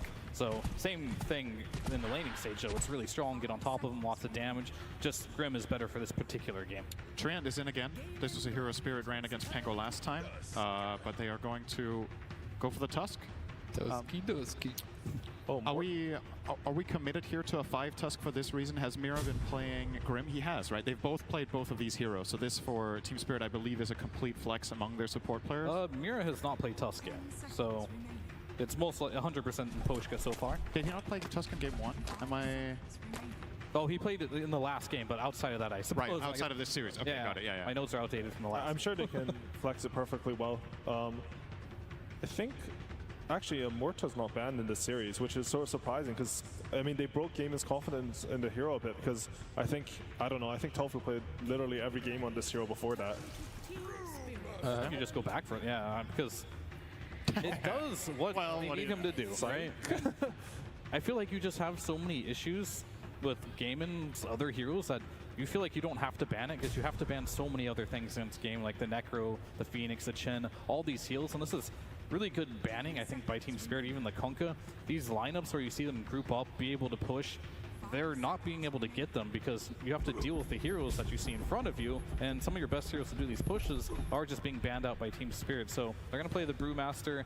The only question I do have, yet again, is this Pango too early? Is it too early of a Pango game? Will he have a game? Right now it looks like they only have one answer for him, but I expect more to come. Is there any mid laners potentially, Dindy, that can punish that's left in the pool? Oh, for sure.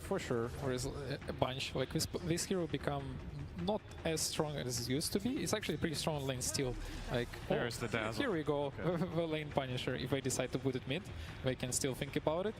It's weird to see sometimes healers picked into A, but I think the purpose is especially like having these insanely strong lanes. They can still do post-free dazzle if we decide to. I don't know, like if Collapse gonna play it or not. I'm curious because one hero that comes to my mind that both teams ignoring, second, I think, all games, is Spirit Breaker, right? We all talked how imbalanced and broken this hero is, and now we don't see it much. Because even here, I saw, okay, we have Grimstroke, maybe potentially, who knows? There is not so many heroes to stop it, if you think about it. Yeah.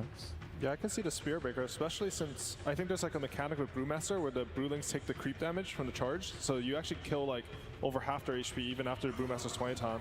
One interaction with the Dazzle versus A that I think swings the matchup a little bit is you can actually permagrave someone if they get A ultied. As soon as you hit 18 on Dazzle, so it's not as much of like a, oh, they can all in no matter what with this AAL on one target. What do you guys make of Spirit's approach to dealing with Gaimin Gladiators, which, I mean, if you look at the Gaimin lineup, it seems very teamfight-centric, right? You've got Pango, you've got Brewmaster ult. Are you a little concerned for Gaimin Gladiators having downtime when they have cooldown on this? You look at Spirit's lineup, it seems very fast, very low cooldown. It can play in duos, trios. Do you think by design this Dazzle fits that playstyle really well?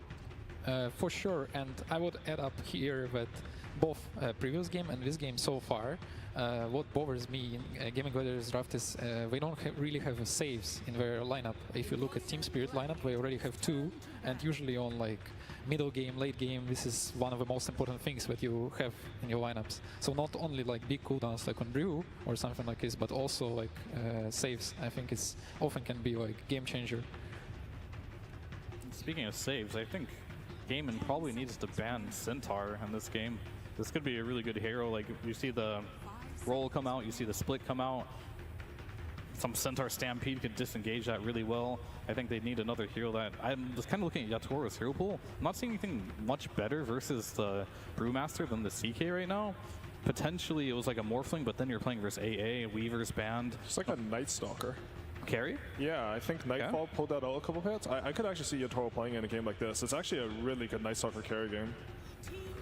Agree on that. That looks amazing if we go for it. It's very hard to play with this lineup so far against Night Stalker carry. You don't have so many reliable stuns, I would say, on Gladiators yet. Like you have a lot of some skill shots that you need to aim, so it can create a problem. Yeah, also, by the way, Grim is also safe if you think about it, right? Like his shard is used so efficiently at TI so far. Yeah, we saw it in the last game as well. Like, I guess the only question is, like, they probably are wanting a ranged hero because you have Tusk potentially 5, and I don't know if CK Tusk lane is gonna cut it. I guess they could do it. I think just because they see the AA, they might feel like they can greed it out. Like they have a 5 that doesn't really prevent the carry from getting all in, and that can't protect themselves. So you can like play for the kills in lane with something like a CK Tusk. I could see them just go for the range route with the Tusker 5 though. I think they'd have really strong lanes that way as well. It seems like Gaimin Gladiators have the same mindset with this Dawnbreaker ban, right? This is a hero combination that we saw other teams run earlier in the tournament. The Tusk Dawn as a dual lane just absolutely obliterating weak 5s. So it does seem like Gaimin are still in that mindset of this CK is going to be the carry. But as you guys pointed out, I don't even think CK Tusk is going to struggle here unless that the carry last pick from Gaimin really solves that lane. AA does not like this matchup. Honestly, I just like this last hero from Team Spirit to sort of solidify their team fights. I feel like right now they actually have a chance that they'll get run over in team fights. I think Pango, Brewmaster, and Mortar are all really strong versus heroes. Oh, okay. got a call. Well, it was time. Bendy wanted it, he got it. Oh, it's a beautiful lineup here. Spirit Breaker Grim looks very scary, very scary. Also, it's BKB Pierce once again, which is very strong in a lot of situations. Yeah, I think the carry pool, I think the Troll being banned and the Void kind of can signify that you want this CK to be your carry. So they're going for that offline route, not going for the Centaur, going for the Spirit Breaker, which Brewmaster, I guess you have a Dispel, which helps a little bit against that if you can get it off on time, but we've seen time and time again in the late game, it doesn't really matter. You have like a BKB, Octarine Core, and like a Refresher Orb, so you can't really deal with that. So this has been a Collapse special throughout like the entirety of this TI, and he's really good at it, and it looks pretty scary here. I will say the Gaimin's lineup, it looks pretty good though so far. I think whenever you play against Dazzle, having that AA is really good if you can ever commit on him.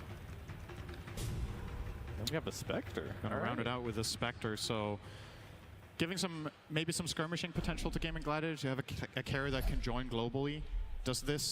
Was this just a matter of, okay, there's nothing left? Is the lane going to be okay? Yeah, honestly, I'm really worried for Gladiators. I feel like every time I've seen Spirit Breaker have a good lane, this hero's like the most unreal imbo of the patch. Yeah, Spectre A is one of the best combinations in the game for ages, and I don't think anything changing in that, because both heroes complement each other very well. But at the same time, the lineup on Team Spirit looks crazy in late game if it's the game D-Ways. All right, seems like we're grasping.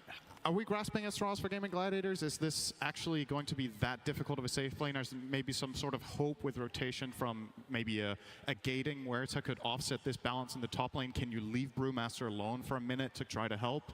Or do you need to get really creative? I think a lot can happen in this game, and I think a lot's going to come from the mid lane. And can Quinn get rotations? And can they abuse Laurel this game? Because I think Laurel is very exploitable in this game with AA ult, Spectre ult, and if he feeds a lot of net worth back, that could be a way back into the game. Yeah, I can completely see that. If one lane starts getting pressured, like you have the Spectre to add on, the Pangolier probably is going to be the strongest hero in the game when he gets his role. So they do have a lot of angles on Gladiators to snowball off that. So I guess, I mean, not to sound like a broken record, but we're very focused on the laning stage, as per usual in this series. If you're in Quinn's shoes in this game, obviously you've had a couple of games that did not go according to plan, right?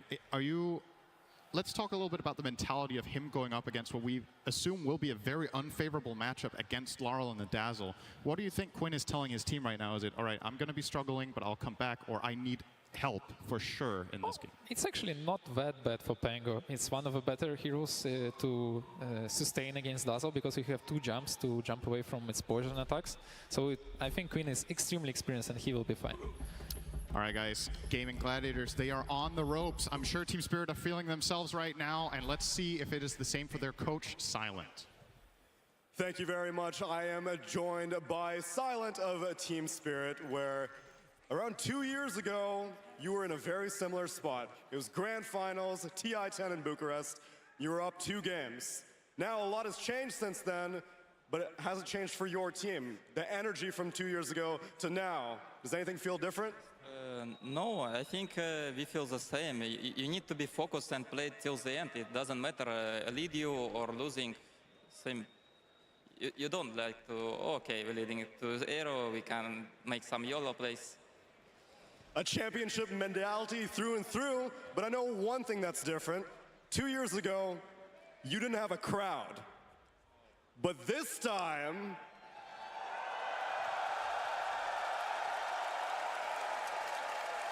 I think they're ready for a game number 3.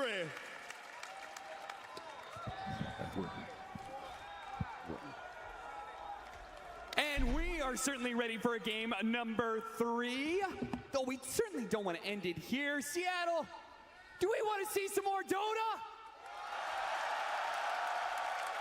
Here in the Cathedral in Seattle, we may just be witnessing the final game of the Grand Finals, but I'm sure a lot of us hope for so much more. And that all depends on Gaimin Gladiators. I mean, they have been the ones to run the gauntlet through all of these majors. They were looking like the best team of the year until they ran into Team Spirit. Until Team Spirit ramped up in just the right time, shown up for championships. And they have only lost 2 games in this entire tournament, Avery. They're 43-7 in their last 50. This team is looking unstoppable. Is there anything Gaimin Gladiators can do to halt this momentum, even just a little bit? You have to play Dota. There's no way around it. You have to meet this team on their plane and give them a taste of their own medicine, because you came in with a plan, but everybody has a plan until Team Spirit punches you in the face. And right now, you're laying on the ground trying to figure out what the hell just happened in the first 2 games. your plan did not work. Whatever you thought it was going to happen in the games 1 and 2, it fell flat. So right now, Team Spirit are in control of this draft meta. They're in control of the series, and they're dictating the pace in these games. They're dictating the team fight. So you have to meet them there and beat them. You have to outplay them. You have to start winning these team fights, scaling into the late game. You are not going to run this team over, which means you got to find some more momentum going past that 30 or 40 minute mark. It's not been Gaimin's MO this entire lower bracket run, but hey, you're in a dire situation at Grand Final. You don't have another chance here. You are at the total limit. So figure it out fast, make the adjustments, and get cranking. This is a draft that is heading in that direction, right? A lot more team fight, a lot more scaling presence. Spectre AA here designed to put Yatoro in a tough position. We've seen the AA be a counter to CK for a lot of this tournament in terms of limiting the lifesteal interactions. Of course, it can also have a huge impact versus the Dazzle as this game progresses into the late game. So I think these are much more even lineups in terms of what happens past the 40 or 50 minute mark. There's not some crazy inevitable scale outside of maybe Dazzle Spirit Breaker doing crazy Dazzle Spirit Breaker things, and Celery in trouble in the bottom lane, and that is going to be your first blood. Collapse will claim it with a bash. Of course, a little luck goes a long way. A classic Team Spirit strategy going back to their first TI victory in a career boot. Courier pickoff as well. Look at that, Duraggio even like taking himself outside the lane to block the hard camp, because this lane is already going a little bit awkward for them. The mid lane's not looking much better. We're 12-4 on Laurel over this melee. Range versus melee matchup, it's not a fun one. You should expect the Dazzle to win, but Laurel is already taking commanding lead. And then we've got your Toro, 11-2. Now the Brewmaster is keeping pace, but he's certainly not slowing down the carry of Team Spirit. So Gaimin Gladiators got to be able to halt this momentum a little bit further here. Bit of damage onto Ace. They're turning it back around, but Tofu's here to be able to help him out. Nice shot to get the extra bit of damage on 2 heroes. Yeah, double proc, win the war of attrition. I think these silence can go fine for Gaimin over the course of the lanes. They don't look too terrifying to me. I think the Brew can fight back with the help of Morta. Just a very tough hero to trade into. That mid lane is what I'm worried about though, right? It's Dazzle versus melee. I mean, Pango has some escape mechanisms, but if you get some roam going through with the poison adding up, it can be deadly. Every single time Celery wants to be able to stop that hard camp opportunity, he does risk getting gone on by Mira and Collapse. This time around, he's fine. The Shard inadvertently kind of helps him out as he's pushed underneath his tower. Just try and get as many pulls off as you can in this lane. Boost the XP up for both heroes as they both really want and need it here. You're not going to be able to shut Collapse down, which, I mean, that's a worrying factor, right? A Spirit Breaker with absolute free form, it's going to have a fast Midas, is what Collapse is going to have here. He's going to have his choice. And it'll be quite powerful going into that mid game. So you got to be able to strike back in these small skirmishes, get the ults up, particularly the Brewmaster Primal Split, the Rolling Thunder here, very powerful spells if you can get them fast. And of course, A Blast coming in on top of it with Vortex amping up all this magic damage, and put that mini haunt to use on the step. Real quickly, want to give a shout out to our observers, our hardworking observers who have been keeping us through this entire tournament. Ace, maybe in some trouble here. Maposhka, he's trying to dodge all of these ghosts. He doesn't want to leave the calling. He'll take that extra bit of damage to try and risk it, but he does end up falling as a result. And now Ace, he'll have some helping in from Tofu. Beautiful dead shot to push him back in, and Gaimin Gladiators, a very clutch fight there for them. Tofu and Ace get a big win in their off lane. That's the strength of the Morta dual lane that they're looking for. This is why this hero's been a first pick for them for a lot of these series. They're very confident in what Tofu can do on it in the early game. And now he has some roam options. I don't think you can leave Ace in the 1-on-2, but if you can get some breathing room like this and look towards mid, maybe you can get some damage poke, help skew this lane back in Quinn's favor, because he is still getting known. 31-10 on Laurel, almost doubling Quinn up here. He got the Courier as well. Quinn with a slight misstep will hurt his regen fairing. That just means more pressure going to build up between Laurel and his melee foe. Just not much you can do against the poison touch here.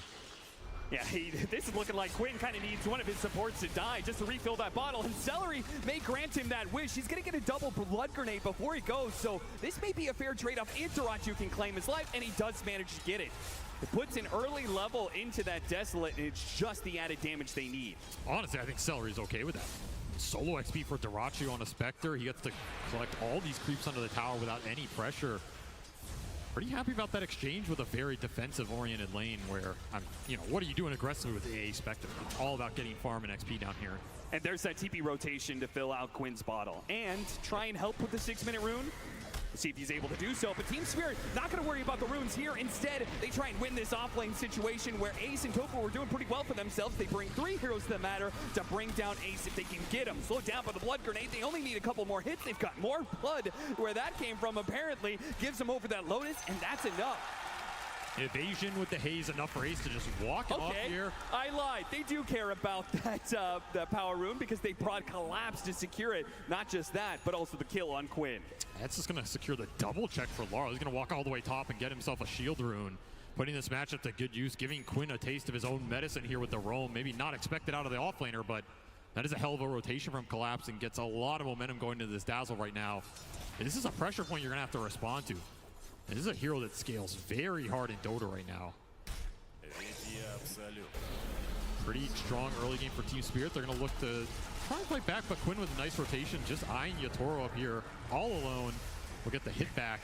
If you're just going to keep dying in your lane, you might as well rotate out of it, even if it means you're doing it pre-level 6. So as you can see, anybody who shows up in the mid lane is going to be run over by the Dazzle, especially if you get the extra vision of like a tough snowball or the Spirit Breaker charge. You just can't get away from this poison touch hit. So no, especially with these wards behind the tower already. Deep observer for Team Spirit behind Gaimin Tier 1. Collapse having a chuckle about that. Yeah, that was all because Quinn tipped him before the charge even completed. Quinn knew what was coming. He could do nothing to stop it. Well, could have picked the real hero. It's always an option. Just saying.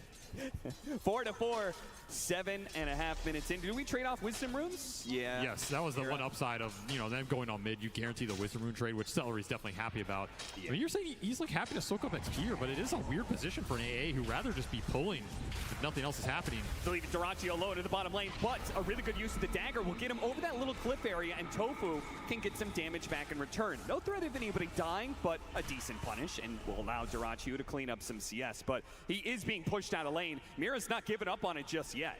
And Maposhka even rotating down here, potentially throwing that Inkswell into the Breaker. I mean, this is a combination we also saw when Breaker was hot that last patch. The Team Spirit were very comfortable playing. The Inkswell Breaker across the map, giving you the guaranteed setup. This is what the CK is designed to help facilitate. Push the lanes in with CK illusions, be a ghost on the map, and all of a sudden you get one pick off and your map just collapses, right? Well, on the flip side, Gaimin trying to do something similar.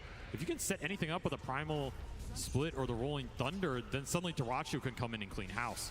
And this is a smoke designed to find Yatoro, but nobody's home. Yatoro. They juke him out with a Phantasm. He's sent it back instead. Quinn and Ace will bite down on that, but it doesn't matter too much, that bait. They still get some pretty good damage onto the tower. One thing to note about that Inkswell combination with the Spirit Breaker. Oh, thought they were going to go on to Mira, but Mira's going through the portal. They don't have a stun to stop him. He gets the other side. Duraccio pursues. Dagger does hit him. Yeah, he's pretty damn slow, and he's going to hit him with another dagger. Mira, he needs the help from the Spirit Breaker. He has a snowball to buy a moment. Collapse, pops his ultimate, immediately goes for the kill onto Tofu. See if they can trade things out here for the shard and the calling. That actually protects him there. Collapse doesn't want to trade 2 for 1, so he's going to go ahead and give up on that. They cannot afford to give any more kills to this Duraccio Spectre. Gonna rotate Laurel bottom. They really want to punish Duraccio. There it is. Coming back. The Inkswell charge in, chaining the stuns and adding up on the damage. Spirit Breaker got that 5% buff. The movement speed as damage got buffed up by 5%.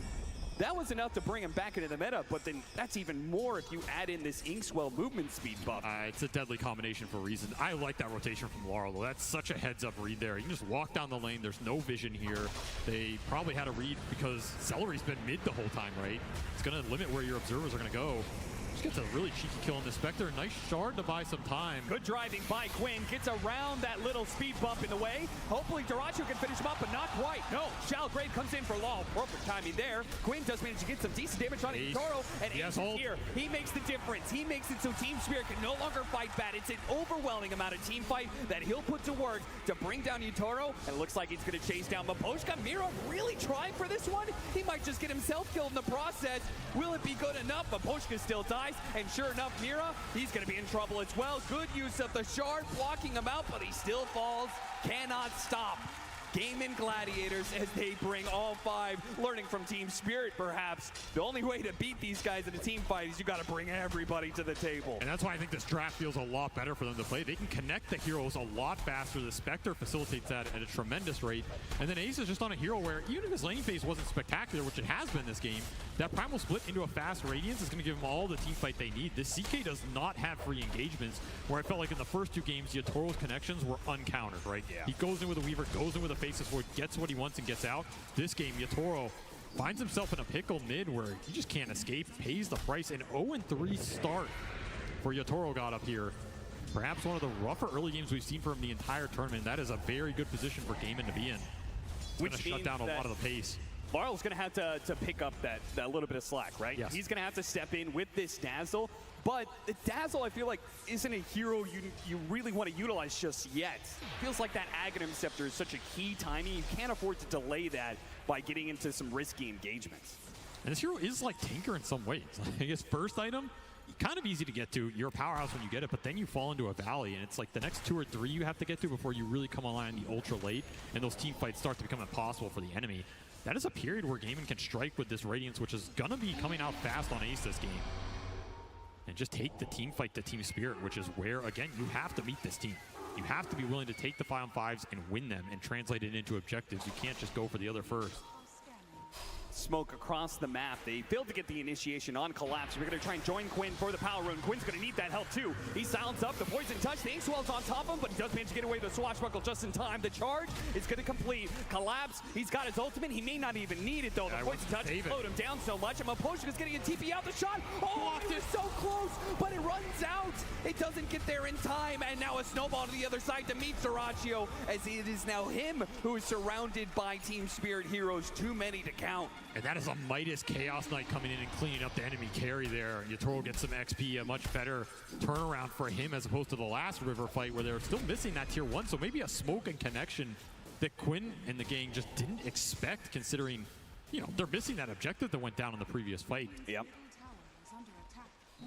But it seems like Team Spirit take advantage of that bit of an overlook from Quinn. And now Collapse, highest net worth in the game, but Gaimin Gladiators don't want to slow down just yet. They still have that Rolling Thunder. Didn't use it in the last fight, so Tofu and Celery think to themselves that if they can get the right kind of initiation here with the Rolling Thunder, they can follow it up with the Ice Blast. But Yatoro, uh-oh, he's in the staircase. It's going to be very awkward. The Soulbind does actually latch onto the 2 of them as Spectre jumps into the mix as well. Please tell me they're going to hit him. Oh, they barely got it. In the fountain, he will go down. It wasn't even the blast, it was like an urn tick or something that got him in the end. Post that grave. That was a nasty soulbind, something they're going to have to think about with Sorachio haunting in.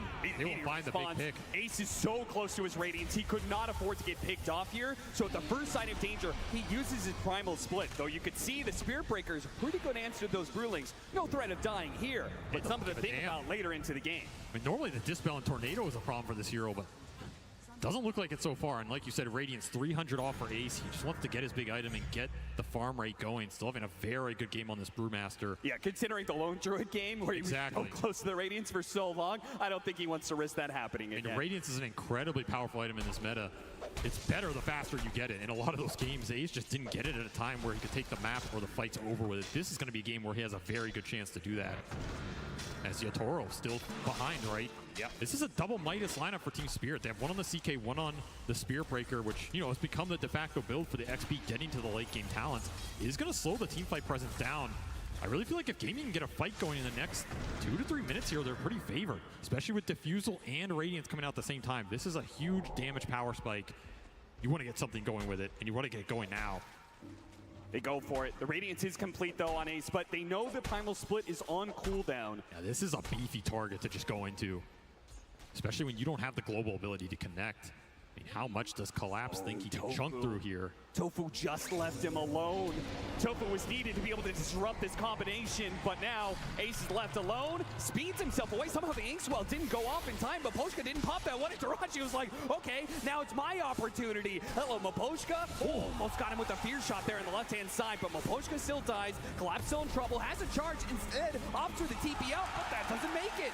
Calculations not on point here. Yeah, he could have just charged the other side of the map. Maybe he didn't have a good target, but there was a mid-wave. They will collect a 3x streak off Such an him. important kill too. Gaimin Gladiators with the Ice Blast on top of Laurel. Now, Collapse and Laurel, who were very much needed to be able to buy Yatoro time. Now they've both fallen. And now you're invading enemy triangle. This is where Gaimin want to strike. They want to strike hard on the map right now. Gain a lot of the momentum in this game. They have the supports to follow up on the core initiations. They have a crap ton of damage in the tank as long as they can see heroes. And with Darachu able to join any of these goes, suddenly this map has collapsed pretty fast for Team Spirit. And Ags on the Dazzle. Try and stem some of this bleeding, but right now this crowd, they want to see a game 4. They want to see Gaimin strike back in this game 3, and they are delivering. Yeah, I'm not even convinced those are all Gaimin Gladiators fans. They might just be Dota fans who want to be able to see more from a grand finals between these two teams, but it's still a long road ahead for Gaimin Gladiators because they're only 2K net worth up. They've hit some timings, yes, but they still have to worry about the double hand of Midas. They have to play this clean. They need to be able to get good executions, but they can't afford to use any pickoffs. Good roll in from Quinn. From behind, though, trapping Team Spirit. Shot goes out, looking for more. The Dazzle was shown there. Quinn getting in front of him. Blocks him out with a swashbuckle, slows him down with the inhibit from the diffuser plate. Allows Darachu to do the damage. He pops a shallow grave. Laurel, he really wants to finish off Quinn. Will he get that kill? The poison touch. He's got a regen. A Lotus given over to him as well. Good plays from Gaimin Gladiators. Give him the extra bit of regen he needs, and now he can pop the regeneration in his bottle for a full heal. Max efficiency right now. All Team Spirit can do is cut some waves with their double Midas heroes and go late. Because right now it is all Gaimin on the momentum chart. And a full Vessel was completed very fast here from Tofu. That even gives you more damage. Vessel plus A Blast is nasty in these team fights when you're throwing the vortexes down, particularly versus Dazu, who wants to just heal through with the inverse waves and get that going. Yeah, you've got Dazzle, you've got the Inkswell heal that, would have been a factor if it wasn't for all the anti-heal they have. And then also the Chaos Strike, that lifesteal that the Chaos Knight is so dependent on. And there is no downtime for this lineup. Look at him, burnt out of mana. They try and give him over a little bit, see if he can charge his way out of there, but he's silenced up by calling traps on the corner. And then they use that Storm Panda to be able to catch more. Laurel's gonna die as well. The Dazzle getting no footing in this game.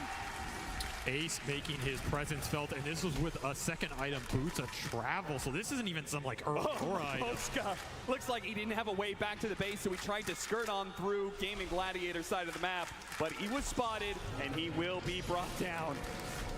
This Brew Spectre combination working wonders right now. Ace is 5-0 and 10. Completely unstoppable. And you can't bring the CK in to really help you here. The Brew is just great versus the hero with the Radiance Burn, the AoE miss. He has the evasion that Yatoro can't pierce. And not to mention his ult, he can go in, start messing up these CK illusions. Yeah, with Radiance and the Dispel, yeah, this Chaos Knight's gonna be... So, what are your options? I mean, you have to just wait until Yatoro's ready to fight, I think. You have to split the map with the Breaker, and this is where Gaimin can continue to try and pick you off, put the Vessel to use, put the Radiance to use. And of course, Darachu, he's on a hero that doesn't have to, farm up some crazy stacks, doesn't have to go in the fight first. He can just farm the defensive parts of the map. If nothing happens, he's still happy. I mean, you still got a Spectre. Drum for Tofu, just to buff up the team fight even more here. Sporta is doing work, also having a perfect game so far. And the calling is not a spell that these Team Spirit heroes want to fight into. It's annoying for Mira going in with the snowball. It's annoying for Laurel trying to run in and grave people with low-level grave. This team fight is very obnoxious right now, and it's going to collect a free tier 2. So, a tier 2 at 19 minutes for Gaimin Gladiators. They can actually take away that outpost. They've got a pretty good chokehold on the map. What they desperately need now is just not to slip up anywhere, not allow Team Spirit an opening. As they're building up this net worth lead, it may become insurmountable as long as Team Spirit doesn't pull anything sneaky here. The smoke up, it slips right past Team Spirit. They get the high ground ward, immediately spots him at Poshka, and Darachu recognizes that that is the hero he wants to get first, and the dead shot bounces over to Yatoro and hit by the Rolling Thunder. He's trapped, caught, and there's nowhere to go from there. Too many disables on the side of Gaimin Gladiators, and they have way too much damage. They need the BKBs on the side of Team Spirit, but they're not going to get them anytime soon. He had it. Oh, he had it. Yeah, it was a BKB. He disassembled in body. He just didn't want to pop it. He didn't have Phantasm. There's no turnaround there. Yeah. He will choose to save it for another day. That is the 5th death for Yatoro here, who is yet to make a single kill in this game. Hey, there's the Dazzle play, though. 20 minutes on the dot. They're going to use the Couriers to use the Aghanim Shadow Wave. He could solo up that.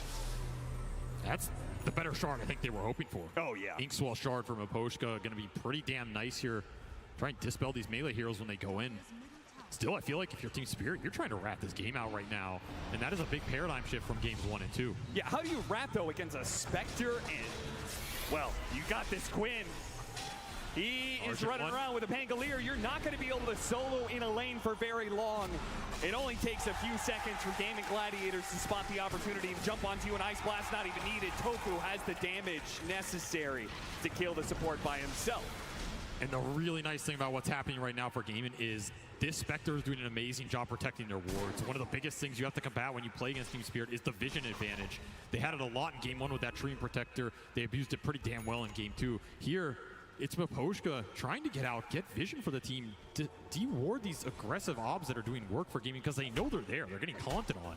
Yeah. But the cooldown's just so damn low by the time you're back up. By the time you run there to try and gain anything, they're ready to jump on you again. And yeah, I mean, there's always a little Spectre bias in the win probability. And I think that's fair to say. But this is the best Gaimin has looked in this series by a large degree.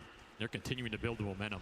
And he can continue to build the single target items since Ace is built the Radiance, so he could just focus on being able to take out a support in a second. He's going to build into an Orchid up next, so now if you're spotted anywhere on the map, Dyrachyo can guarantee that the Grimshoke dies or the Tusk dies or maybe even some of the cores. He's going to pop it here, looking for Mira.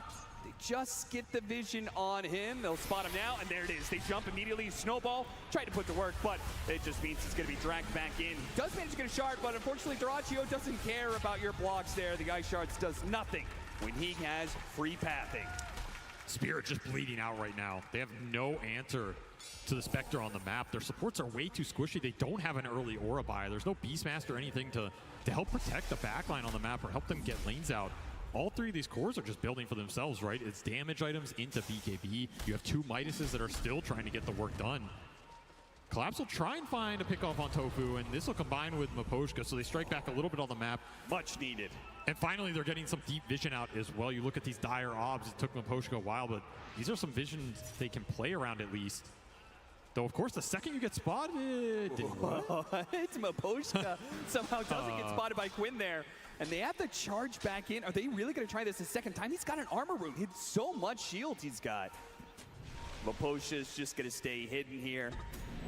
The charge canceled by the Spirit Breaker.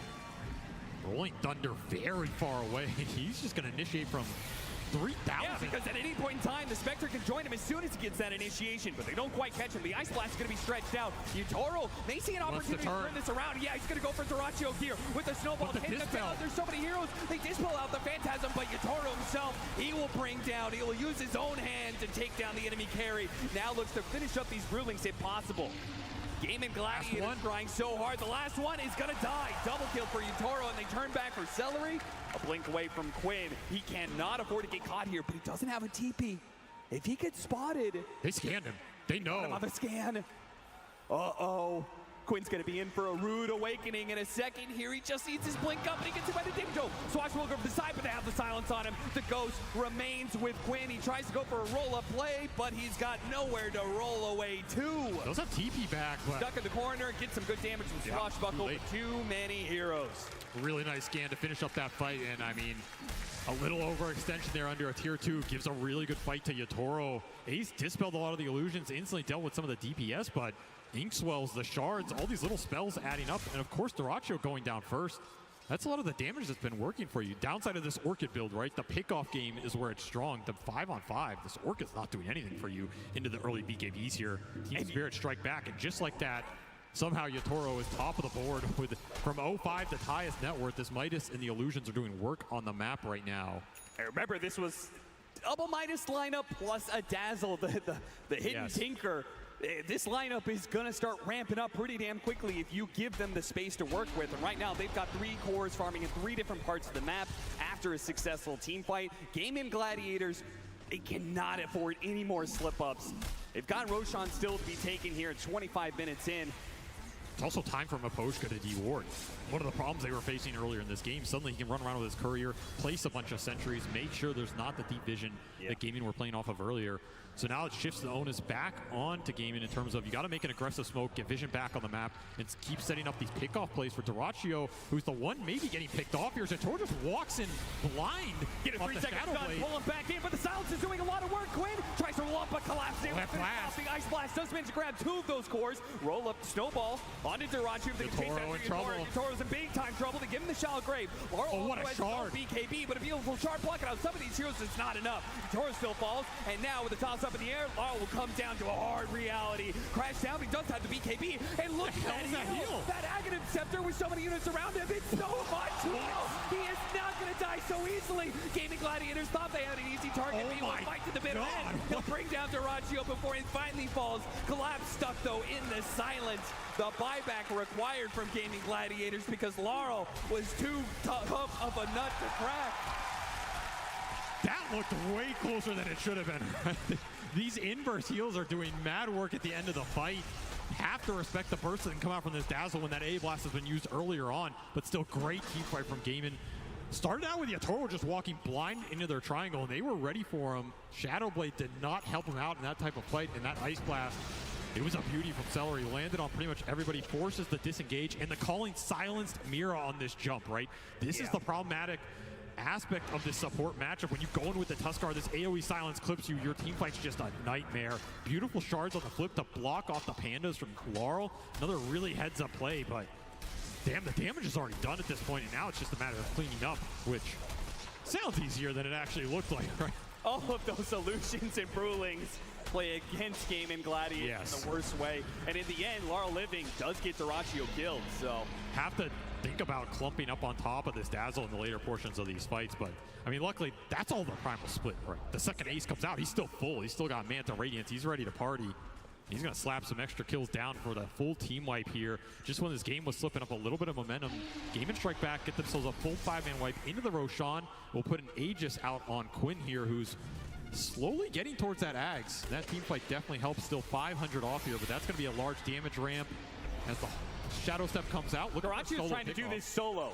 It's a bit dangerous. Collapse, they're going to try and turn back around. They do have the Ice Blast that'll finish off here pretty easily. And Collapse, he's got to be careful of his damage by Yatoro. He comes in, swipes down Dyrachyo. But the rest of the team is now here from Gaimin Gladiators looking for the catch, but Collapse has already rolled away. Ball taken out. Oh, the hook shot. It's not quite enough. They have no stuns. Collapse breaks free.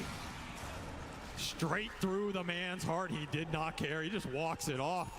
Can't really get much closer than that. And once more, Yatoro, he finds an angle in the fight, cleans up the Dyrachyo, and gets the hell out. That is a full Silver Edge reveal done. And now the Aegis is going to be taken away from Quinn.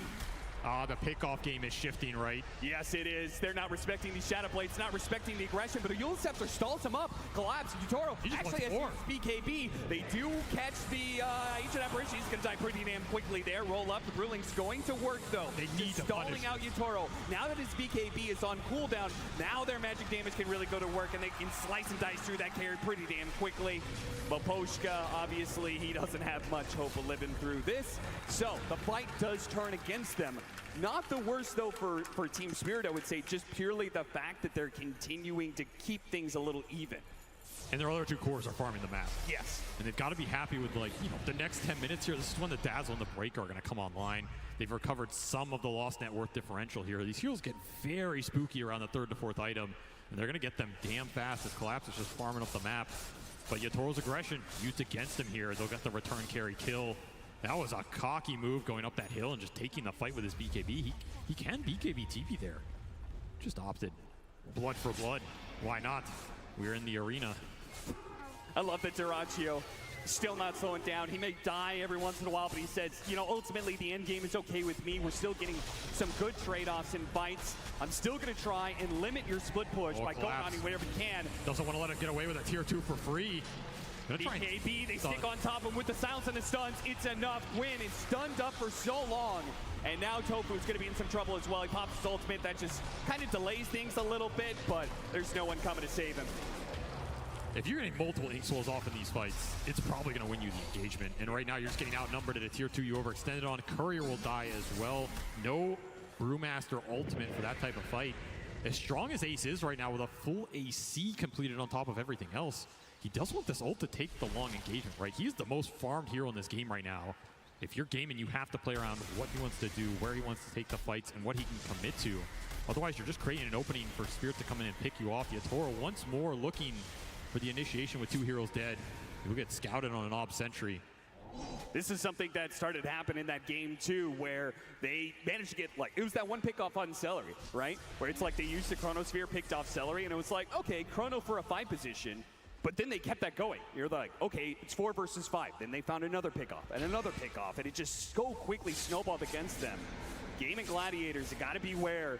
Team Spirit will keep this aggression on point if they think they have the advantage. And another Tormentor swiftly dealt with from Laurel and the Courier brothers over here. That'll just mean his Chaos Bolt is all the more deadly for some of these supports. And we can see how Yatoro wants to take these fights, right? Create confusion with his ult going through on lane, show up with a Silver Edge, get a pick off, maybe reset. He doesn't have to commit into the full 5-on-5 into the Brew and Pango, which could control him in that type of situation. Oh, he got stuck! Oh no! Landed on a pebble there, and as a result, Miposhka gets a pretty free TP on out of there. The smoke that's ruined, a Rolling Thunder that's used for nothing. Interesting little tree. Tree's just powerful. One of the primal forces in Dota. First cliffs, then trees. Quinn's having a... Yeah, Quinn's having a tough time with the terrain He's fighting Team Spirit. He's fighting the map. Yeah, happens to the best of us. Another pickoff that they will miss, which is time for the Midases to go to work, right? Yep. They have been cranking this whole time and climbing the charts. This game is a 1K net worth lead now at 32 minutes. Dead even. And everything depends on these team fights. Collapse just They're charging. getting the right kind of initiation here. A charge that hits both supports. Quinn on the run here. They immediately jump after him. Laurel chasing after him with that charge to be able to slow him down. Yeah. He's not going anywhere. 3 dead on the side of Gaimin Gladiators, and Team Spirit have changed this game. The narrative was supposed to be Gaimin Gladiators controlling and seeing if they could end it, but Team Spirit have turned this all back around in the space of just this 5 to 7 minutes. And this is the Spirit Breaker problem. What happens when you enter the mid game and this hero starts to take over the lanes, get mega farmed, and suddenly one charge, you're down half your HP. Inkswell just makes this combo even more oppressive. The only real answer is you just start the fight on your terms with the Primal Split going in with a Haunt and delete the supports. Create a situation where you have numbers advantage, and even when the charge comes through, you don't care because you have the longevity and Ace to deal with it. If you're just getting caught in the open like that, it's a death sentence. And right now, Collapse is just running the map, literally. He is getting 6-slotted very fast. Yep. And the question is, do you have good late game answers to the Spirit Breaker here if you're Gaimin? Outside of tossing him in the air, dispelling him before BKB, not really, right? None of those traditional answers like a Shadow Demon or the Soulbind, which is on Team Spirit's side. Yep. And that'll be a problem, especially if Collapse is able to use that charge to kill those Brewlings. That charge, that damage is pretty heavy. 31-22, 4,000 net worth lead for Team Spirit, as they've managed to turn this game around and continue to dodge attempts by Gaimin Gladiators. You could see the wind has been taken out of the Gaimin Gladiator sail. Duracio's not playing with that same kind of fearless that he once was, where anytime a hero showed up, he would just instantly jump and see if he could get the kill. Yeah, the map has just gone dark. Yeah. Right? You have one defensive off of your Gaimin, but those days of where you were picking people off on Spirit's side of the map have come and gone. You're now entering their portion of the game. You kind of have to get around this. You can go late here. Spectre plus the Brewmaster, especially with how much farm Ace has found in this game, are going to continue to scale pretty damn hard. And of course, you always have this option of like tossing the Dazzle in the fight with the Wind Panda and taking the fight that way. Yep. It's a pretty damn good option, a pretty good way to deal with Dazzle and a lot of the historic matchups between these two heroes. But you got to keep scaling on everybody. The Muerta and the AA scale is really important here for Gaimin. If you can get a 4th core out of this Muerta, which, you know, Tofu has a full Linken's. He's very farmed. None of it is like direct Muerta damage, you know. I mean, he doesn't have like an Ags or a Mjolnir or Silver Edge of his own, but can only expect so much. Still, it will deal a decent amount of damage. If you can lock heroes in the calling post BKB, that's the dream. Little pump fake action. Next fight coming up, all about Roshan. 10 seconds till that potential spawn time, and then we'll see when he's actually going to show up. Also, Celery went back for this Ancient Apparition Blink, something we've seen develop in this meta. He is looking for that AA blast on the big cores. The Dazzle and the CK especially, that is who he wants to hit. Cannot get Snowball dodged. You can't really just AA ult some random supports. It's not going to be good enough to win the fight. Need to connect this ult on a big target and collapse. He's just going to lead the charge with Bulldoze here. Not afraid of too much while both carries on the other side of the map. Look at him just running in there. This is a fight without Yatoro. Oh, that ward somehow slips past detection. Oh, no, he's got it.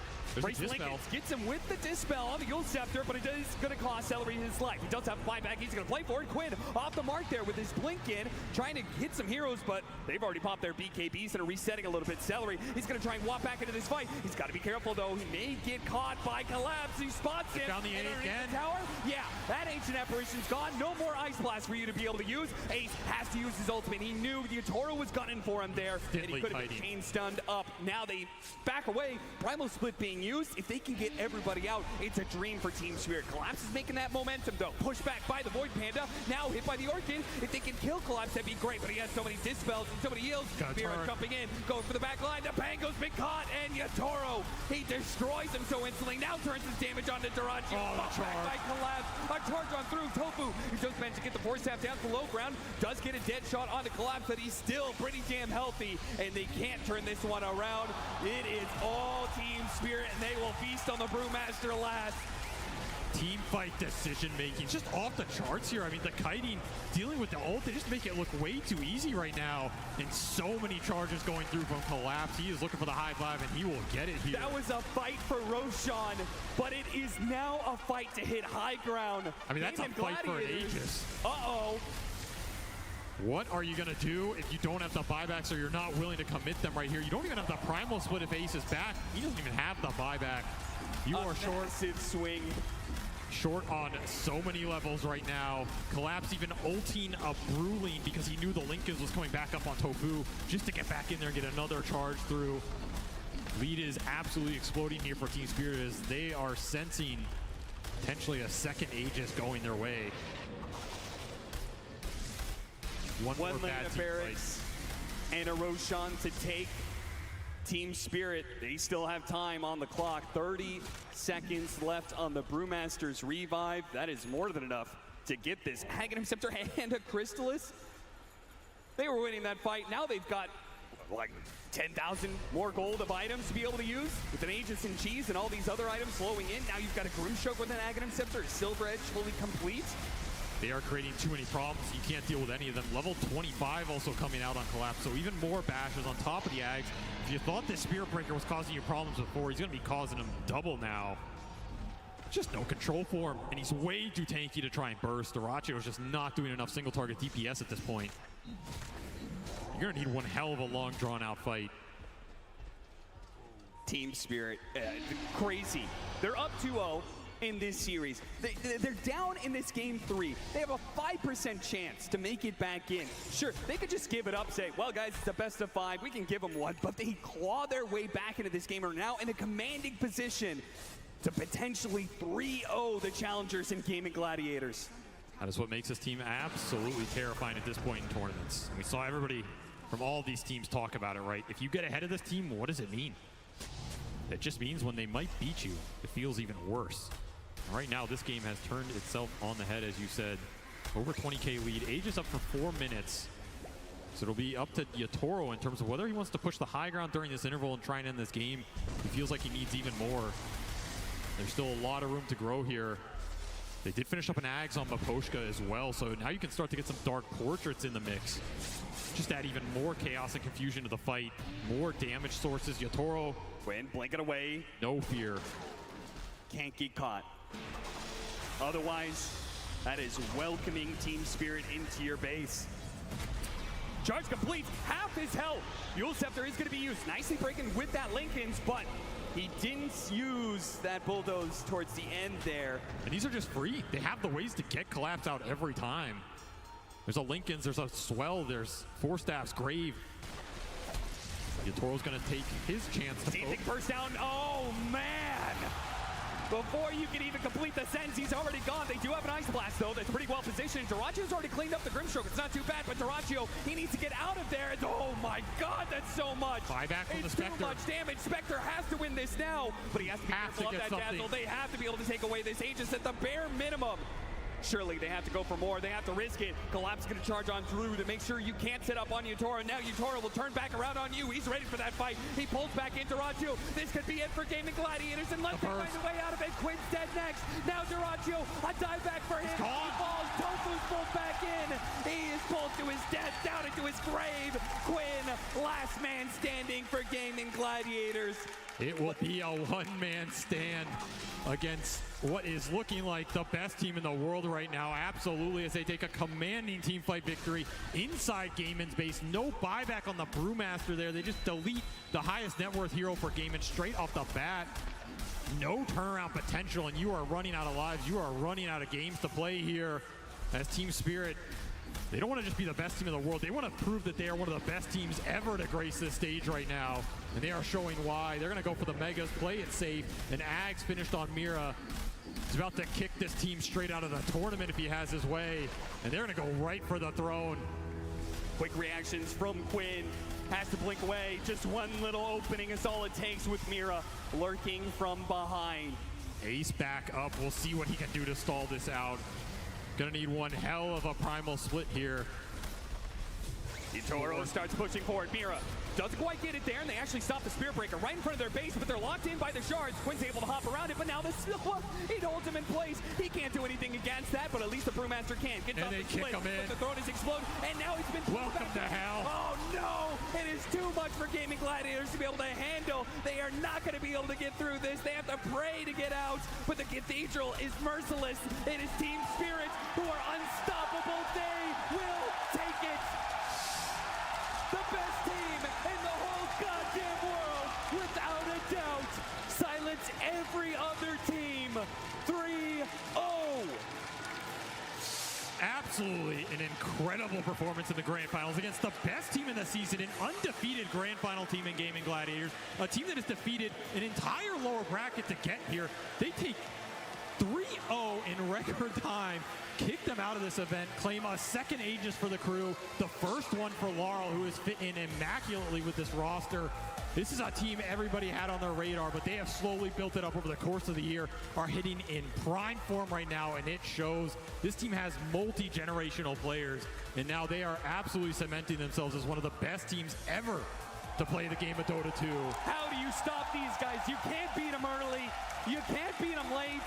Even when you have the full advantage, you have full control of the game, they'll beat you on the comeback too. Team Spirit did it every way possible. Nothing is left for them but the handshakes in the end for Gaimin Gladiators, who had an admirable run through the lower bracket. I mean, it was the stuff of great stories, but it comes to an end here with Team Spirit just being too damn good. Toro boss. This man walks out, he shaves his head, he sends a mental message before the round even starts. This is a long due victory for them over the course of this year. They built up to it. And for 2 times, the second time in the Dota's history, Team Spirit will claim the Aegis. Team Spirit win the International.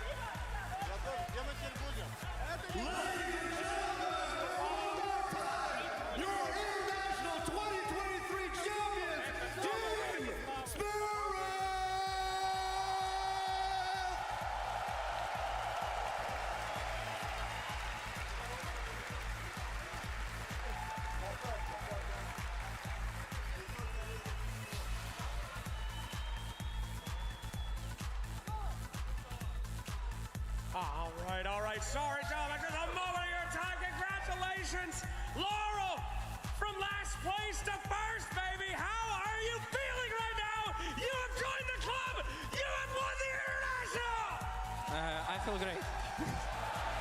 Thanks, everyone. Thank you for an unbelievable game. Miposhka, hello, I must interview you right now. Congratulations, led the boys again. You've joined the two-time club. Did you know you had a 5% chance, probability of winning that game? And you guys came back. How's it feel to be a two-timer, baby? It's a magic. Like, it's our team spirit. And finally, I gotta do it to you. Ladies and gentlemen, may I present to you the undisputed best carry player in the world!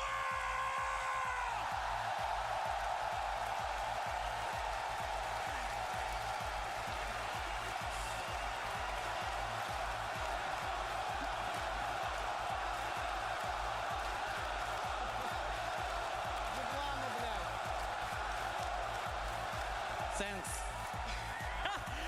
What do you have to say to everybody who has supported you this entire time, all your fans around the world? Any last words for the world of Dota coming from you, my man, at Team Spirit? Thanks for our support. Let's go. Thank you so much and congratulations to Team Spirit. Well done. And there you have it, ladies and gentlemen. Give it up one more time for your TI champions, Team Spirit!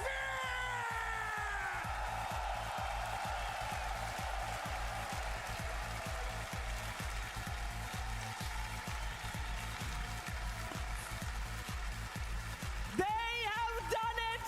3-0. Team Spirit demolished their opponents. They left no space for Gaimin Gladiators in that grand finals, and this will be a moment that will go down in history. One of the most dominant teams in Dota 2 history. Gaimin Gladiators came close, but Team Spirit, the ultimate raid boss selfies need to be taken. That ages will be pictured a lot tonight. I'm joined here by Lacoste, Effie, and T-Gov, and we're here to talk to you about everything that we missed. If we missed anything, I don't even think we missed anything. I think Team Spirit, Lacoste, they are amazing. Absolutely. This is the team that, they didn't get the chance to experience crowd at TI10 when they won it, and really glad that Seattle is cheering really hard for them. This is the team that had a bit of a rough year at the start, and they started to pick it up. Going into the Riyadh Masters, Dream League, they know when to power up. This is the team that enjoys playing on the main stage so much. You can see on their faces all the smiles. That's what Dota is about, having fun and winning some big money. Oh yeah, but my God, what a team. I mean, they are magical. I feel like the only other team in the history of Dota that embodied this kind of resilience and passion for the game was OG in their former run, but this Team Spirit, it's like we haven't seen anything like them. Their players have improved so much in the last year, so much. I can't even speak to the improvement of Mira, of Laurel in particular, and for them to just win this Aegis after a year that looked rocky for them at the start, after not placing well in the 3 majors this year, for everything to suddenly fall into place, for everything to finally click right around the corner for TI. I mean, if that isn't magic, I don't know what is, T. I mean, it's the fact that they have these systems in place to be able to shape Lau into the player, to become the mid laner, be able to replace Toronto Tokyo. Again, like Lacoste mentioned, the start of the year, it was shaky. They barely got in the top 8 of one of the 3 majors, and now here, they get first place, and for Yotaro, sorry, 2-time TI winner, and also second ever player to get a Rampage in a TI finals. The crowd love him. He's just popping off in the game. Like, this team, they are just incredible. I mean, Dota has not seen a player like Yotaro for a very long time. I mean, he was in contention for people saying he's the best carry in the world, the GOAT, but he has proved that here today at TI. And even earlier this year, during the Riyadh Masters, he carried his team to victory. He fought tooth and nail when they looked like they were going to lose, when it looked like there was no hope in their games. He was the one to just push them forward. And here at TI, they all connected, they all came together, and it was just a beautiful team victory here. It was a great victory. victory. Great support coming out of the Climate Pledge Arena as well. And for everybody in the arena, I also want to make sure that you guys are aware that you are allowed to stay here for the late game show as well. So you can witness that. You can witness Team Spirit in the late game show with Pyrion, Flax, and Jenkins. So just so you're aware, you don't go anywhere. There's a lot more to come. Team Spirit's run has been fantastic. We got 4 new TI, double TI champions, and I must bring it back to Laurel because his story has just been fantastic. You heard Slack say it on the main stage. He came dead last last year, and it was a rocky start, but there was support from all his teammates, support from the organization. We heard on the main stage, Yatoro said at Riyadh Masters, I really want to win this championship because I want Laurel to experience what it's like. And that he did, and then he went to take on the International with the same squad, and I can't believe they did it here as well. And they just did it in such style as well. Like, they've played so many different types of games as well. Like, they're not just doing one thing the entire time. They are, every single time they approach a game, it's a new way Spirit approaches to beat their opponents. And I don't know, it's just the most commendable way to win it. And sure, it was a 3-0, but it was a 3-0 in style. And yeah, Team Spirit, like they believed in Laurel when you know, getting that last place at TI, and also some big shoes to fill. This guy, he's nuts. Every single game that he played, you could see that he's powering up. So throughout the tournaments, you could see that he can be toe-to-toe against some of the best mid laners in the world, and now he is the best mid laner in the world, crowned, immortalized. Absolutely, what a story. And I mean, for Laurel to play in this team, like Lacoste mentioned, the shoes were big, the nerves were there, and every time Team Spirit performed badly, he was blamed. There was mass criticism from the fans, mass criticism of Laurel from the community. People were begging to have this player replaced, but the other members of Team Spirit refused. They believed in him. They said that they think he has the potential. They said that they trust him and they know that he's their mid laner. And here we are at TI, he's won it. Yeah, immortalized on his dazzle at that. I just want to take a small moment to just iterate the wallpaper every time as the heroes that won TI. We have Chaos Knight, Dazzle, and Spirit Breaker as our horns on that wallpaper. I think, Tigo, that is the perfect embodiment here. Oh, that's so beautiful. You know, just Spirit Breaker, you know, just next year, we're going to have to remember this beautiful cow, just in the good times.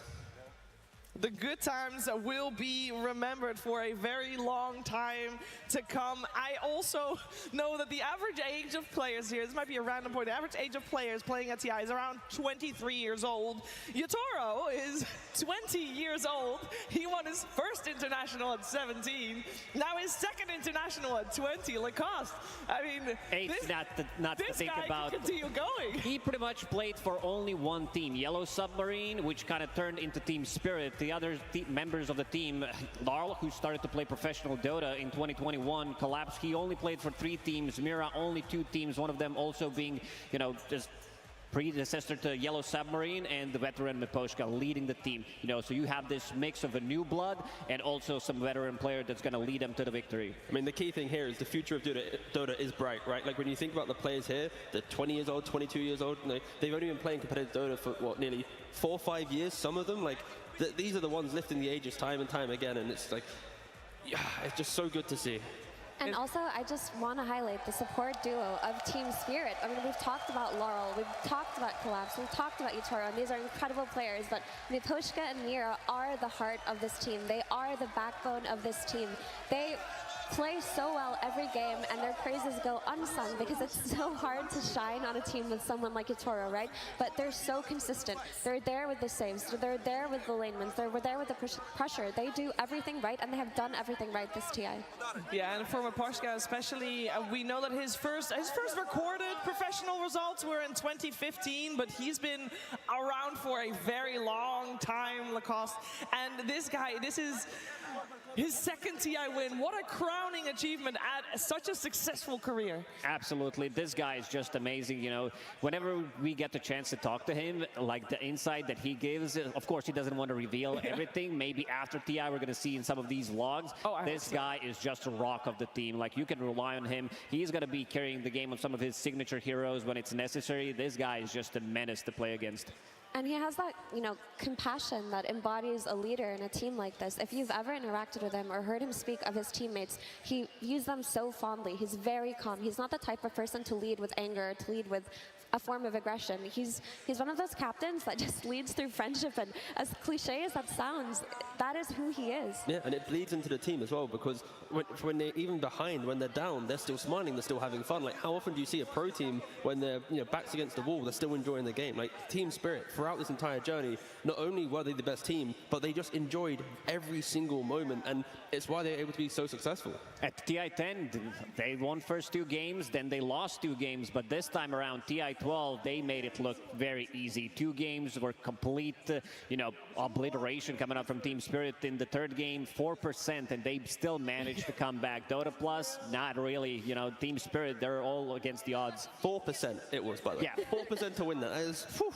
Yeah, that's fantastic. I mean, the game was very close. It just shows a lot of character that they were able to beat back Effie. Exactly. I mean, this is the spirit of this team. This is what they embody. They are determined. Even when they're playing with a net worth deficit, they never play like they are. They play like they're always in the lead. They play like there's always a means into the game. And you've heard from the teams who have lost to Spirit or won against Spirit, they always say, regardless of winning against this team, they exhaust you. They make you tired. They fight for the entirety of the game, for every inch of the map. And I mean, that's why they're here. That's why they lifted the ages. That is why they lifted the ages through hard work. They worked really hard this year to get to the point where they were on their team synergy and on their Dota, of course, as well. They went through the upper bracket. They only dropped this entire TI run, road to the international and all. They only dropped 2 games, T. Only 2.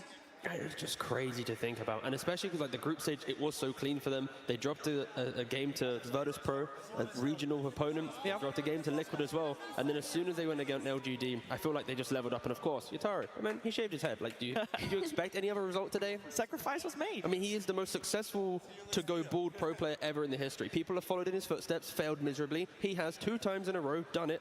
Bam. Listen, 2 wins. He's the only one who can wield that power. Okay, Yeah. This power exists within Yatoro's realm. It's not something for other mere mortals to shave their heads and win TI. But on the topic of one more player, I do really want to give my commends and Mira his flowers, because I remember after he won TI10, he did a few interviews where he said that he felt like an imposter. He didn't feel good enough to be a TI winner. He didn't feel like this was valid. He didn't necessarily get that sense that he was one of the best players in the world. So now that he's a 2-time TI winner, I really hope that that imposter syndrome can go away, because he's proven it not just to himself, to his fans, but to us, the Dota community, the rest of the world. Yeah. They need to update this picture. I'm sorry. This is unacceptable. They do. I mean, to be honest, I don't think... Well, we've seen other pros attempt to shave their head to embody a Toro's power, but let's be real, that power is his own.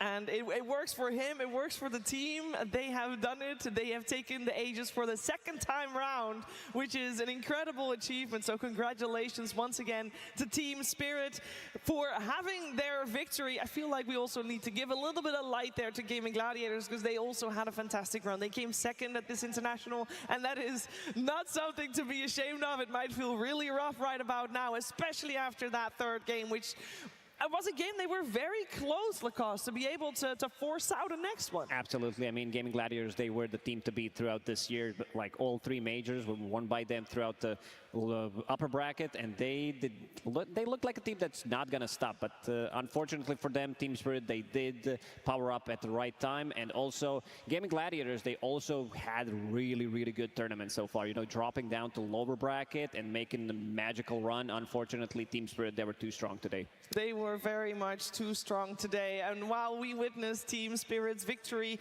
a lot of people around the world were able to cheer them on and revel in their victory. This is Moscow. We have so many pop songs happening around the world. I also want to say once again, late game is coming right after this, so you don't even have to leave. I know a lot of people were having their time slot booked out for a full best of 5. We might not have gotten that, but there is still more content coming on this very channel and in the Climate Pledge arena as well.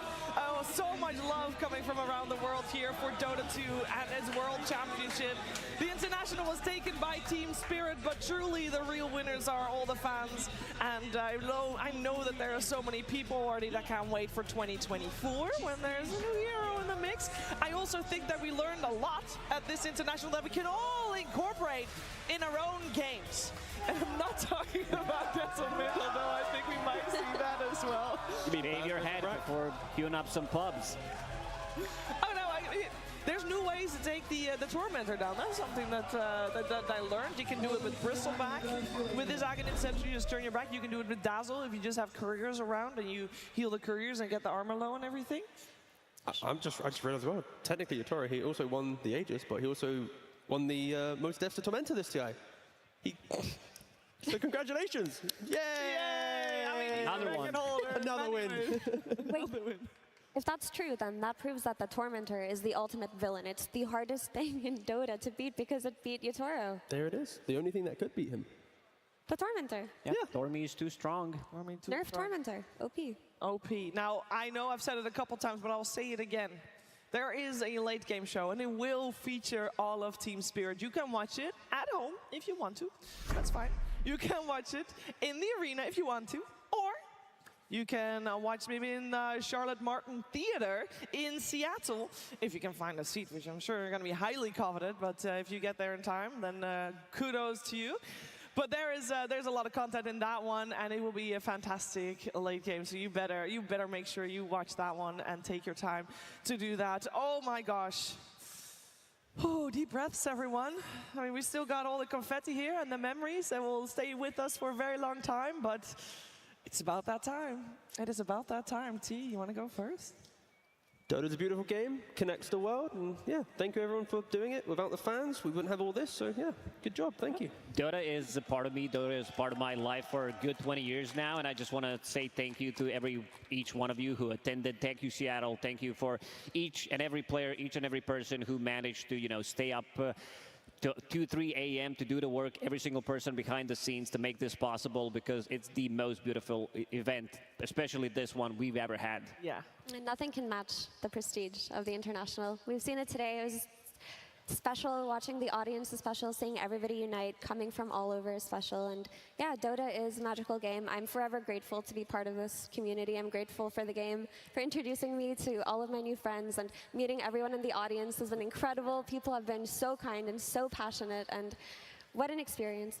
What an experience indeed. It's TI vibes, and we say that a lot. I mean, especially backstage, because TI vibes there is something special, because it's in the air. It's the people you see. Everybody is happy and passionate.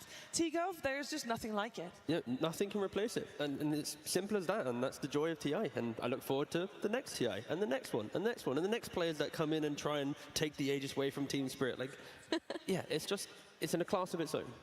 It's in a class of its own, and I just want to give a massive shout out to everyone that's tuning in from around the world. I mean, it's very special to be in Seattle. I mean, I also think back in Seattle, that in itself is amazing. But so many people tuning in from around the world, and as Lacoste said, time zones. Who cares? Everybody tuning in at awkward times just to make sure that they can witness the greatest Dota to have ever been graced. Lacoste, what were your favorite moments of this International? Hard to choose. You put me on the spot. I am. I don't know. It feels like, we just had so many things that, made this tournament special. Like there's like the shift in meta where we see like shifting each day pretty much, especially during the main event. It's what makes this game so beautiful. You'll think you know what it is, then someone shows you like a couple of hours later that you don't know what you're actually playing. Even these like top tier teams, they lose in 20 minutes because the other team is just better. Like they prepare, they don't sleep, and they show you how it's done. Yeah, it's also just really fun to watch the players come out on stage and really feel the energy, and you can see them just basking in their, own enthusiasm and their love for the game. You see them clapping and smiling, and they feel like they're on top of the world there, and you can see that, and that is a special thing to see. But I guess my favorite moment would have to be VP versus Vetboom, that really long 75-minute game where Kira TPs to the racks and dies there, and that was one of the good ones. A wild one for sure. The fall of Western European Dota. Finally, we get a bit of China love, we get a bit of, what else we got? We got Eastern Europe, and then also this Orc guy the entire time. He's been pretty good. There we go. Very much a lot of dedication coming out from. There we go. I will tell you mine as well, because I was walking around before the road to the international playoffs, walking around, and I took the wrong turn. We went for coffee. We did? You and me, T, we went for coffee, and I told you that I knew the way. I did not know the way. We went exactly the wrong way. But that did mean we were right in front of Benaroya Hall when we found out that we were in the wrong place. And Benaroya Hall, the place of TI2 and TI3, a lot of special memories. So for me, that was very special. And then I must, if you're talking about Dota, the best Dota 2, I mean, the finals were fantastic, but I must highlight Team Spirit versus LGD Game 1 yesterday, upper bracket finals. That was intense, insane. I loved every second of that, and that was I think my favorite moment. I got to watch the last minutes also in the arena because we thought it was over, obviously, 20 minutes ago. So that was very special. And seeing Team Spirit win here again, it's just, there are so many wholesome moments that this team has, and they have captured all of them as well. They capture everything. We saw already the moment that they won. We saw Miposhka, Effie standing with a camera in his hand. They vlog everything. I mean, actually, if you go on their YouTube channel, you could probably learn every detail that you wanted to about any of the players. But I do love that about them, that they're such an immersive team. Like, if you're a fan of theirs, there's so much content to consume. You can get familiar with all of them. So I do think that's why they have one of the strongest fan bases in Dota, outside of just playing solo. Yeah, ladies and gentlemen, I know that there's still a lot of people here waiting for late game, kudos to you. There's a lot of people waiting in the crowd still already for the actual late game to watch it live. There's a lot of people still watching here because they're waiting for late game to watch it from their homes or from the comfort of pub stomps. But we're just getting ready with late game. We want to make sure that the moment we tune out, you're entertained with late game. So we're holding the fort down here as, well, this entire tournament. We talk about regions a little bit there, T-Gov. I feel like we have to continue talking a little bit more, mostly in regards to the Chinese region, because I felt like, compared to last year they came top fourth with Aster, and that was the only team that really did incredibly well. We had LGD still doing okay as well, but of course that was a different LGD. I felt like this was a resurgence of the region. No, for sure. And I think it was refreshing throughout the entire year at the majors and stuff. We had this like kind of just Western European dominance the entire time. It's why I was happy, that they maybe didn't do so well this time around, because I think once TI sets a statement to what region to look at, then the Western European fans and the kind of Western audience need to look elsewhere to absorb their Dota content. So I think for China specifically, LGD and then the old guard of Azure Ray being able to show up at TI, both get top 4, was incredible just for international Dota. Yeah. And also they produced one of my favorite memes that Dota has ever seen. Lanham talking about his team, that everything is fine against Gaimin Gladiators, and suddenly like this is fine, and everything's burning in the back. There's like 4 people dying. It's just like it's gonna be one of those things. I was watching that yesterday, and I was spitting water out of my mouth through my nose as well. But we gotta give credit to them because they played some amazing Dota, reaching top 4 without even trying too hard. We talked about the teams that have practiced throughout the year. They formed and they're like, you know what, we're going to show up at TI and do well, and they reached top 4. The old guard plus some of the new generation of the players, they did extremely well. Yeah, but on the topic of that, imagine being Lanham in that moment. I mean, like you're doing an interview and everyone's cheering so loudly, so you're thinking to yourself, wow, we're really winning, yeah. And the cheering gets really loud, and he goes, oh, I'm on a roll here with my answers. He walks down back to the green room, he's looking at the screen and just goes, 4-0. What? We did hear, apparently Chalice said on his social media that they were all laughing at it. They were all running away from the fight, and then someone goes, kill that bear. He turns around. Oh, there's going to be a lot of memories from this year's international. And of course, that one is a great one. But the biggest memory will be that we have, for the second time in Dota 2 history, a 2-time champion. 4 new players are getting that award. And Laurel, of course, now also a TI champion. And Team Spirit, with their championship, a clean sweep, 3-0. There's only 2 other times that happened in the history of Dota 2. So Team Spirit will go down in history as one of the most dominant teams of all time. We'll see if they can repeat it next year. I know that the hunger for these players, it just doesn't seem to cease at all. But that is it, ladies and gentlemen. We're ready for a late game. So without further ado, I mean, we've loved every second of it, and we've hoped that we've been able to convey those feelings to you at home, to you at the arena. We've loved it, and we hope to be back here in Seattle some other time to experience the same thing, because it's something special, and I can't even put it into words. But I'm gonna have to. So thank you so much from everybody in front of the camera, everybody behind the camera. I know everybody cares a whole lot. And it is amazing to feel the love from everyone in the arena and online. So thank you so much for that on behalf of everyone involved. And ladies and gentlemen, your TI Champions of 2023 Team Spirit, congratulations, and we'll see you for the next one.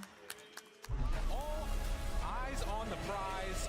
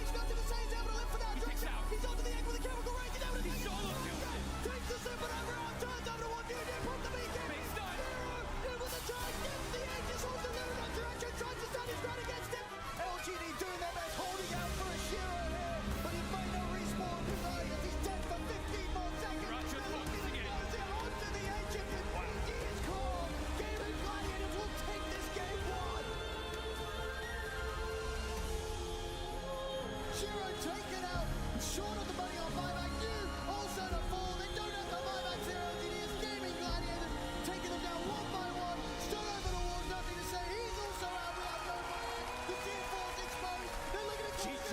It's over. GG is gone. Gaimin Gladiators take this one 2-0. We'll be moving on to the grand finals. What a display of dominance this last pick queen of pain.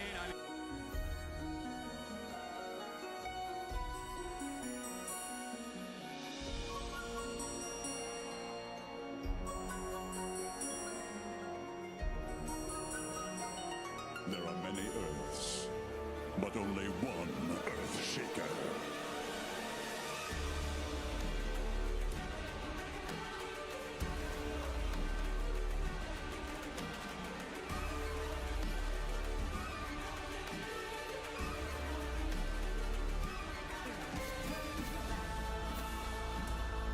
Team Spirit, they are absolutely outplaying Gaimin Gladiators right now on the map. They just know all of these heroes are getting picked apart. There just seems to be no response whatsoever from these Gladiators. BKB turns around. Oh man, that damage is just building up so quickly. Quinn's got it in instant, so is the Bear. Duraccio battling up against Laurel, but the big bad boss of the fight is definitely a Toro. And once he turns his eye on a hero, disappears. Game over for this one. The Team Spirit making absolutely no qualms about shutting Gaimin Gladiators out in their own style. 33 minutes and it's done. Gaimin Gladiators, they are all going to fall. They're going to throw their damage around. The Chiefs actually getting popped as Collapse got a little bit low, but into the fountain Laurel goes. Laurel, a rampage, maybe a double. No, Toku's going to deny him that. They're going to call the GG. Right now, it is all Gaimin on the momentum chart. A full vessel was completed very fast here from Tofu. Toro's in big time trouble to give him the shallow grave. Oh, what a shard. BKB, but appealing from Sharp blocking out some of these heroes, it's not enough. Toro still falls, and now with the toss up in the air, Laurel will come down to a hard reality. Crash down, he does have the BKB, and look at that Aghanim Scepter with so many units around him. It's so much heal. He is not going to die so easily. Gaimin Gladiators thought they had an easy target. Oh my like to the middle. They'll bring down Duraccio before he finally falls. 3 dead on the side of Gaimin Gladiators, and Team Spirit have changed this game. The narrative was supposed to be Gaimin Gladiators controlling and seeing if they could end it, but Team Spirit had turned this all back around. And